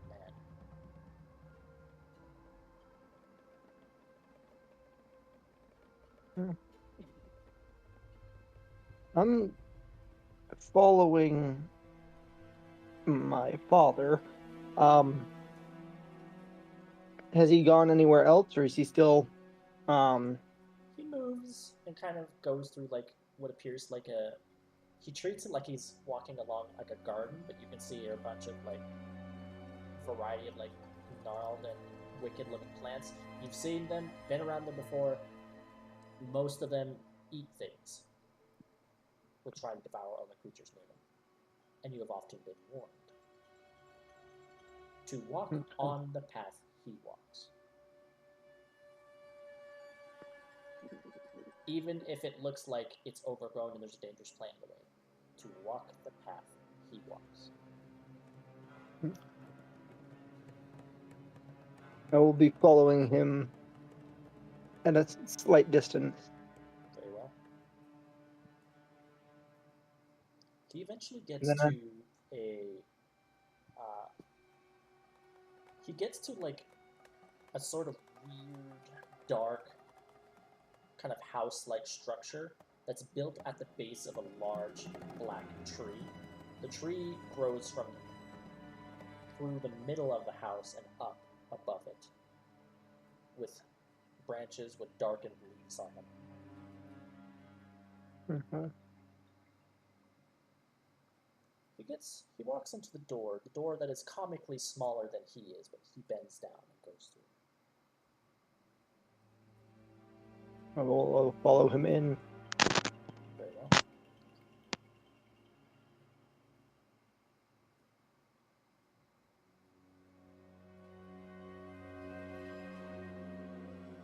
Are you going into the door? Because he did close it behind him.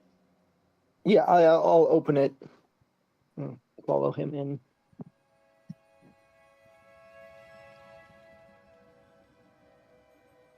Open it. It does creak a little.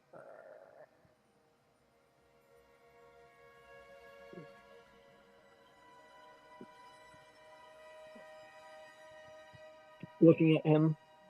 Is he looking back at me? Oh, you don't see him. You enter kind of like a. What you see is there's a room to your left, a room to your right, and there's like a very steep stair in front of you that kind of goes up like to another floor, closer towards the tree. That comes up from the middle of the structure. It's more where would you like to go?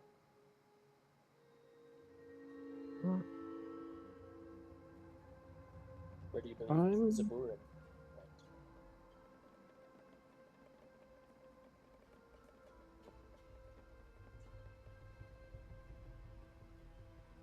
I am going to go up the stairs. Very well. You go up the stairs, and the second floor appears to be more circular, kind of just. It's like this entire second floor is a single room, but it's encircling the tree. You know, the top of the roof appears to be like it's slowly becoming a dome, but it can't complete it because there's the tree, obviously. And when you're up there, you do see there's Zaburin standing in front of a mirror that is his height.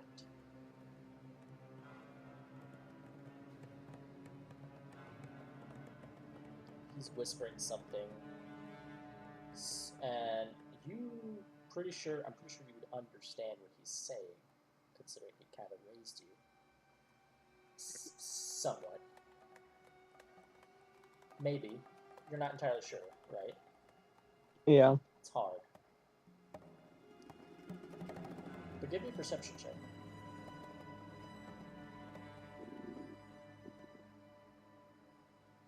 I'm gonna put a D8 into that.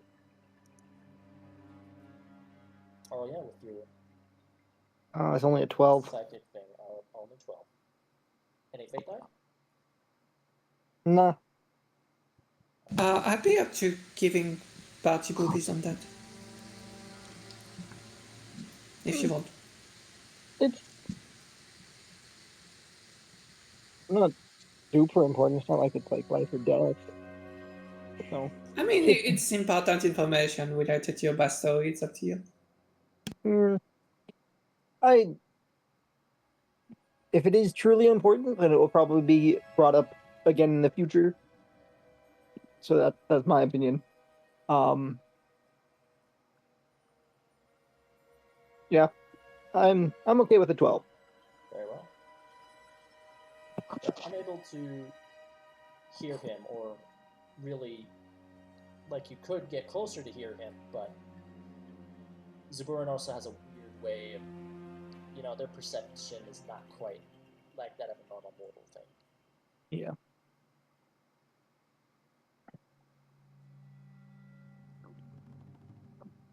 However, you don't have a lot of memories of this this house. Like you have images that pop up. But you imagine it's because, you know, you're Fae, he's an archfey, he's supposed to send you out. I don't need to remember this house. It's Yeah. But one of the things that disturbs you is that you were mainly looking for Sabura, but you didn't miss. So you couldn't listen to what he's saying, but you do get this detail. All on the second floor are tons of beds fit for kids. Some of them have a child sleeping on them.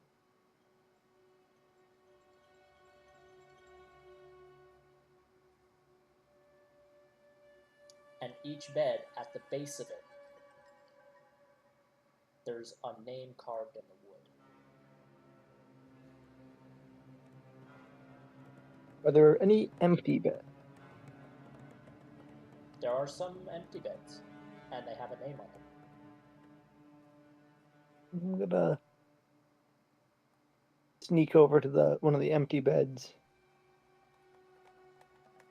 You see one that Read says them. Calliope. I'm gonna keep looking at Calliope the empty beds. Saran. It appears to be the full name, too.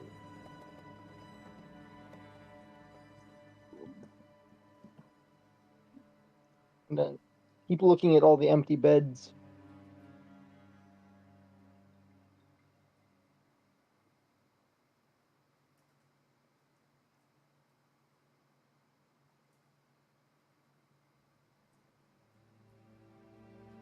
Can I be heard? Say that again? I'm gonna keep looking at all the empty beds. Okay. Well, that was just an example. The names aren't quite ringing any bells until I've actually forgotten the name I gave your kid self. I don't have. You can give him a last name, but the first name is Clover.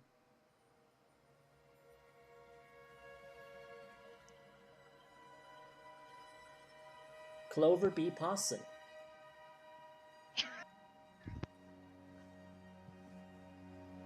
I'll write it in. I go with Field. I'm a possum, son of the paw. Son of the paw. You know, your father, Paul and Pawson, and Rose Pawson. Paul and Possum. Gotta love that alliteration. Some Stan Lee shit. You do see a small bed that is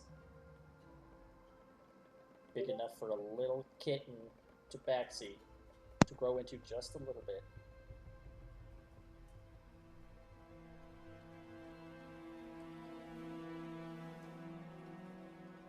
After seeing that, I'm going to angrily turn. How long? And I will say it loud enough for him to hear me.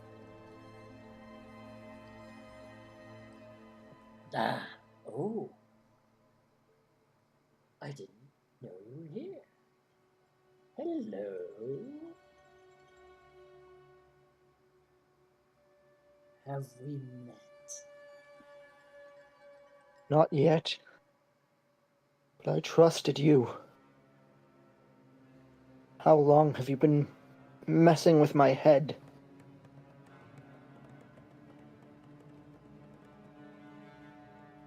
And I'm still hovering around the clover bed. Something is familiar about you. Something. A deal, yes. You vaguely smell a... Is that you, Clover? I don't. And now it's finally gonna click.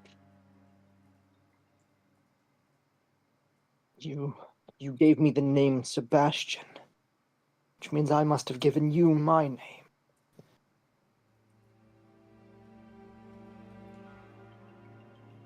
I don't know what twist of fate this is, but this is interesting. You are that child, but the child is no longer a child. Oh. Tell me, Clover, what has happened? I certainly must know.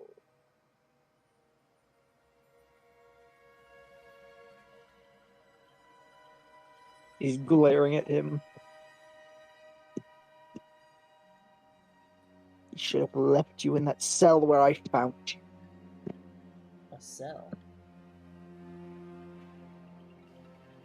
He's gonna make an intelligence check. Because he's Faye, he can make the wackiest conspiracy theories he wants. And be right. Because they're Faye. Yeah. Other people look at you like you're crazy, but a Fae might actually not. Interesting. Are you from the future? I'm gonna roll.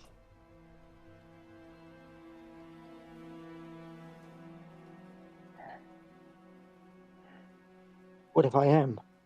What's it to you? Well, it goes to show you grew up well. Look at you. A spitting image of your parents. Parents I don't even remember because of you.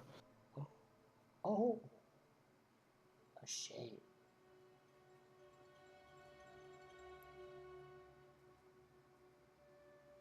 Why did you even... get here? I followed you through the tree. Ah, so you've already been around. He then narrows his eyes.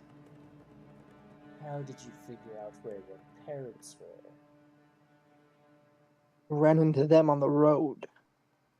On the road. Oh, quite a reunion that must be.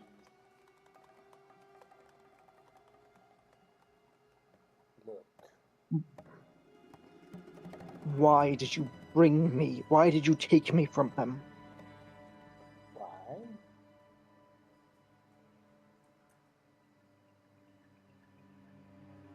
Why not? I don't see a problem with it.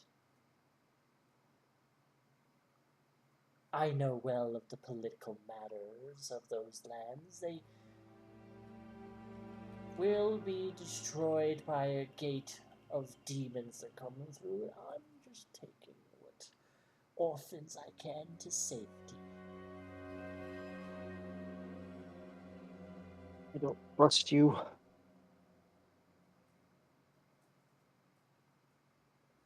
You don't When I need get to out of here, trust I'm me, going but to... go ahead. When I get out of here, I'm going to see if I can find them. And we'll know if you're telling the truth.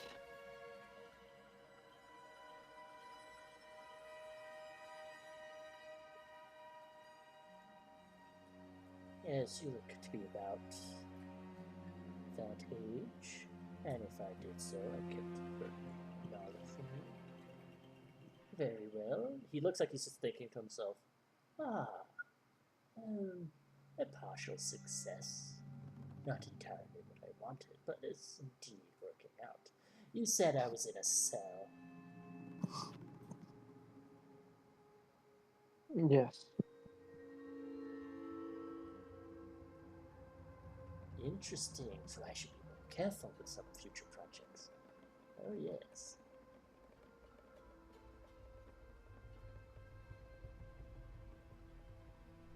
Well, you claim I'm a terrible person, but I'm sure I had good use for you.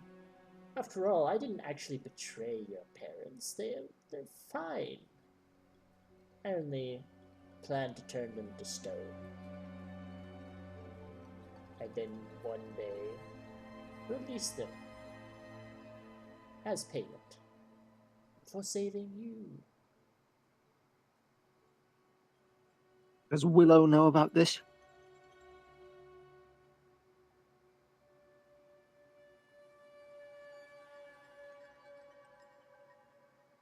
Willow has her own fancies.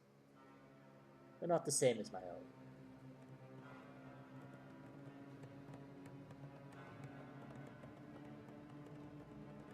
I did worry about her, though. I do worry about her.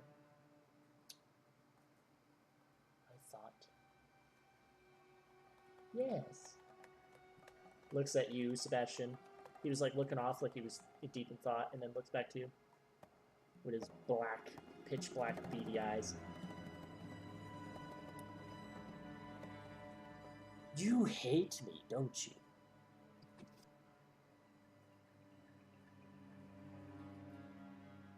Hate is a strong word. I am angry with you for not. Oh, angry. Good, good. He's smiling. That means you'll be a great protector for her. What a great idea. Clover.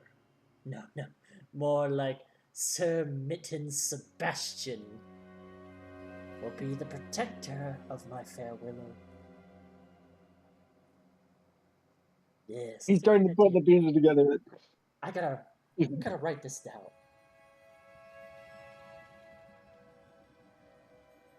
He takes like some old scroll parchment from his like coat and just puts down on the table real quick and scribbles something. Ah, yes.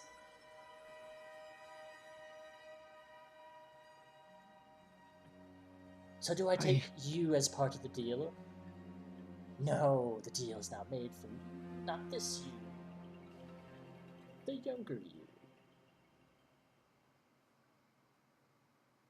you. Sebastian is starting to like freak out. Like his eyes are darting everywhere. He's like,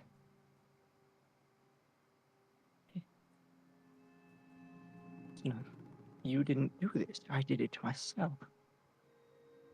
How does that work? You're a fun, interesting version of yourself, I must say.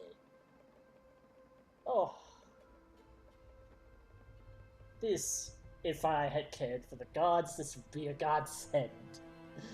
But I don't. I despise them. They can all rot in the underworld or the nightmare lands, or wherever they find their fancy.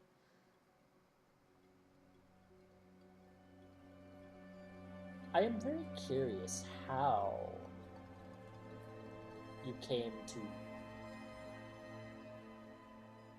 the past, if you're from the future. An orb. There was an orb. An orb? And the tower. And wolves. And wolves? Yes, keep talking. This excites me. Go on, Clover, tell me more.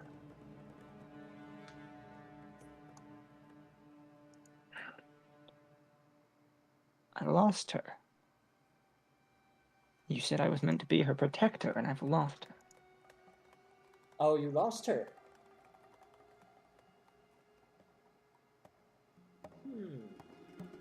If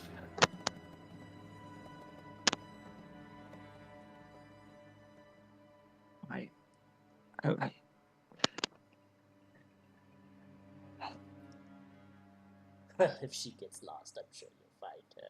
If you're still in the process of that, I'm sure you're doing quite well.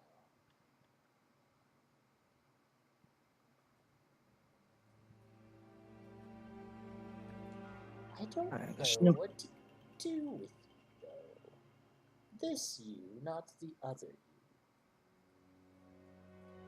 you. I'll leave you to your machinations. Oh, no. I must know more. This is interesting.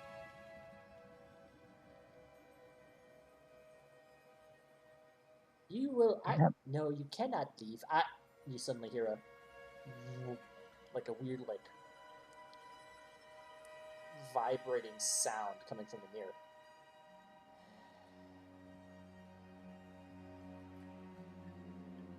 Oh, to contact my fair willow, or to be, or to play with a new. Ah, fine. You may Contact go. her. I would like to see her one more time. Oh, you'd like to see Willow?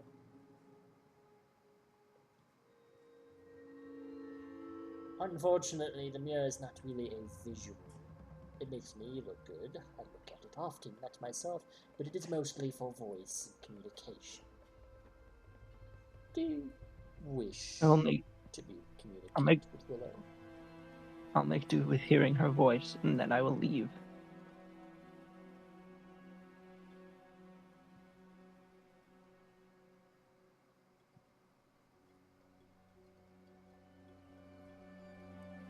Brings you over to the mirror. Puts his hands on the top of it, and there are some runes that begin to glow.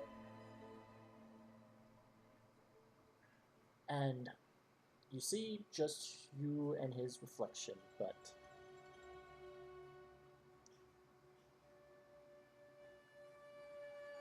actually no.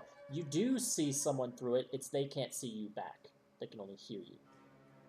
Sorry. So describe for our players and the audience one more time. But let's come up with a more... What's a form Willow would have that is not her usual self? So, you're looking for one of her other forms, or more of her Fae form? Her Fae form. Yeah. He is like absolutely stunning in a. She's a tan-skinned elf. Beautiful golden amber eyes, and like darker hair that just falls down in waves. And she is in this gorgeous gown of like blooming flowers, but like some of the flowers will like close up and then bloom again, and like the entire dress is almost constantly in movement and flux.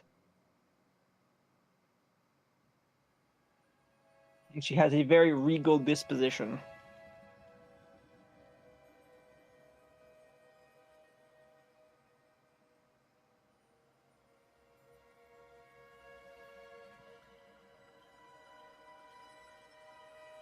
Alright.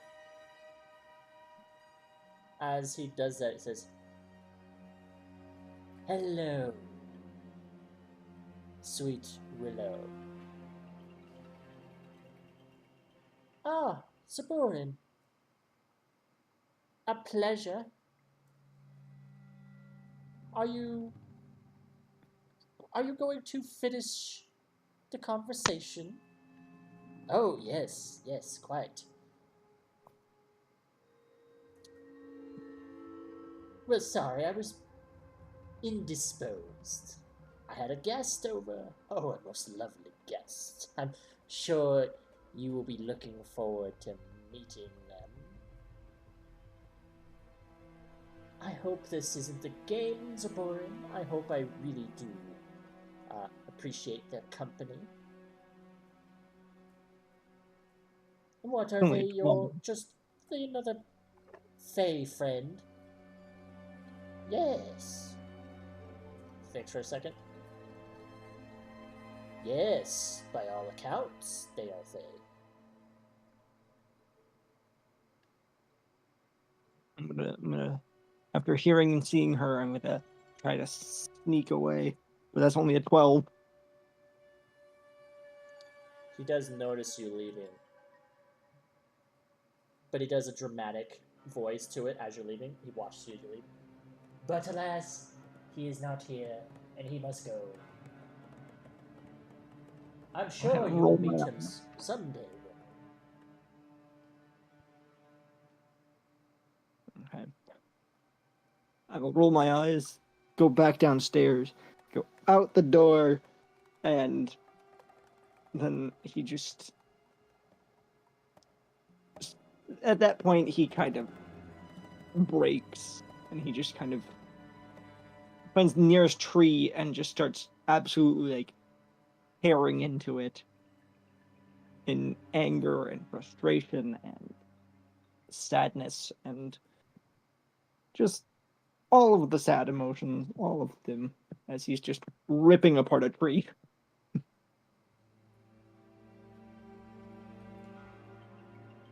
Cuts, slashes, gashes, bark torn across this tree. You take out your anger on the nearby forms of nature. When you suddenly hear a distant voice. Not too far away. 50, 60 feet or so. Off the edges of what is dangerous plant life.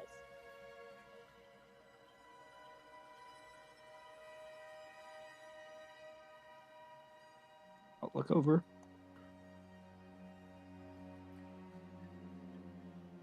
You see, with your dark vision, distant group of some of your friends. You see Zelda. You see Alistair. You see Abraham. You see Calixi. And between me and them is dangerous plant life. Oh yeah, the kind you've been told to avoid. It eats people.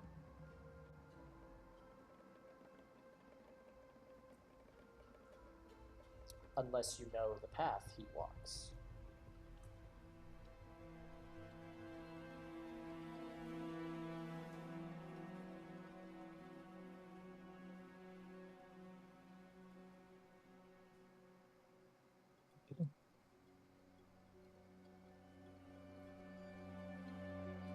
I can see. Okay. Being able to see them, I'm going to create a mental link. It'll probably be with, if I can do it with 3 people at the moment, it'll be with Zelda, Abraham, and Alistair, the original 3, because it'll just be, I can see you. Stay put. It's not safe. I'll come to you.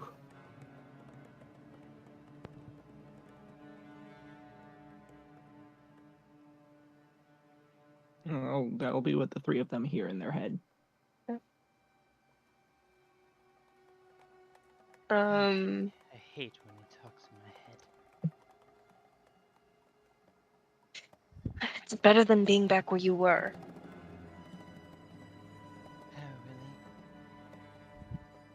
Why? Do you want to go back?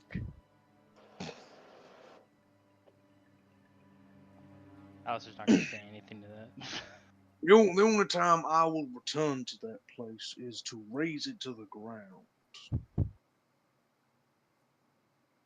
That's the plan. I second that, Abraham. Yes. Same here.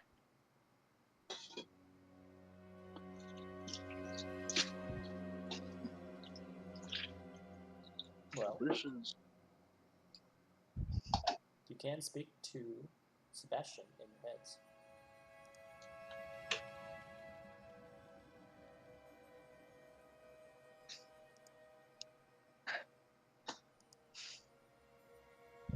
Who all has dark vision? Everyone. I think Yeah. Yeah, everyone in the party has dark vision. Of what range? All 60 foot? Good range. hang on, was it Yeah, out? at Yeah. least 60 for me, yeah. Same. I believe mine is 60. Checking a second, I'm digging about with a kettle. Yeah, I'm checking right now. Yeah, 60 foot. Mine's actually 300. You all can see a weird-looking structure amongst some bramble and trees.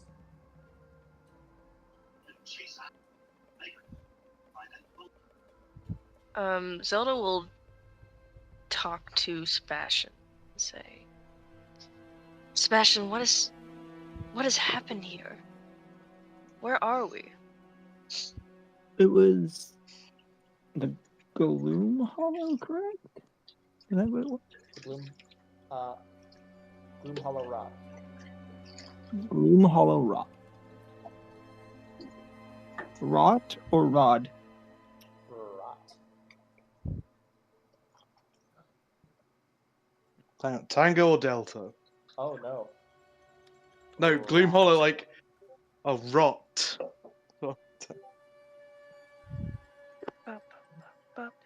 You don't know why it's called that. Interesting. I'd like to roll a. I feel like I do. I'd like to roll a Welcome. bullshit check. I'd like to roll 3 to I have the identify feature the. meta. I have a meta skill. Let me use it. Actually, I have the skill called Cluemaster. Means when I see a forest, I can identify it by just the smell. Sadly, the pollen count is always too high. The last dandelion. It must be the last one of the season. Must be past the one of the season. Must be last one of the season. Okay. Yep. Welcome. Sorry, Sebastian. Continue. Why does Abraham sound like a claw? It's like everyone's trying to sound like Alexander in the Call of Cthulhu game. Welcome, everyone, to the Gloom Hollow Rock, my home.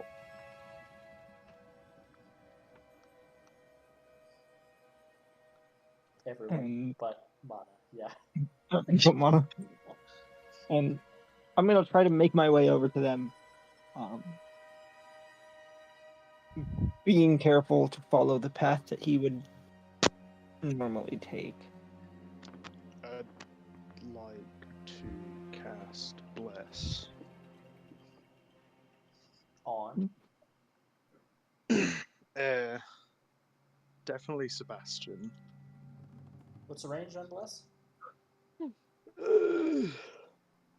30 feet? He's not within 30 feet. Shit. That's Oh, he's okay, cast because as he fire. begins to move, you see he's moving towards you. He looks like he's heading straight for you. That's a normal thing to do. He takes a hard right, then heads towards you. Then he takes a hard left, moves for a little bit, moves back a little bit, takes a left, then heads towards you, takes another right before he heads towards you again. He's zigzagging. Rather unorthodox. Most of these plants will eat you alive. I see. Plant that eats people. Well, that is something I've not heard of. That is amazing.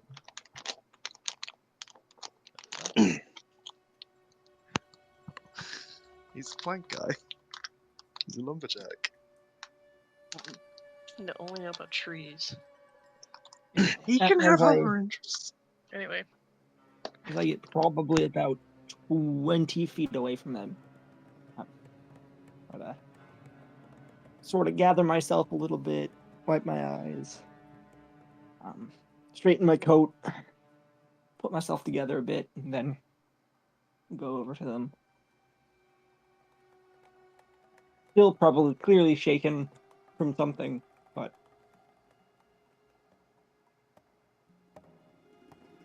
You're right, Sebastian. You seem. Sorry, I did not laugh at that. Yeah, his You are story right, is funny. It's okay. No, Thank I you, was just Abraham. laughing because I was gonna repeat what he just said. No, you seem shaken from something. I just made myself laugh. Are you all right, Sebastian? You seem not yourself. you see, when you say Sebastian, he flinches slightly. Yes, I'm fine. just learned some things that took my reality. Huh. Tell So me your about it. so your hell's been fun too. Yeah.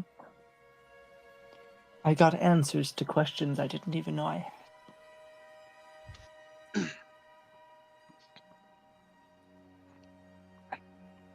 That's nice. Well, that's good.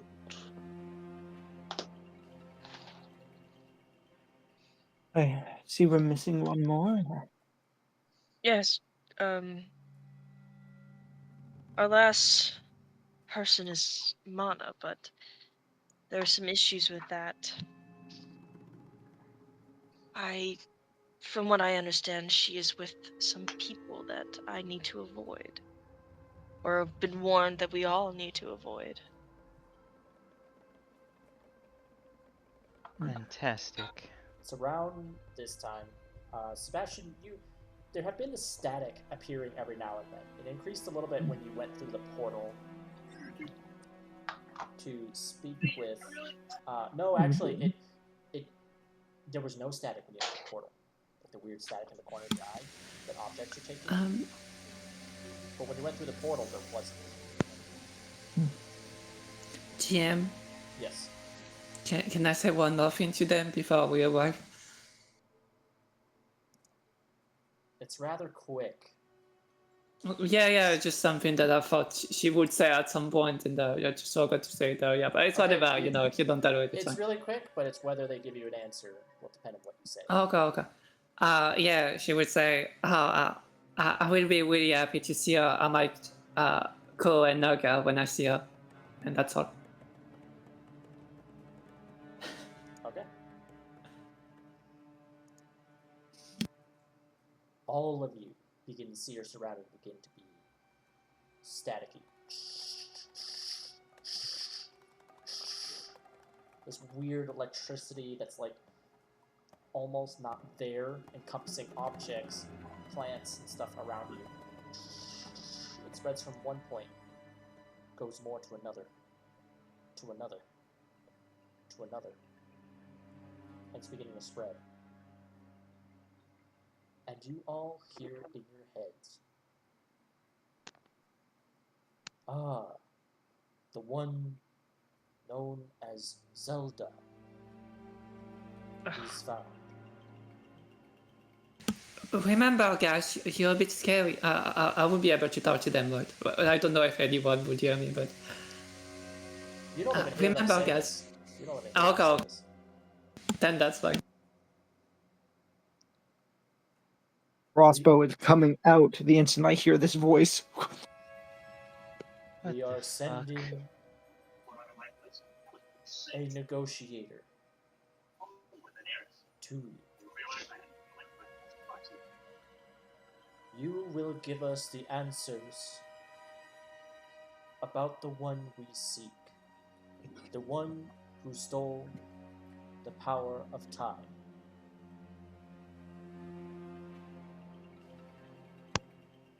That is not right. You cannot steal things. That goes against. That goes against the rules. Your reality begins to shift more and more. The static electricity is now eating at things, making things disappear, lands beginning to rise. A tree starts floating up for no reason.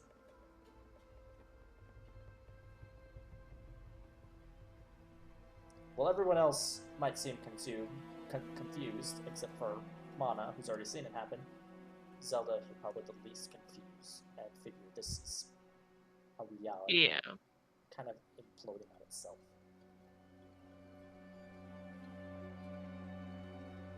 Or maybe it's not, and maybe it's just whatever is contacting you simply pushes its own reality out real quick. Mm-hmm. You begin to see things getting erased or morphed and changed. You're beginning to see a lot more rock masses. What used to look like a tree now looks like a rock pillar. and you look like it's slowly turning to a situation that you look like you're in outer space, with floating rocks and islands throughout. Now, it does not mean instant combat, but I am going to bring up a combat map. Let's go. I want to swap, yeah, bring a combat to you. This is where our characters die. This is the team wipe. Yay. I don't plan on dying here. Yay. And as this happens, Teamwork. we're actually going to end the session there. Yeah, that's what I figured. No. Teamwork next Okay, session. fine. Yay. Yay. So, It's a very cool map, though. Looking forward to it. so can't wait. Next session will either be combat at the beginning, or you guys bypass this with whatever you say. Well, ready for some combat. Because you're not very Nah. persuasive? Yo, yeah. I mean, I don't even know how we managed to get to this point. I mean, thanks to mana, really. uh, The Mana? defense to wait, Zelda. what? Guess what? I will say, because these things were dealing with Mana, who was the first one to kind of fail, it means the rest of you didn't have as many reality shifting. Mm. If you did more stuff that was against what was supposed to happen, anomaly-wise, they would get closer. But they were occupied with Mana, giving them tea. Interesting. Yeah, you're welcome. My character doesn't know that, so. Yeah. I mean, it's all Zelda, so I'm just saying.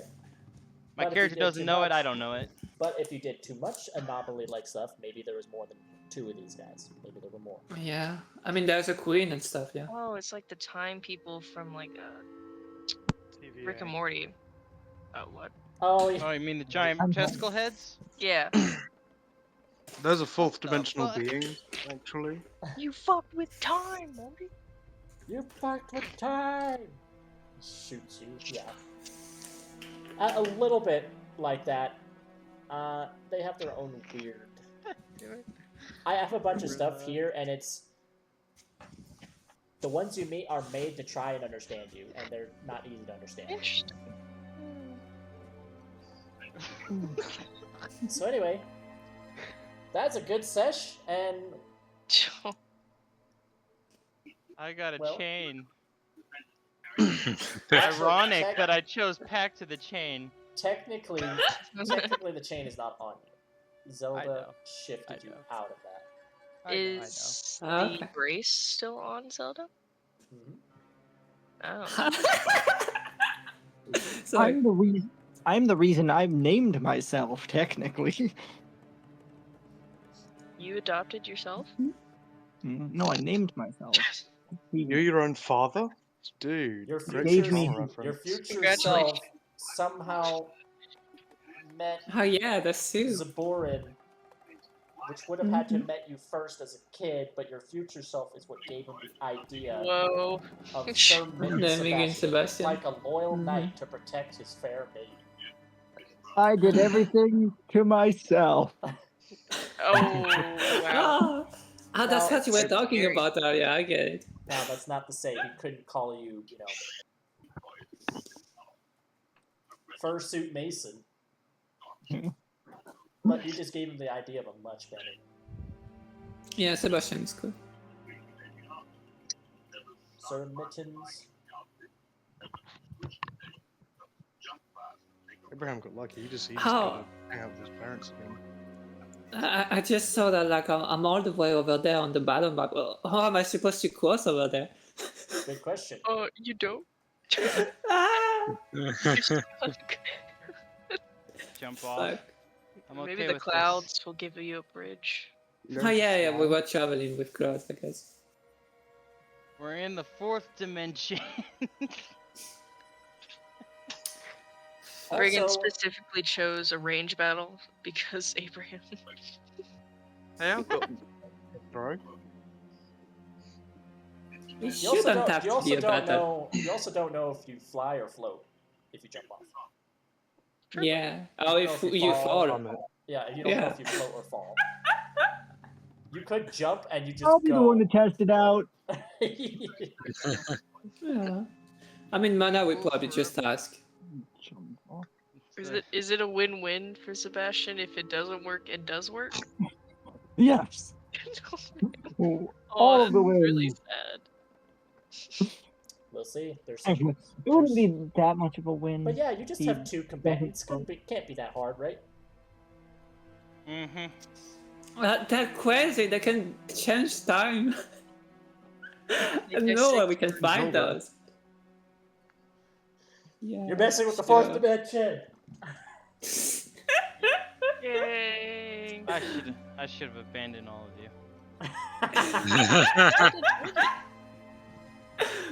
Anyway, Dungeon Delvers, we appreciate y'all. We'll see you with either comment or whatever this is next session. Mm-hmm. Yep. Bye bye. Bye bye. Yeah. Bye. It was fun.